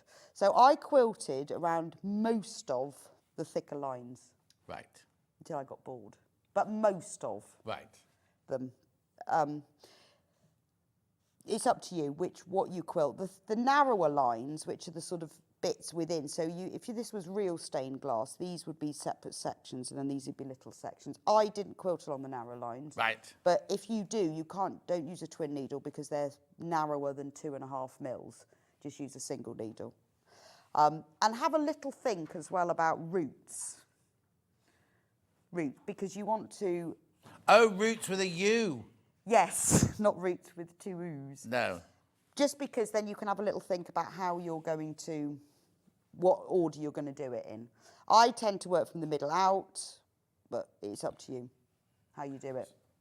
So, no, we can be there. So, on this one, on the 3 wise men, where would you start? On his nose or in his I think I fingers? started with just the middle one, the okay, Ranger right. King, and Yeah. I just did Why him. is his outfit made out of that waffle dressing gown fabric? Oh, that's really expensive cloth. Oh, okay. Yes, that's gold encrusted. Oh, it's hand embroidered gold encrusted Oh, cloth, yeah, it's like a dressing gown for me. embroidered by peasant women Yes. who are paid nothing, but he's a king. Then you need to thread. So now we've worked Okay, all some of... more people have been asking for nativity. Rebecca was going to do a nativity, but was talked out of it. Well, Ian said, do the wise men. I went, yeah, okay. But we Yeah. could... But what you could do now is you could have these on one side, you could do 3 shepherds on another one, Yes. and you could do the baby Jesus and Mary in the middle. That's a and good idea. Joseph. So, Amy, if you could draw some... Triptych. It's called a triptych If you on could landscape draw some art sheet, shepherds isn't it? this afternoon. Yes. That'd be You'll have a brilliant. Christmas show, another Christmas show, won't you? Yes. I think there's one in October. There's one in every month. Yeah, there is that. Yeah, yes, true. So we could do another one. Yeah. So now thread up your machine. Now, I'm not going to tell you how to thread mine because they're all different. No, but you do need 1 bobbin, Yes. 1 needle, but 2 top threads. You do. So you I'm get sorry, your... she's gone again. Sorry, you just get your manual out. Yes. Right, and you turn to page 88. It'll be different in your manual, obviously. Or it was 80-something anyway. And you see like that, twin needle, and there's a picture. Yeah. And your manual will probably have the same. Do you have to lock it before you put the thread in? I never, ever do. You're supposed to lock it before you do anything. Yeah. And Anyway. then, actually, I tell you what's interesting is I forgot to set it to twin needle setting. Well, I was going to say, mine has a button. And I just threaded it up just now and tested it. It worked absolutely fine. Maybe it knows then. So I don't understand that. I think twin needling, if you press a twin needling, it won't let you do zigzag or anything like that. Well, I had a little test because I forgot to press that button Yeah. and it still worked Okay. anyway. I think you can also do other stitches on this with twin needles. So you can do these other stitches. Oh, yes, look, it says you can stitch patterns for twin needling. I mean, how that works, I have no idea. No, but let's not try it. We won't try that. But do you have to put the size of your needle in yours then? No, that's just stitch width and length. Oh, okay. So I can change my stitch length to 3, which is what I want. Yeah, But anyway, your machine, so just follow it all the way around and thread it up. right. You can't use the automatic needle threader, unfortunately. No. It doesn't work, which is really sad. Oh, no, of course not with twin needle. Of course you can't. To actually, See, I never use my needle threader. oh, I do all the time. I can thread my machine without even my glasses on. No, I struggle. Can't see the needle, but I can Oh, really? I have to be on the right level. I couldn't do it from where I'm standing now. If I'm sitting at my desk, sitting straight opposite it, I can just thread my needle straight No, off. I had to cut it about 3 times to do it. Anyway. So anyway, I've done it all. I've got a black bobbin, 2 reels of thread. Anyway, Yeah. Just follow your manual. And I think you'll be amazed that most machines can do it. So I'll show you just normal sewing. Okay. Normal sewing. Then I'll show you, because there's a few things you can and can't do with a twin needle. So Lovely. what you do is lower... if you can really raise your presser foot, you've got to make sure that those needles go either side of that line. Yes. So just lift your little presser foot a bit and pop them in. And then you just start normal sewing. So you could practice first on, I would, definitely. on something else. So straight lines easy. Just I mean, I'm not, you don't have to sew really slowly, but just keep an eye on the needles going either side of the line. Yeah. Do you know what? If it misses slightly, if you look closely at mine, you'll see I've missed all over the place. No one will notice, except for you. But most people won't. I didn't say anything, did I? No, most people won't even notice. When you, oh, there's loads of places I'm not checking. where I missed. The thing is, right, because from a distance, it looks like you satin stitched it. But it's actually, you use less thread doing this than satin You stitching. do. And you're not creating that really, satin stitching sometimes can leave a really heavy line, Yes. can't it? Whereas you're not doing that. And if you wanted to do 2 lines of single, you'd never get them right. No. The other good thing I discovered, because I made a Is? mistake, is it's really easy to unpick. Is it? Oh, because you've only got Really one quick. back thread. Because on the back, there's a, actually I'll show you. You got some pale fabric. Well, no, I'll show you because I've got my sample here, my practice. Right. This is my practice with an even smaller piece. Yes. On the back, We're not going to see it, but you know, you can't see, can you? that's what I'm saying. It doesn't matter. Oh, yes. No, it doesn't matter. If you sew it on a white piece of fabric, we'll be able to see it. But you I did do, this is my little test. Oh, there you go. My little test. You can see how many times I use this. Yeah. That's what the back will look like. Right. Sort of this way. So all you do is get your seam ripper through there. Yes, yeah. boom, and it And comes it's gone, out. yeah. So if you make a mistake, it's really quick to unpick. And which I hadn't you've not realised. got 2 lines to unpick. Which So is that's what you get on the back. You get this kind of like slanty. Yeah. Slanty stitch. lovely. This is the name for the slanty stitch. No. Anyway, that's those bits. So when you get to a curve, Yeah. just go a bit slower and just angle it. If it's a really tight curve, leave the needles down, lift the foot and move it round. Yeah. But it will actually, because I did, obviously had to do all 3 of these, I did a lot of, and I also had three needles, just in case. And I didn't actually break any, which is amazing. You work out little ways of doing things. I tried lots of different things. So it actually goes round curves, and although you've got to be careful not to break the needles, they're pretty sturdy. When you get to the end, if you're sewing off the end, just keep going. Yeah. Because that will come in. It will reverse. Didn't know that. Yeah. Oh, no, it can reverse, but in a straight line. Yeah, it will reverse. Yeah. You can lock stitch with it if you've got a lock stitch. Oh. Okay. You have one of those to finish. Yeah. So, ooh, that upset it, didn't it? Do pull out the threads Yeah. because you don't want to have to thread that again. Yeah. And there you go. So that's a curve. Right. So that's quite simple, isn't it? Yeah. Right, now I'm going to show you a corner. I was going to say, because you can't do a corner. Because Like you can't. Now, there are 2 ways of doing a corner. I thought there was only one way, but then I got a bit lazy and I found another way. Oh, of okay, doing it. brilliant. So So- your laziness comes in handy. Oh, it does, because sometimes. you know once you do so far and you think, oh, I'm a bit bored now. So I'm going to do... Never. all the time. So I'm going to do that corner. Right. So what you do is, I'll sew right from the edge. Yeah. Just because when you start a stitch, you can either be really super keen and pull the threads to the back and knot them, but I Yeah. never do that because that takes ages. I actually lock stitch mine to start, but you can reverse stitch to start. Right. Why are you looking? No, I was waiting because it made a strange noise last time you did it. Yeah, it was the cutting. Oh, It was okay. the cutting. Sometimes it goes a bit funny. Anyway, Man, well, no, it's confused because it's got 2 threads to cut. no, it is normally fine. Now, now when you get nearer the corner, slow down a bit. Yeah. So stitch to the end of the corner. Right. You won't be able to, I don't know whether you can see that, but I've stitched right to Yeah, the yeah, we're right close. the We're right end. close, look. Now, you can't turn, obviously, because you've No. got 2. So raise the needles so they are just above the fabric, Yeah. just a little bit. Raise the presser foot, turn the fabric, and then put the needles back down. I'm going to lift the foot a bit to see, in the beginning of the line. Yeah. Does that make sense? Yeah. And then you can sew back down. That's the proper way of doing it. Well, I don't know whether it's the proper way. That was just the way I knew that you did it. Right, I'll go right to the end and then I'm going to show you what that looks like. Right. See who's happy then. So what you get then in that corner is you just get like one little line. Yeah. That's why I've gone on across. So it's so what I've done is I sewed. He's coming in. Thanks, Ollie. Oh, look at that. That's Yeah. a bit of camera work. I sewed right to the end. Yeah. Then reverse stitch one. Right. and then put them back in there. Right. Now, the only problem with doing it this way is because you are moving the fabric with the needles clear, you can end up with a long thread on top. Yes. Which is fine if you're doing it very gently, but when you're working on something bigger, you can end up with quite a long thread because moving fabric with the needles out of it can be a bit. So I discovered, because I wanted to not do that this works as well. So I'll do this one, because I'm going to do that corner there. So lower the needle, sorry, stitch to the end of the corner, and then you have to reverse stitch.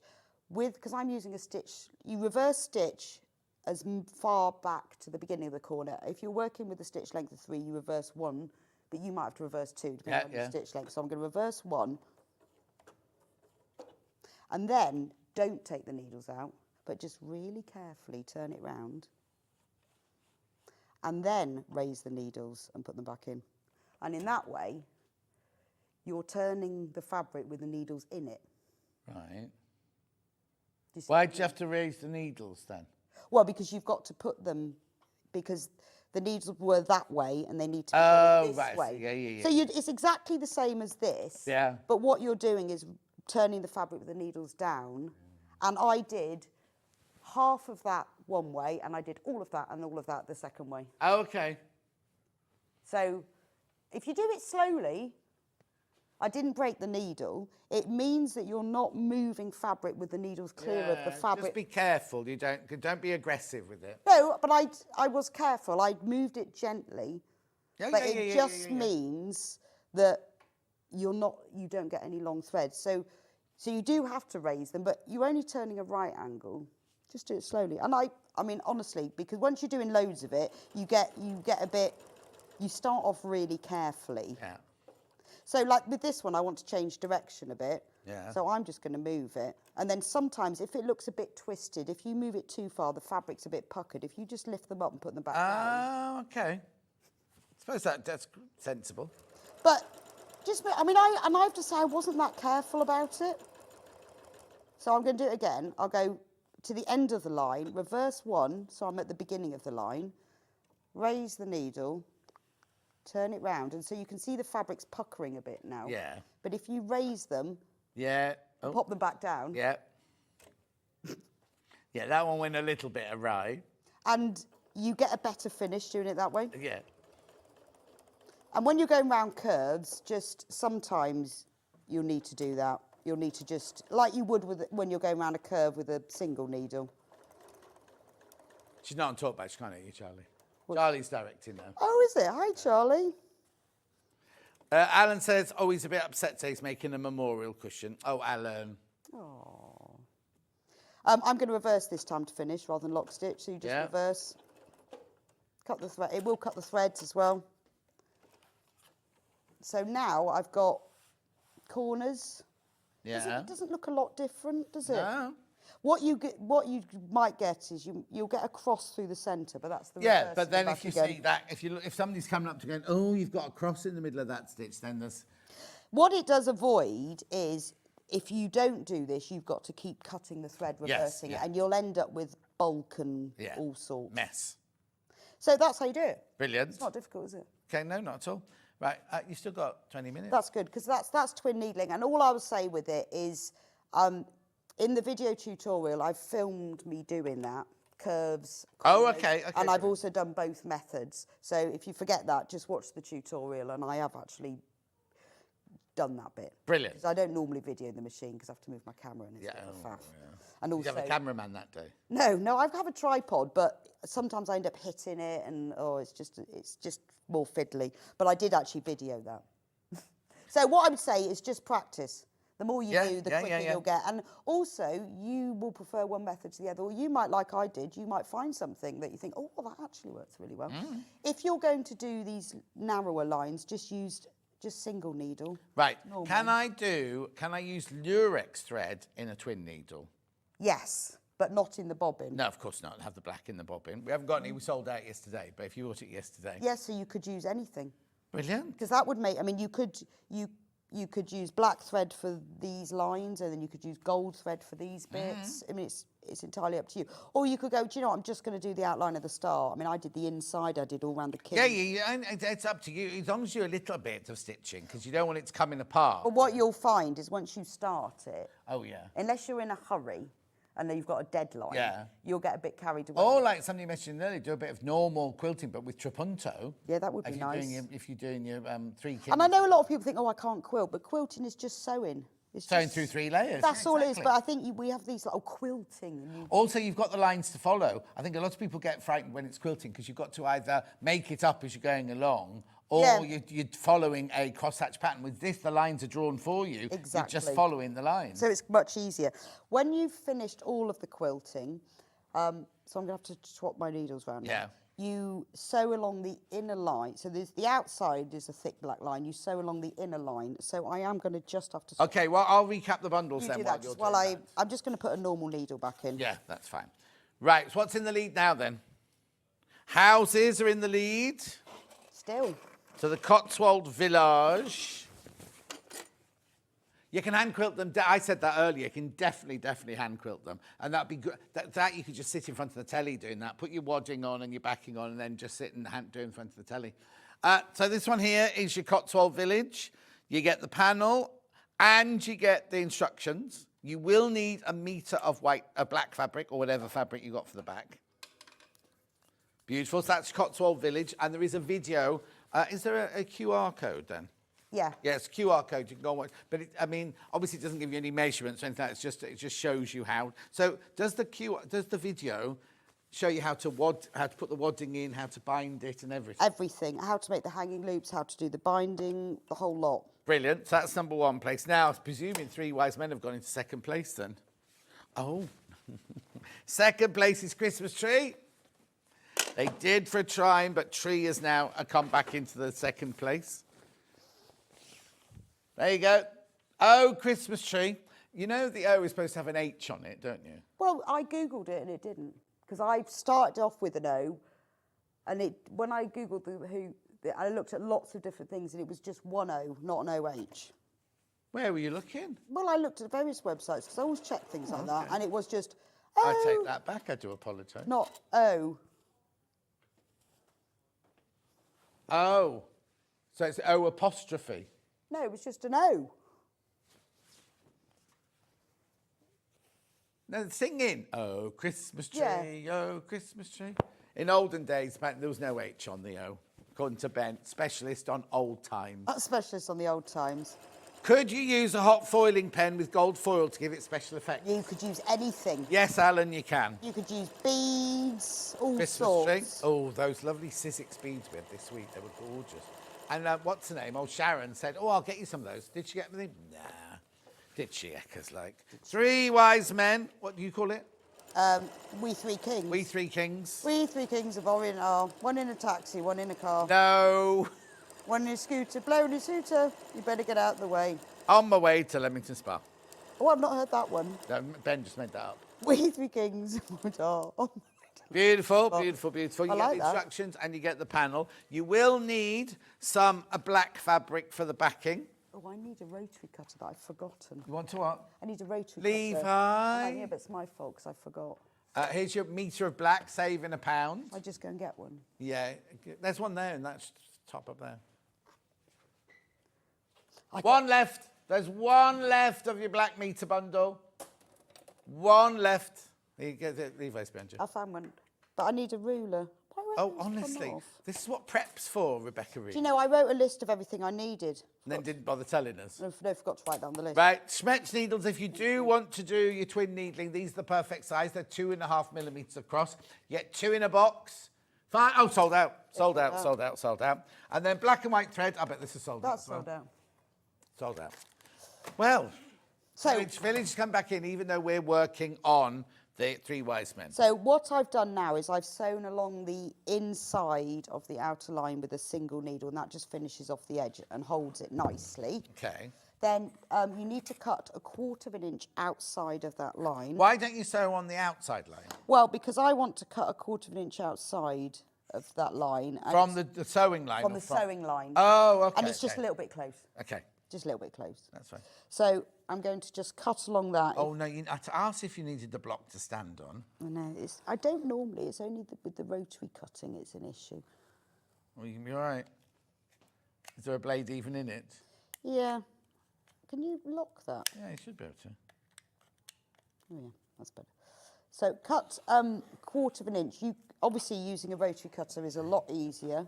And one with the blade that works. Well, it's not. I don't think it's the blade. I think it's because you need No, she just the needs to be about purchase, a foot don't you? taller. But if you don't have a rotary cutter, don't worry. Just measure and mark and cut it with a pair of scissors. Because I don't want people to think, oh, I can't do that because I haven't got a rotary cutter. Yeah. Because this is really the only main bit of cutting. So I've cut that, and obviously you'll do it all the way round. Never cut towards yourself. Watch Lindsay's Great British Sewing Bee. I'll do this one properly. Obviously you'll do that all the way around the edge. Yeah. Now, if you want to add hanging loops to yours, the measurements, the measurements are in the instructions for that. This is what they look like. So you take a piece of fabric like this, you fold it in half, you sew it together, you press it so the seam runs down the centre of the back, and then you turn it right sides out and top stitch, and you sew it together and it looks like that. Lovely. And what you do is you pin them, you measure in from the edge, it's all in the instructions, and you pin them at the top, evenly spaced across. And obviously you'll put one the other edge and then you'll put them there. Then you come to bind it. Ooh, I've still got 15 minutes, well, cool. I'm going to just show you how to join the binding strips. Lovely. So take 2 binding strips Yeah. and place them right sides facing at right angles. And pins. Do we not give you a trolley in this hour? No, I didn't have a trolley. That's taken the trolley. So everything's on the floor. Oh, Levi. So pin them together at right angles and then pin them either side. And you can either draw a line if you want. I'm just going to sew mine. And you sew from the top left-hand corner down to the bottom right-hand corner. Yeah. If you want to draw a line, use like a chalk pen or something. But these binding strips aren't that wide, so it doesn't really matter. But you're basically sewing it on diagonally, because if you join your binding strips straight, you've got more bulk, so you'll see that little bump, and also the seam is more visible. Yeah. So once you've done that, trim off the excess like so.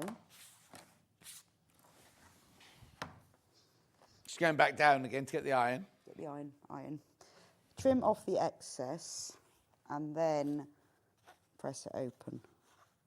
I have put all of this in the video. Yeah. But there's also, on the Amber Makes website, there's a free instruction booklet PDF you can download. It's all about binding. Free. Free. It's all about binding, and it tells you exactly how to do this. You'll never make that second million. No, I know, but it's just I might need that, mightn't I? We do a lot of binding, and things like mitering corners and joining binding strips are just something that people don't always know how to do, take quite a long time to explain. So it's all in one thing. You can just go on there and do it. Anyway, when you come to bind, actually I'm going to have to cut. I'll start here. When you come to do your quilt, you can start and finish wherever you want. I tend to start halfway down one side. Right. You can start halfway down some side, top, bottom, middle, whatever. I tend to start. Don't do bottom right. Because apparently that's I always start centre. Okay, on the right. I'd automatically go to the bottom right when you're they? something. I didn't know that. I usually start in the centre of the long side, one of the long sides. Make sure that this is what I also do. Take your binding, for this one in particular, not for all quilts, but I find, because the way I'm going to bind it, fold it in half with wrong sides facing and press it. Right. We're not going to sew with it folded in half, but this creates a really nice crease that will then sit on the edge of your quilt. And when you come to fold it over later, I'm doing single fold binding. Yeah. You can do double fold, but I found ended up using more than a metre of fabric. Oh, okay. And you know, this isn't the sort of thing that's going to have loads of wear, so No, a single exactly. fold is fine. But if you're doing single fold binding, I find that by folding it in half and pressing it first, that crease is then what's going to sit right on the edge. Yeah. And it's easier to get a neater binding if you do that. Love Rebecca's demos, also informative and easy to follow. Thank you from Debbie in County Antrim. Oh, thank you. She's obviously not watching today then. Because I go, oh, and then, oh, yes, and I've forgotten that, and oh, I've forgotten that. So anyway, do that along your whole binding strip. Yeah. And then I'm going to start here. So let's pretend, right, say this is your centre. That's the Yeah. centre of one side. We're pretending that. Then you get a tape measure. I've got to go on the floor again because I haven't got a trolley. It's a different tape measure. I know I like this one because it's red. Okay. I get through so many tape measures because I catch them on my iron. Yeah. And melt Oh, them. okay. Honestly. Or I cut them. Also, as a dressmaker, I never use a retractable one because it stretches. I know, you shouldn't. You should use a... But I honestly, I cut them. I get through so many. Yeah. Measure from the centre point, doesn't matter whether it's centre, but ish. Yeah. 4 inches. Now, look, I can't say that this method is the method, the right method. This is just the method I use. Okay. Everyone will have something slightly different, but this is the method I use that works for me. But you do what works for you. Right, now we're going to turn it over to the wrong side. Oh. Just to confuse matters. Oh, but I'm actually, because I'm going them... I'm going to have to start from there. Sorry. That's all right. Because if I'd done the whole quilt, but because I've only done one corner, I've got to pretend. So let me just do that again. Oh dear. Because I'm. Who was that message just from? Delete it. So, because I'm doing a single fold binding, when I do a binding a quilt, I like to top stitch. If you're going to top stitch your binding, start on the wrong side. If you're going to slip stitch your binding, start on the right side. Right. Because if you're slip stitching it to finish, not just this part, you can slip stitch it on the wrong side, that's fine. But if you want to top stitch it, Yeah. you will never get it right if you top stitch it from the wrong side. It never does it? It never catches it. No idea why. Even if you measure it and pin it, it never works, does it? So, because I'm going to top stitch mine to finish, because it's quicker, do it from the wrong side. So there's my 4 inches. So place the top short end of your binding at that mark. Yeah. Single layer. Single layer. And so I've got that fold, but we're going to use that later. Yeah. We're not using that for now. And then that 4-inch pin, put that, that's where I'm going to start stitching. Debbie says, should say usually. That's about your messages, about your demo. Usually. Very good. Because I forgot I've only got half a quilt. So what I'm you've going only to got 4 do, minutes. I'm going to start stitching from here. Right, okay, so let's get serious. You pin the raw edge against the first pin mark. Yes. 4 inches down is where you're going to start 'Cause that, sewing. that will be loose. Loose, yeah. Right? And you're going to sew 1/4 inch down. All the way to the bottom. And then when I get to the bottom, see, because you can see there's the corner, Yeah. just measure at this stage 1/4 inch. And the reason it's 1/4 inch is because my seam allowance is going to be 1/4 inch. If your seam allowance was 1/2 inch, measure 1/2 inch up. Just measure 1/4 inch up from the bottom corner. So you're not sewing all the way down to the bottom. I'm going to sew 1/4 inch to the bottom, and then I'm going to stop. But you're not going to the bottom. No. No. I'm going to go 1/4 inch up from the bottom. Yes, because you did just say so. Yes, right sorry. The way down to Well, the all the way down, but taking off. but the you're 1/4 going to inch. stop 1/4 inch. So I'll just show you that because I can see a request going in upstairs. Please don't put me what is Scott ever again. what is she on about? So That's your tape measure, not your pin cushion. that's my pin cushion. So you've got 1/4 inch seam allowance. Yep. And we're starting at that bottom pin. So what I'm going to do is I'm going to sew all the way down to the 1/4 inch mark, Yeah. and then I'm going to stop. Take the pin out, Yeah. lift the presser foot, turn it round, Yeah. and then I'm going to stitch diagonally into that corner and do a little Oh, reverse okay. stitch. And then I'm going to take it out. Oh, okay. Then what you do, so this is how to have really nice, neat corners. It does mean you have to keep stopping and starting. Yeah, that's all right. So because you've got that diagonal, you then fold it upwards and make sure that the raw edge of this lines up with the raw edge of that, Yeah. and give it a little press. Then I like to, at this stage, just pin that into place. Pin it right to the edge, and then you can keep it in because you won't sew on top of it. So just Yeah. pin that. So now I've got, it's really hard with the black fabric, I know. Yeah. But you've got that going Is this on the upwards. video? This is on the Okay, video. fine. and even in more detail on the binding video. Then fold it down, and the fold needs to line up with this edge. Yeah. And again, press it. If you take the extra few seconds it takes to do this pressing, you'll get a neater finish. Yeah. And then what you do is you then pin it, so making sure these raw edges are matching up, and sew it all down. And you would then do this all the way around. I'll just sew this one a little bit, and then you can see what it looks like. So using the 1/4 inch seam allowance, sew all the way down.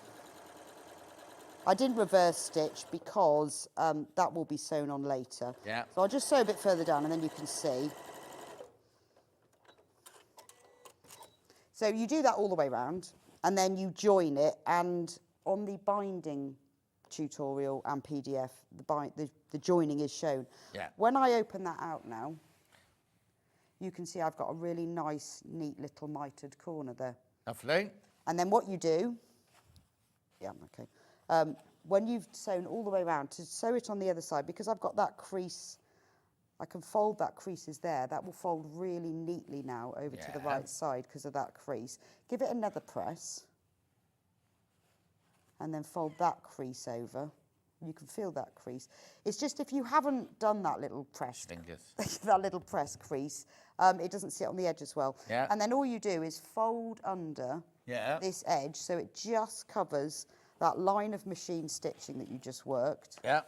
And fold under the other. So when you come to a corner, fold that under, and then your corner, fold it up into a point and back down. And so on this side now, I've got a really nice mitered corner.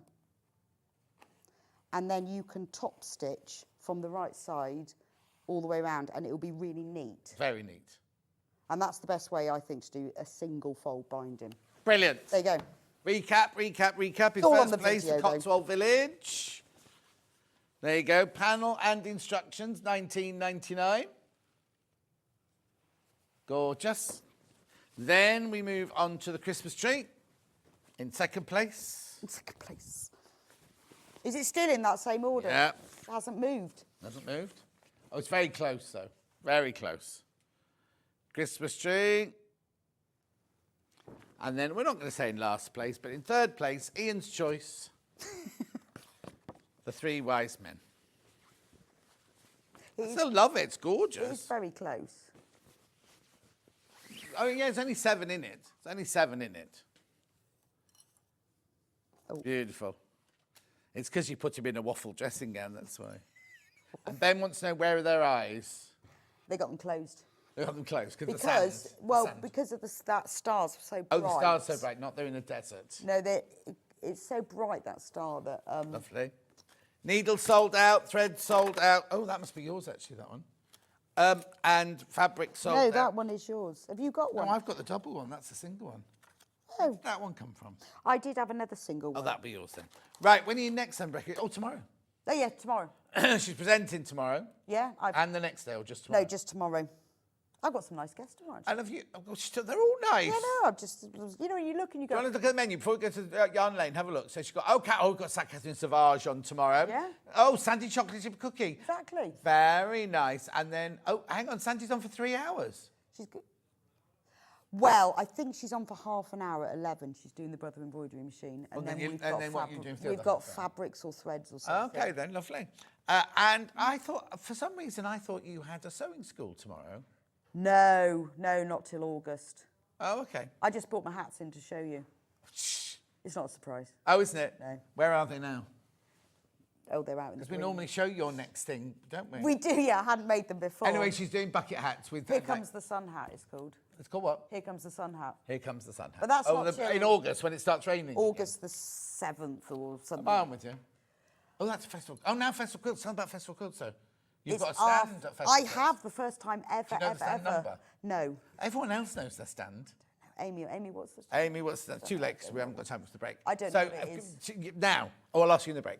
I've got to go. Sam Sabido's coming up next. Thank you very much indeed. Check out your basket. I'll see you in 4 minutes when we've got some crochet. Bye. Our UK-based call centre is always on hand to assist you 24 hours a day, 7 days a week.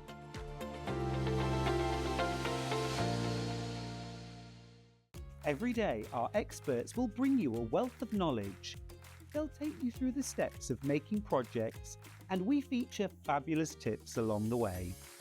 Whether you're new to sewing or a seasoned pro, you're sure to learn something new. We're live every day from 8 a.m. till 1 p.m, and you can also watch back all of the demonstrations featured on the show on our YouTube channel. Shopping with Sewing Street couldn't be easier. You can shop via our website at www.sewingstreet.com, where you can watch our live shows and see all the products from that day. We also have a huge amount of products on our website, from your sewing room essentials to fabrics, sewing machines and much more. You can download and shop on the go with our Sewing Street app. Simply head over to your app store and search Sewing Street. Alternatively, you can contact our UK-based call centre 24 hours a day on 0800 001 4433. Shopping made easy at Sewing Street. Did you know that we can deliver to over 20 different countries worldwide, spanning 4 continents from the UK to Australia? Check out our website for the list of countries and delivery costs. Sewing Street, stitching the world together. Never miss a show by watching on the go with the Sewing Street app. Head over to your app store now and search Sewing Street and simply download to your smartphone or tablet. You can watch the shows live and see your favourite presenters and guests. Click on the Today button to shop all of the products that are featured in today's show. Want to know what's hot? Then click here to see today's bestsellers and highlights.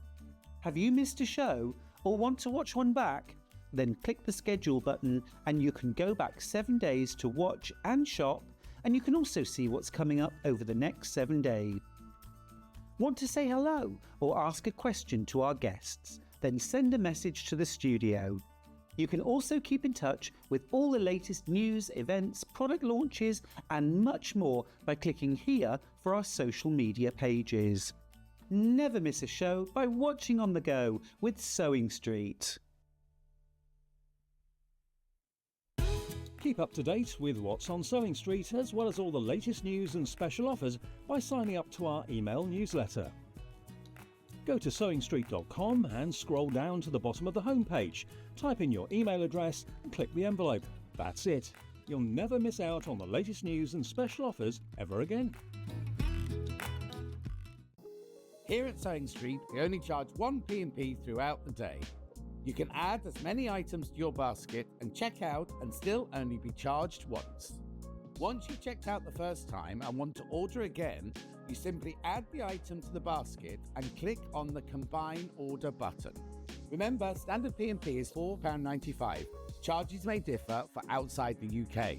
Or upgrade to our premium option for £6.95 on certain items.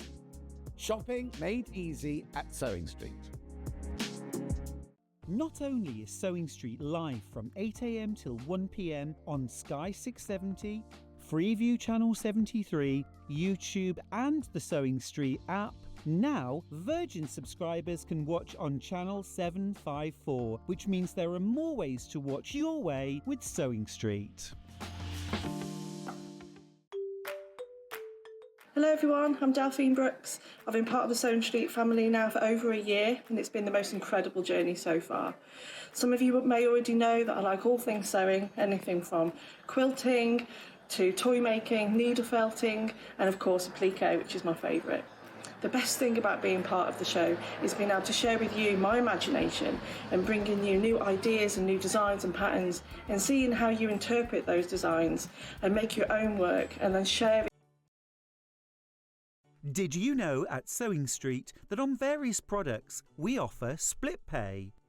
That means on certain items you can spread the cost over 2, 3, 4 or sometimes even 5 interest-free monthly payments. Just pay the first instalment when you purchase and you're away. So shop your way with split pay. Shopping with Sewing Street couldn't be easier. You can shop via our website at www.sewingstreet.com, where you can watch our live shows and see all the products from that day. We also have a huge amount of products on our website, from your sewing room essentials to fabrics, sewing machines and much more. You can download and shop on the go with our Sewing Street app. Simply head over to your app store and search Sewing Street. Alternatively, you can contact our UK-based call centre 24 hours a day on 0800 001 4433. Shopping made easy at Sewing Street.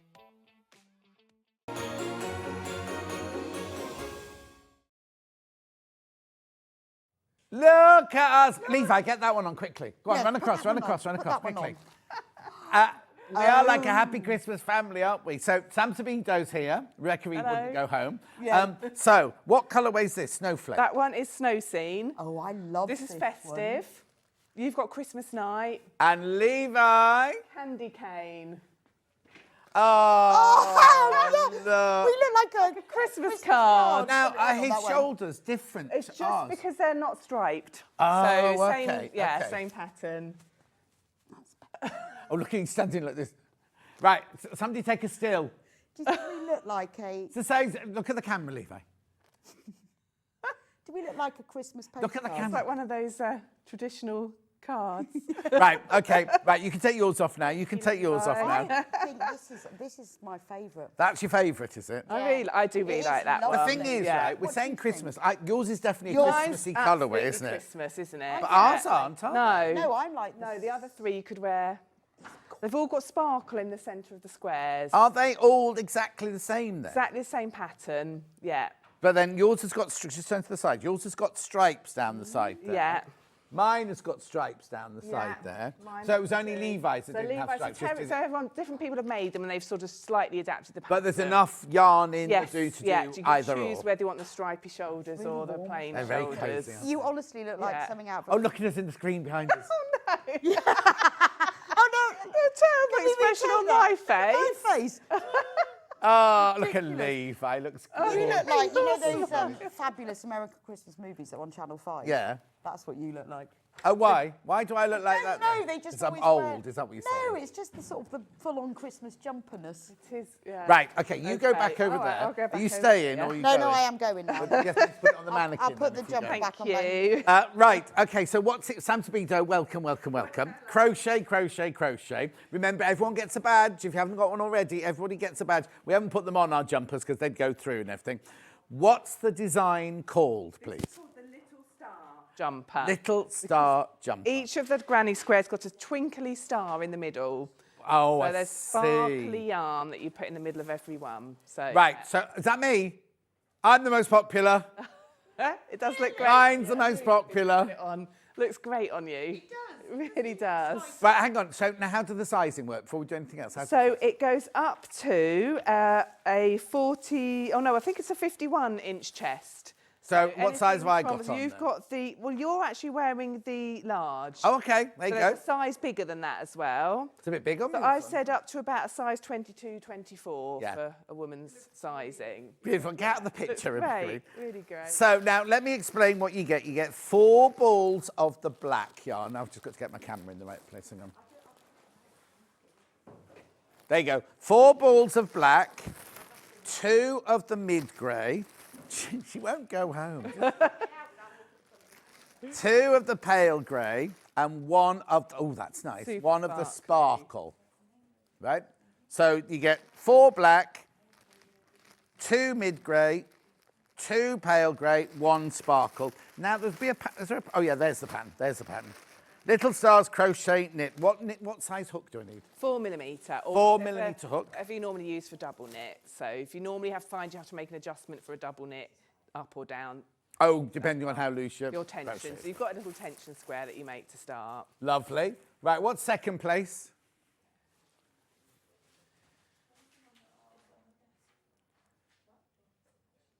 Blue, the blue one. Blue one's in second place. So this one, I won't open it, but you get your 4 balls of like your cobalt. Have they got colours or just numbers? Royal these? blue, that one is. It's called what? Royal I blue. think it's a boiler blue. Oh, that's like royal blue, 2. Soft blue or something like that. No, that's a soft blue and that's just blue. Okay, and 1. One polar white sparkly. Yeah, it's polar white, but it's got little like the little glitter in there as well. Really, If you can, I don't know if you can see that. Can you just see? I don't know if you can see it through the plastic bag. Sorry. That. Oh, you're all right. That's in second place. That's in second place. That's one Rebecca Reid was wearing. There she is. It's love. Actually, on the picture, Rebecca's and Levi's like kind of stand out. The white really stands out. I think it's the doesn't it? white in the Little middle. Stars, yeah. You're in second place, Rebecca Reid.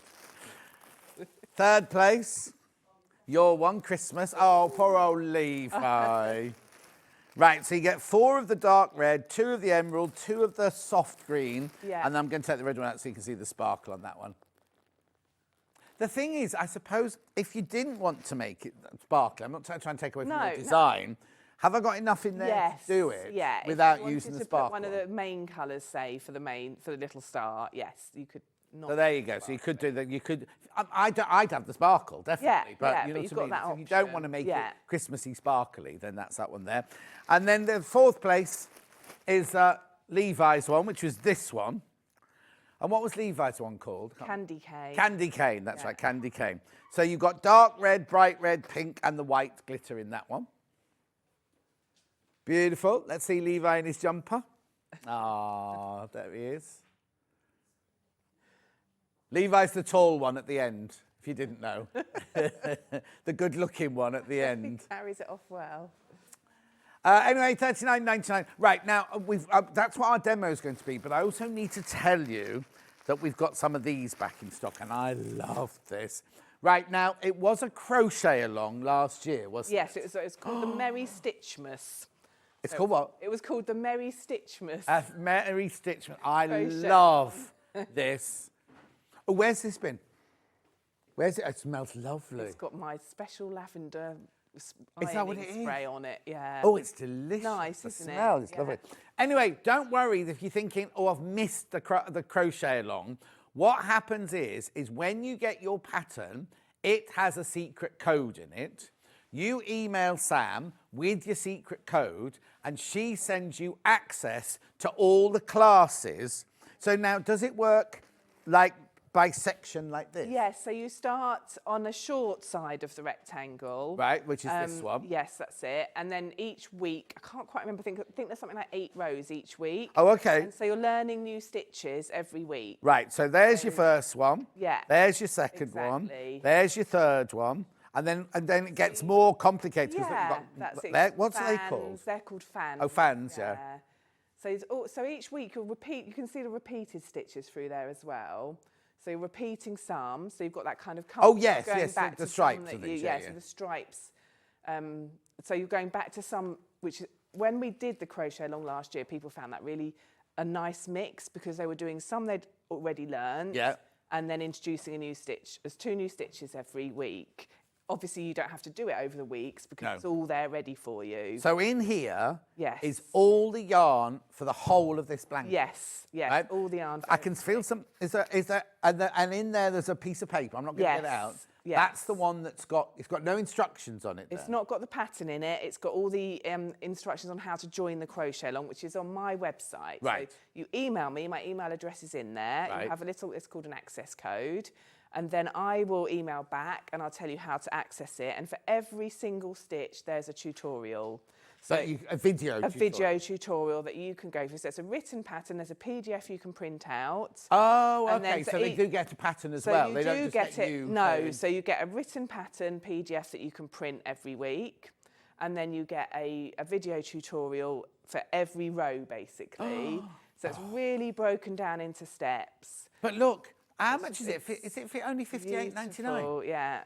I think that, oh, look, isn't that gorgeous? Oh, I want one of these.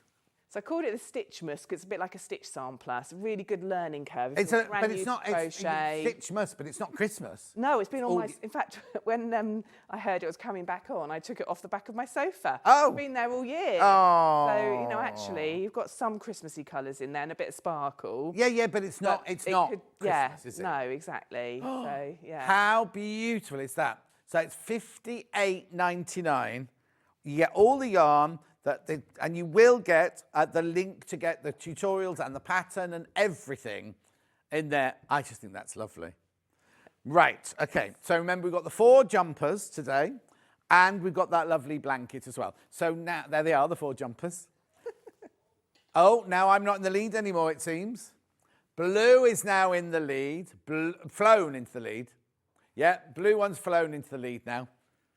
So there you go. Right, so what are you going to show us today? I'm going to show you how to make the little squares. I've got one with me. Yeah. And then I'm going to show you how to make the shoulder stripes. Fantastic. And so for every size that you make, so first thing, as I always say, is choose your size. Ideally, measure yourself. If you can possibly measure yourself first, rather than thinking, oh, I'm normally a size 16, I'm going to just make that size. You've got all of the measurements there. If you measure yourself, you can be very sure it will fit you at the end. And think about the fit you want. Do you want it fitted? Do you want it loose? So I've gone true to size. So this is the large, and this is the size I would normally wear once I've measured myself. Yeah. So you've got the chest circumference, it suggests it's 4, and then a finished chest circumference. So you can really play about with that. Should we use shout-outs for who's made which one? Can you remember? Oh, yes, please. That's Claire. Claire's made this one. one. Who's made yours? Karen made this one. Who made the blue one? It was me. And the candy cane was Terry Ann. Oh, we have to say thank you because it wasn't for it's a lot of work, sample and they're creation, so kind. They just volunteered to do it. Do they get the finished jumper? Friends. Yes, they get the finished jumper. Oh, whoever gets this one, I'm sorry, be a bit stretched out of shape. No, that's fine. Oh, that's no, that's fine. Claire made that, but she won't mind at all. She'll be thrilled to see you wearing it. Oh, okay. Claire used me as your Christmas card.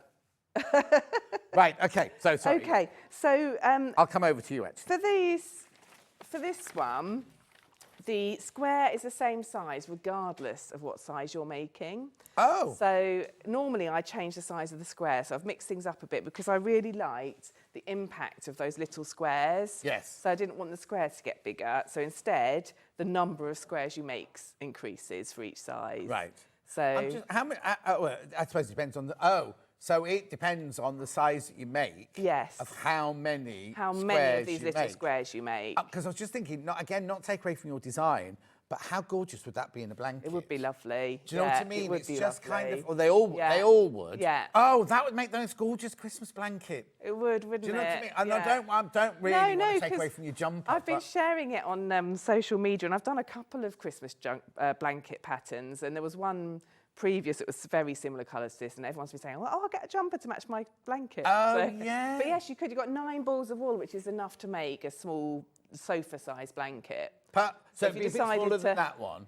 No, well, that one's 12 balls, so slightly smaller than that one. But then that's different, because that's done in stripes, not in the things. Exactly. But no, but they make gorgeous, like, throws and things. Yeah. Or, I mean, it's me again. You could make however many squares you can make something. A shawl. Just like a wrap sort of thing. Yes, that'd be nice that too. If you didn't want to do the... Yeah. You see, I don't own a jumper.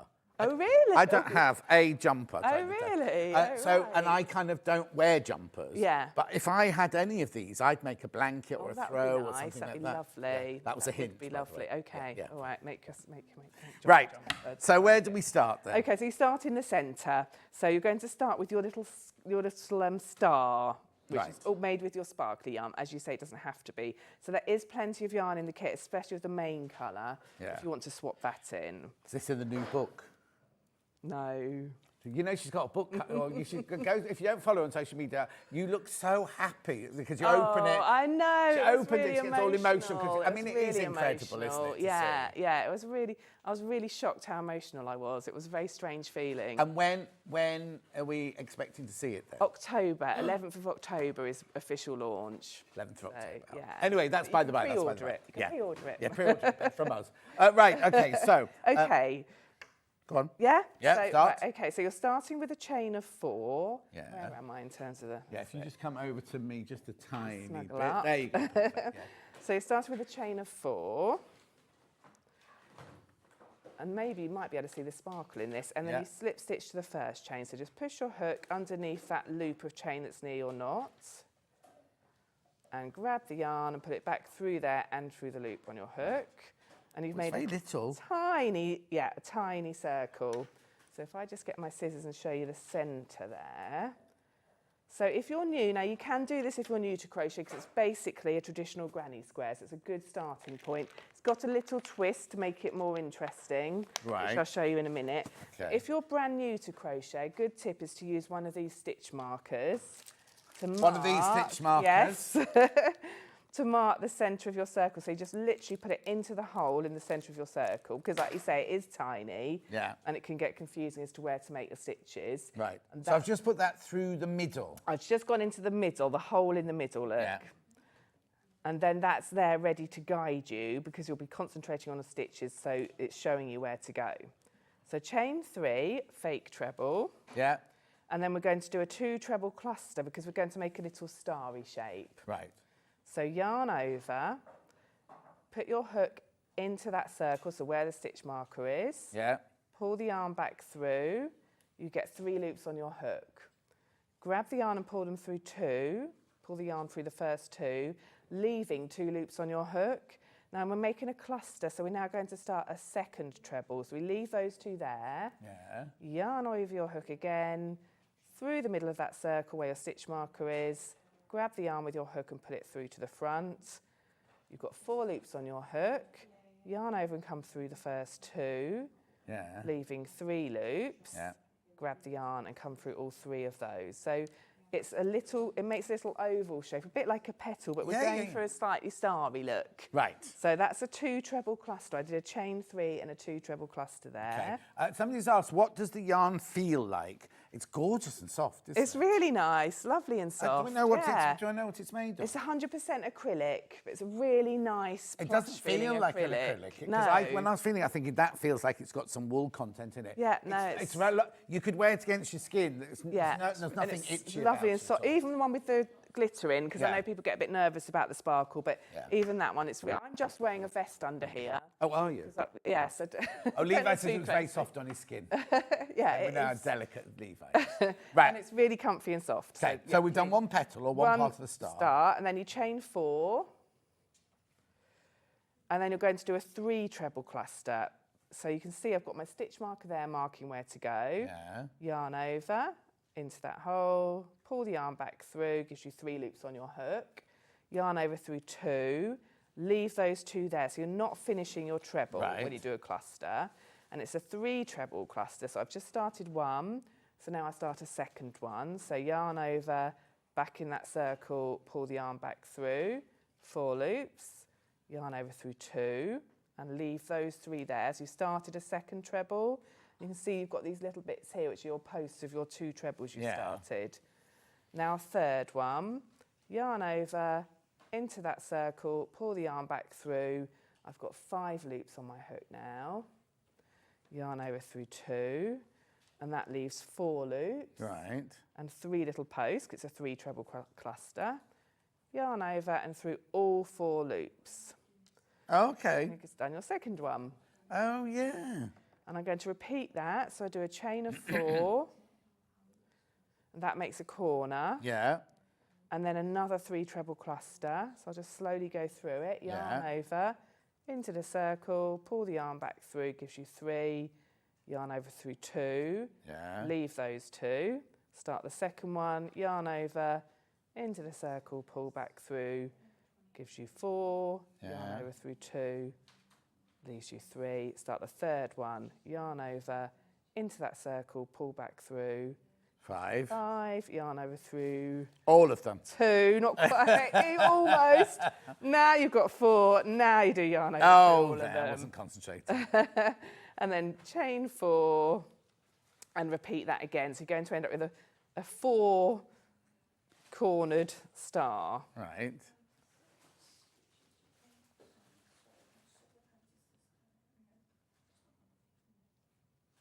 So when you've got 4 loops, that's when you know you're ready to go yarn over through all 4. Yeah. Chain 4. And then you're going to go all the way over to the top of your first cluster that you made, which is here. Yeah. And you're going to slip stitch in there. Do what? Slip stitch, yeah. So find the top. So it's jumping over this 3 chain here. Put your hook underneath the top of that stitch where those 2 strands of yarn are. grab the yarn and put it back through there and through the loop on your hook. That's it done. And that's the centre done. So I'm just going to, or when I fasten off, it's saying the pattern fasten off, and all that means, what I do is I pull a loop up like that, I cut it at the top of the loop, and then I pull the end that's still attached to the ball. That's all you need to do. And I'm just going to pull the tail that tighten, take my stitch marker out of the centre, and there's your... Okay, so if you're making this jumper, would you make all of those middle bits first? I do 10 at a time, because I really, when I first started crocheting, I would just make one square at a time. Yeah. Because it's such a satisfying thing to do. So now in the interests of efficiency, I'll do 10. I can't bear to do them all. But I mean, Terry Ann, who made the candy cane, I think she probably did all of them. Right. I think there's about 100, and then she'll start. But it's whatever you enjoy doing. Because for the sake of, I love seeing the rounds build up. Yeah. I would do 10 because then it's quite a bit quicker to. And also, you are working to a deadline to be on the show. Yes, so exactly. For Pure pleasure, exactly.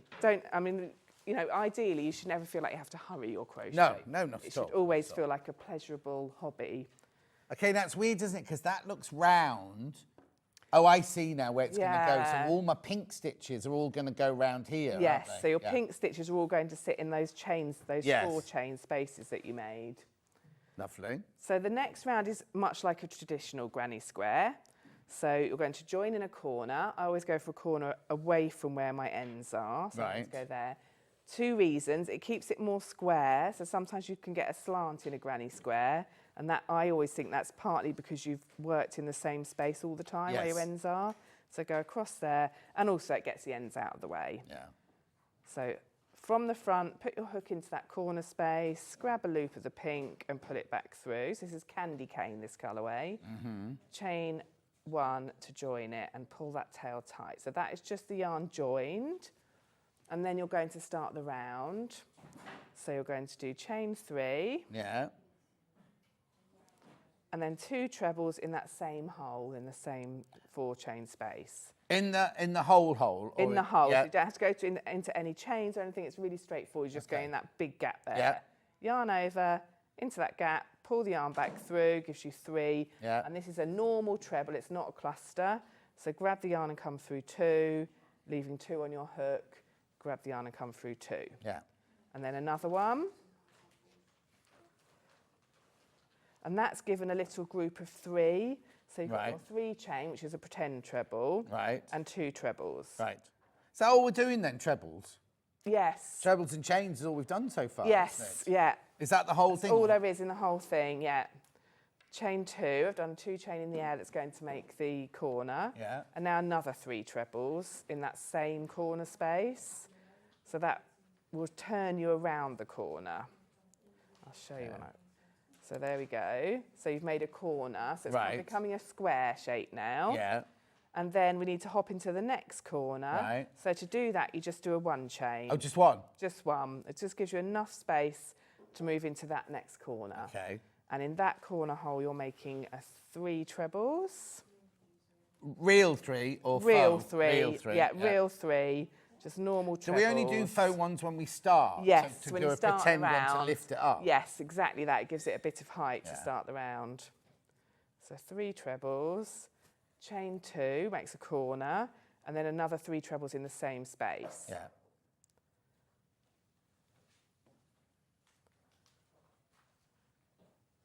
And that's made your second corner. So you see it building up, and then you do a 1 chain, hop into the next corner. Yeah. Same again, 3 trebles. Let me just see if there's any questions for you on my iPad. Okay. Oh, Pauline loves the black one best. Oh. Christine says a lady called Kate McManus will be making one of these jumpers. Sue says that photograph looks like a dysfunctional family Christmas. With strange expressions on our faces. Yeah.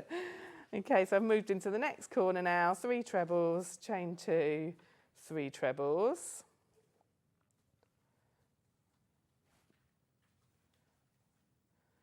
And then again, a 1 chain to move you across. And then you can see you've got 1 more corner to work in. 1 more chain. Yeah, and then it's going to be 3 trebles. Oops, caught up. I don't want the sparkly in there.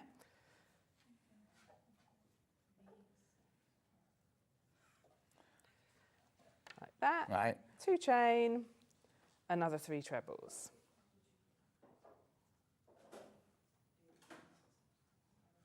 Why is this ball of wool different to all the others? Oh, it's not. These are Terry Ann's leftovers. So Terry Ann... Oh, and she's neat. She had, yes, and she's neat. She's rolled them all beautifully for me. And look, she's made a shade. Oh, what? You don't get these? No, you don't get it, but you can make you your can own tell one. She's neat. Look at her writing. I know. Beautiful Isn't that lovely? writing, So I yeah. made the most of the fact she'd rolled it all beautifully and done a shade card. Yeah. So they look much neater than my And then to join that together. Sorry, just, one chain, no, then a no, slip don't stitch. apologise. So 1, 2, 3, you slip stitch into the third of that first 3 chain that you made. So you just push your hook through the chain, grab the yarn and come back through there and through the loop on your hook. Okay. And then fasten off. They come together quite quickly, They don't do, they do. They're really fun. Right. And that's the second round done. And let's just compare it to the other one I made already. Yeah. So then for the third round, you just... Where's the did you say there was something slightly different? Yes, this round coming up. Okay, this round coming up. So the centre of the granny square is different to a traditional one. That round we just did is traditional. Yeah. And then the third round is different again. Right. So we'll just find the end.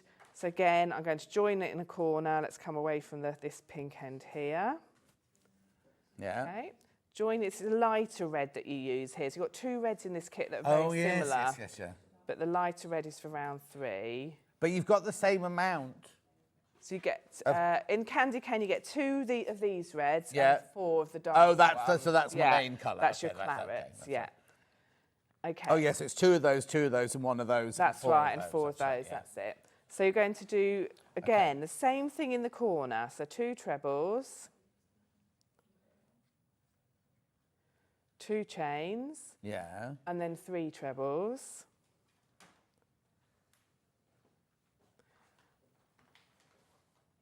So exactly the same as I did before in the corner. So I'll show you how that looks. Yeah. And then that looks normal. That looks normal. It's what you'd normally do on a traditional granny square, right, and it's what we did before. Yeah, yeah. Then you do a 1 chain. Is that how you make a fan? You know, we do sort the fans of, yeah, earlier. yeah. Like You wouldn't making have a that fan gap, shape. and you kind of pull them down. Yeah. I'm thinking about the blanket now. You know, you said it's all trebles. Yeah. That is the case with most crochet. Lots of crochet projects. I mean, mainly in that blanket is mainly trebles. Oh, is it? Yeah, it's just combinations of them worked in a different way. Yeah. So I'm going to move across to this hole here now, which is the 1 chain corner space. Right.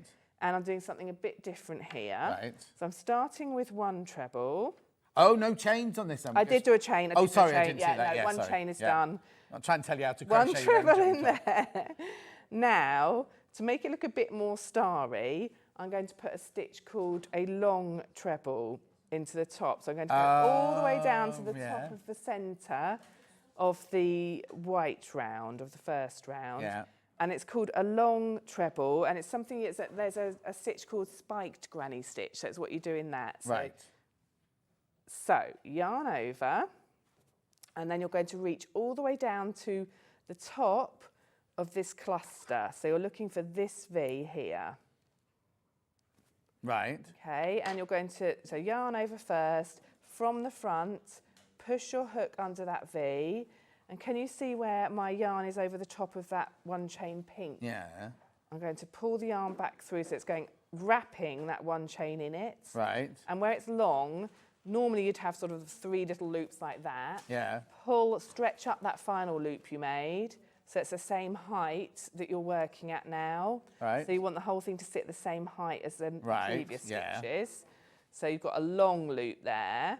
Yarn over through 2, yarn over through 2. So you determine how long the loop is? Yeah, so what you want to do is make the loop, the actual stitch is looking longer than the stitch before. Yes. And it needs to sit at the same height Got as it. the others. Yeah. If you don't do that, it will just pull in. Yeah. So you have to determine So you have to do that. Yeah, you do that. I'll show you again in a sec how you do that. So yarn over, and now make a normal treble just in the hole. Right. Yeah, so you have to sort of put a bit of work in to make sure it sits long. And yeah, because if you didn't make that stitch long, it would all start cinching into the middle. Yes, you'd get a funny shape. Yeah. So then 1 chain, and then into the next corner, work as normal. So you do 3 trebles.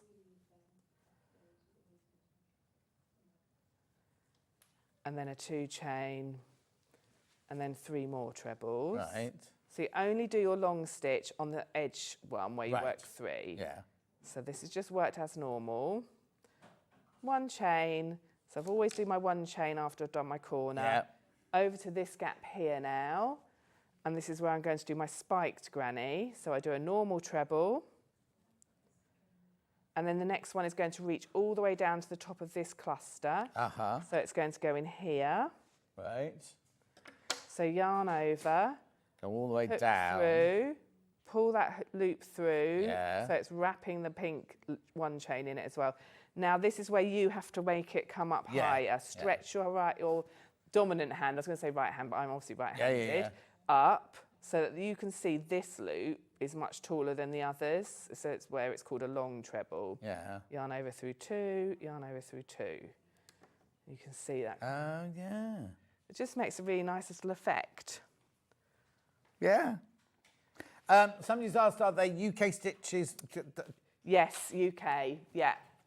So it's very confusing with UK, US because they have the same name for stitches, but they describe different stitches. Yeah. But these are UK. But yours are always UK. UK crochet terms, yeah.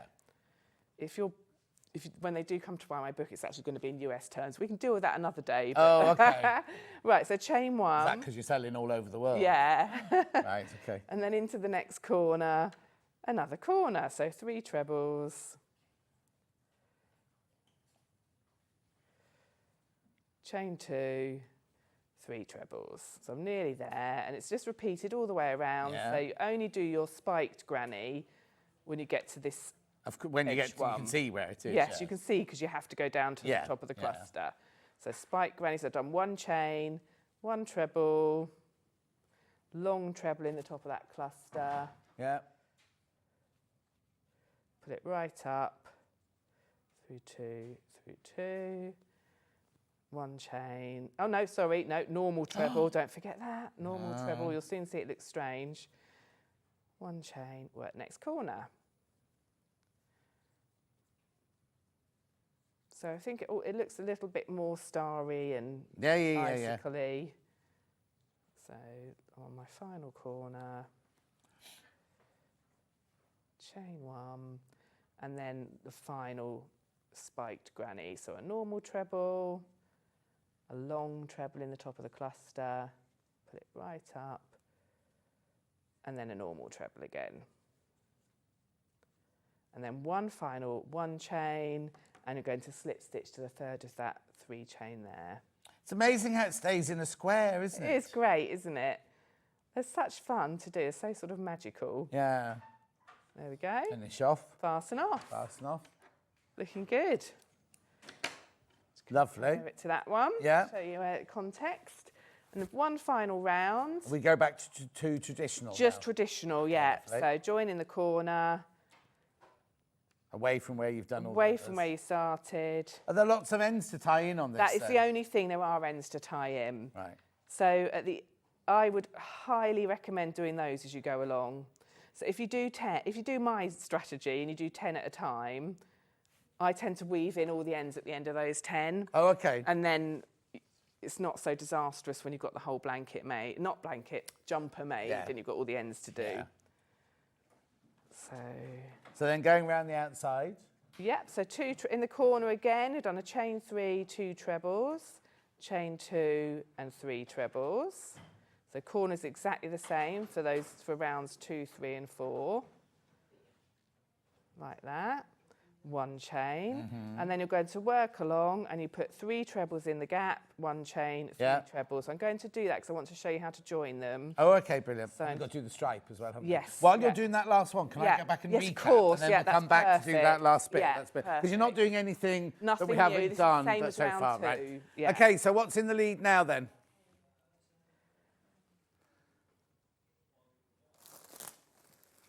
Rebecca Reid by 1 is in the lead at the moment. So in this one, you get the instructions. You get 4 cobalt, 2 the darker blue, 2 the pale blue, and 1 glittery white. $39.99. There's Rebecca Reid wearing hers.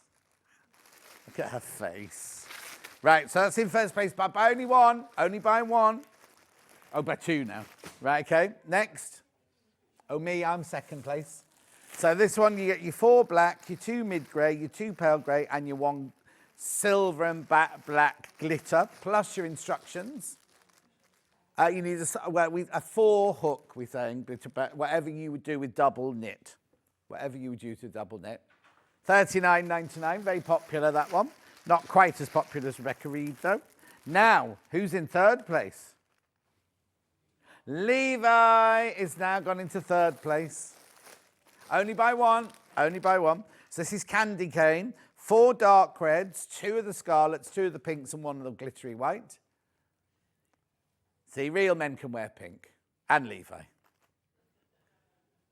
Beautiful, $38.99. And then last but not least, but only by 1 though, festive. Festive. The thing is, though, yours is definitely festive. Yes, this is a proper Christmas jumper, isn't it? Yeah. So you get 4 of the dark red, 2 of the emerald green, 2 of the pale soft green, and 1 of the red glittery, plus your instructions, $39.99. Right, now, I've got this crochet along blanket, which I think is just gorgeous. Look. Crochet along. So what you need to do is you buy this. Well, let me just tip all the yarn out because I don't know if you realise how much you're actually getting in here. You get all of the yarn crammed into this bag. There you go. I don't want you to see that. I don't want you to see the piece of paper. Look at all those gorgeous colours. You get all of that. Plus, now, hang on. There's one thing on here that you can't see. Right. Okay. So I'm not going to turn it over. You get this, right, which isn't your instructions. It's all about the project. Then on the other side, there's a secret number, a secret code. What you do is there's an email address on the other side. You email Sam saying, I've just bought this in Sewing Street, this is my secret code. She will then send you the link to your PDF pattern, every video for all of the different months. So is it, how many months? It's 6 weeks. Oh, 6 weeks. Yeah, you've got 6 weeks. 6 episodes. Yes, exactly. So you've got a PDF each week. It's really detailed. But if they buy it, they'll get it all it's in all one ready go. They haven't got to wait. It's all ready to, because it's one we ran last year. year. When you launched it, you did it week at a time. Now all 6 of the sessions ready are there. for you to make it at your own pace. Just go through all the instructions. They're beautiful, and all that for $58.99. I know. I've got to go back because I know we've got lots to, because we're going to do joining and we're going to do the stripes. Yes. So I've now got my 2 finished squares. Yeah. You can see them there. And I'm going to show you how to join them first. So you're going to put them right sides facing. So would all these be gone? Oh, I would suggest, not necessarily, some people don't. I have a feeling Terry Ann, when she did her one, left them all to the end. Oh, okay. So it's possible. I mean, I like weaving in ends. I find it really satisfying and it finishes it all off nicely. So there's no law? There's no rule. I mean, ideally do it now, like I have done on this one, and then you can block them. But, I mean, you can see these look like a really nice square shape. So they take their shape well. Yeah, that one's gone a bit, Yeah, so if you... Also, weaving in ends in itself kind of blocks it a bit. If you want to, you can spray it with your water. That's where my lavender water comes in. Oh, is that where the lavender water comes in? And then you just shape it. You can just do it on an ironing board or a towel, or you can get blocking boards. Yeah. And then they're all the same size and they're ready to go. Brilliant, right. So, right sides facing, because with my granny squares, I always work on the right side. So how do you know the difference between the right side and the wrong side? The easiest way to tell is the top of the stitches where you've got your V's are facing up towards you. Right. So if I turn it over, you can Oh, see yes, I can see that. Yeah, definitely. So right sides facing, sandwich them. Yeah. Put them together. Let's turn it that way so we haven't got all the ends to look at. Put your hook through the corner space on both squares. So I've gone through both squares in the same corner. Yeah. And then rejoin your yarn. So pull a loop of your main colour through, chain 1, and then 1 double crochet in that same place. So this is double crochets. So I join it by crocheting. You can sew if you'd rather. You just put some main colour on a needle and sew it. Right. But I like to double crochet. So put your hook, no yarn over, straight through that corner, pull the yarn back through, gives you 2 loops on your hook, yarn over through 2. And then you're going to do the same for the stitches. So you find the stitch at the top of the first treble on the one side and the same consecutive stitch on the one below, behind. And you do yarn over and you pull it through, yarn over through 2.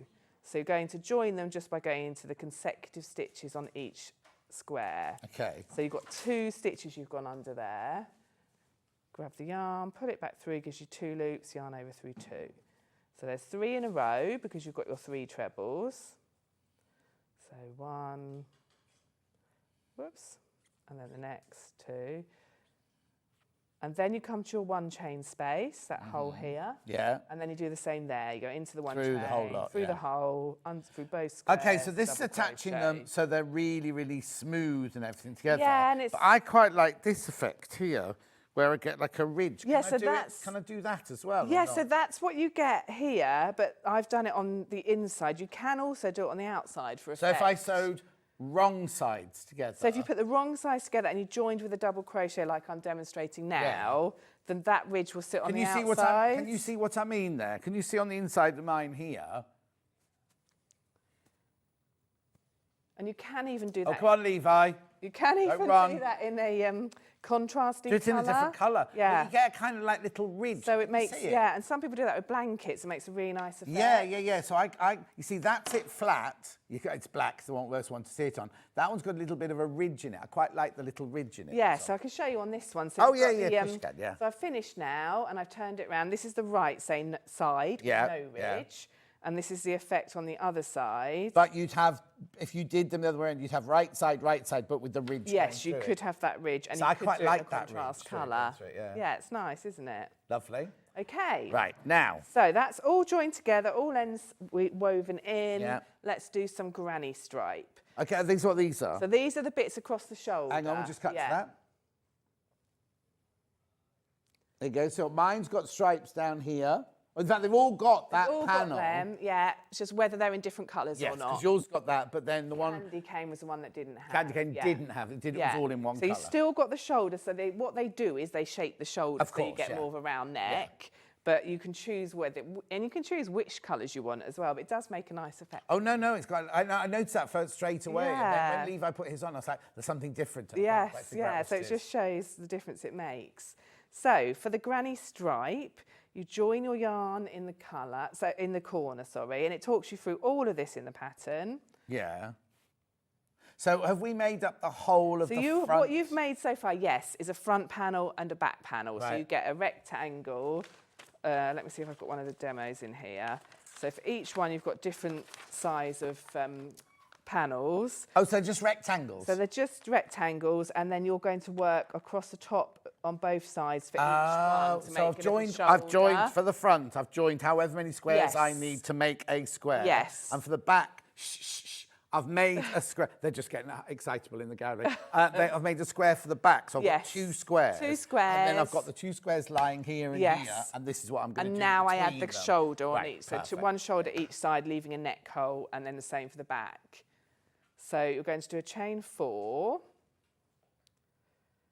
And that acts as a pretend treble and a chain 1. Yeah. And then you skip into the next 1 chain space. So that's this hole here. Right. And you make 3 trebles in there.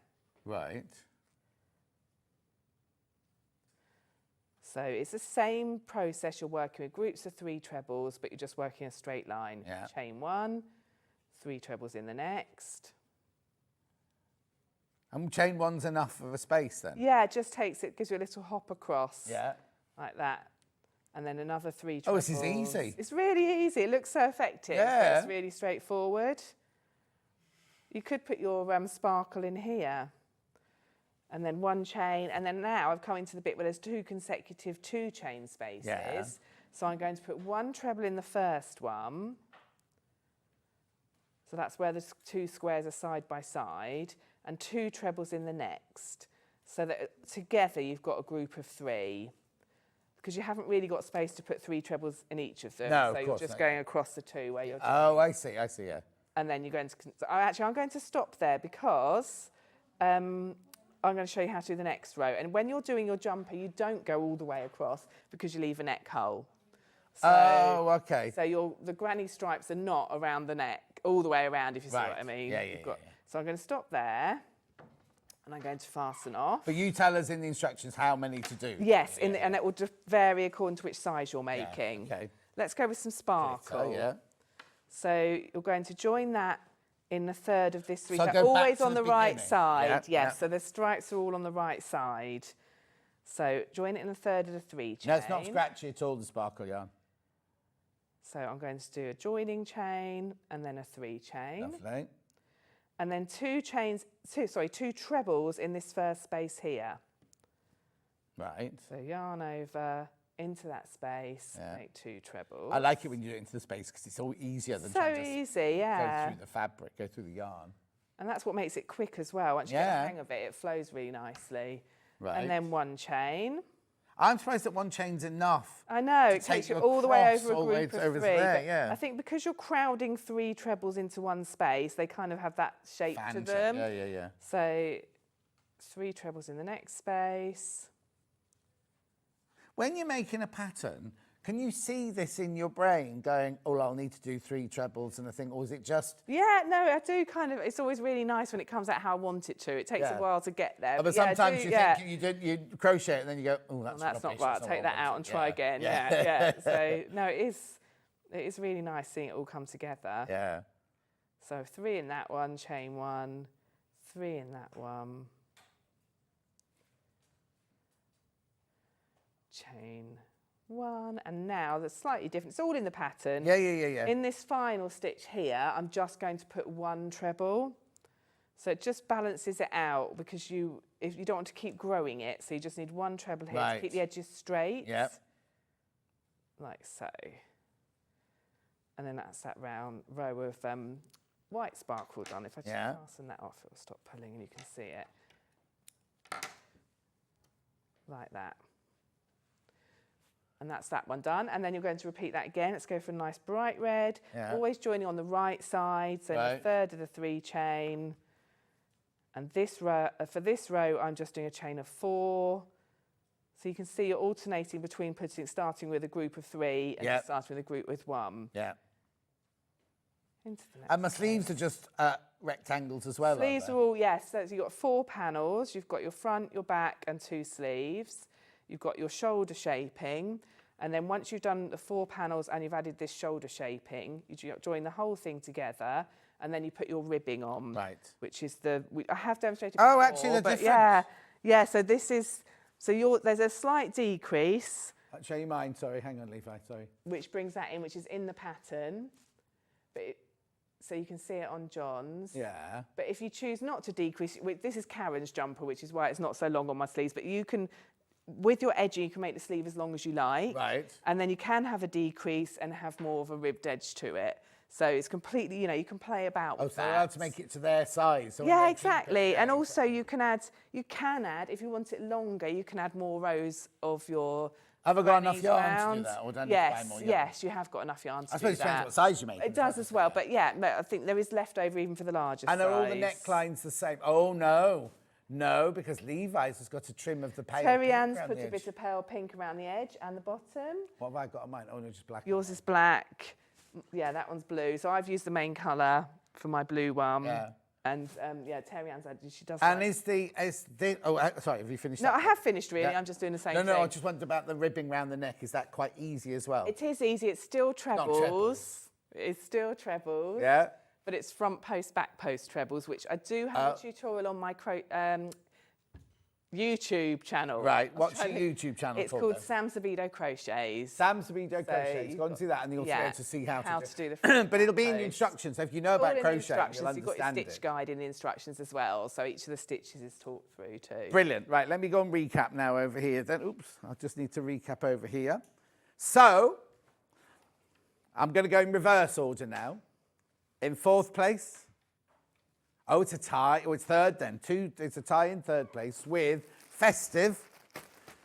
Festive, you get 4 dark red balls, 1 sparkly red, 2 dark green and 2 pastel green.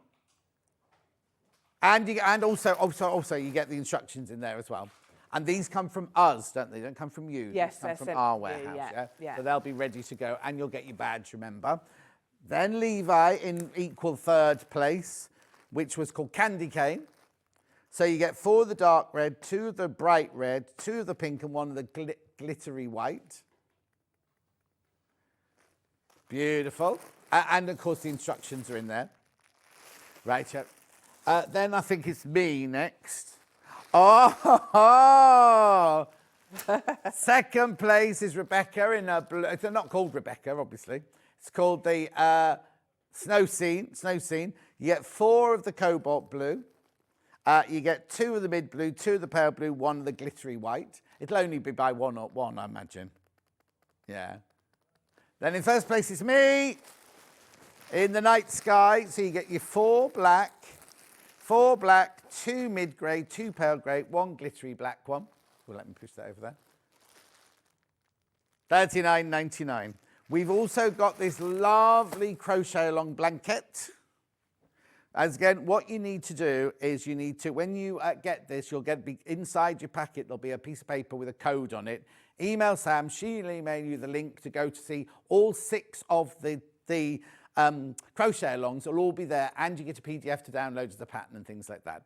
£58.99. It's gorgeous, isn't it? Absolutely lovely. And it all comes, now does this come from us as well? Yes, yeah. This also comes from us. Comes in that lovely calico bag, that one. Right, now we just showed you some... Yep, got it. Stitch markers.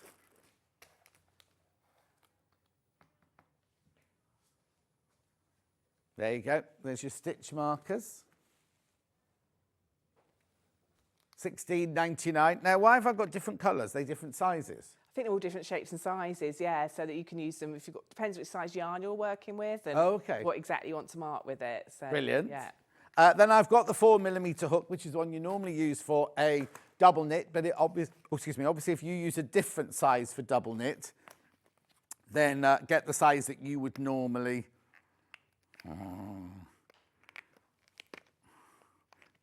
Hang on, I'll be with you in a minute. One moment, colour. Got 1 minute. Here you go.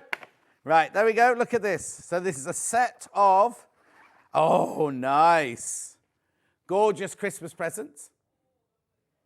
$28.99. There's only 2 of those left. You've been busy buying those while I've not been looking. Right, let's look at tomorrow's menu. Now, I'm not in now till a week tomorrow. I'm off for over a week now. I'm working in Warrington, aren't I? Here it is. Christmas fabrics at 8 o'clock, so it's Rebecca Reid presenting tomorrow. Christmas embroidery kits with Catherine Sauvage at 9. Trio of stockings with Sandy chocolate chip cookie at 10. Brother embroidery machine and threads with Sandy for half an hour and Rebecca for the other half an hour. And then 12 o'clock, Frosty Flakes quilt kit with Sandy chocolate chip cookie. Thank you ever so much indeed, Sam. Thanks for having Safe me. journey home. Thank you. I'll see you a week tomorrow. Don't forget you get a badge with everything you buy during the week while stocks last. Don't forget to check out CL's book because we got an extra amount. We did get an extra amount. It's a different code now, so you need to go to the website and look at the different code. It's on the top of the website now for you to do it. And I'll see you in a week on Tuesday. Thank you very much for joining us. I'll see you soon.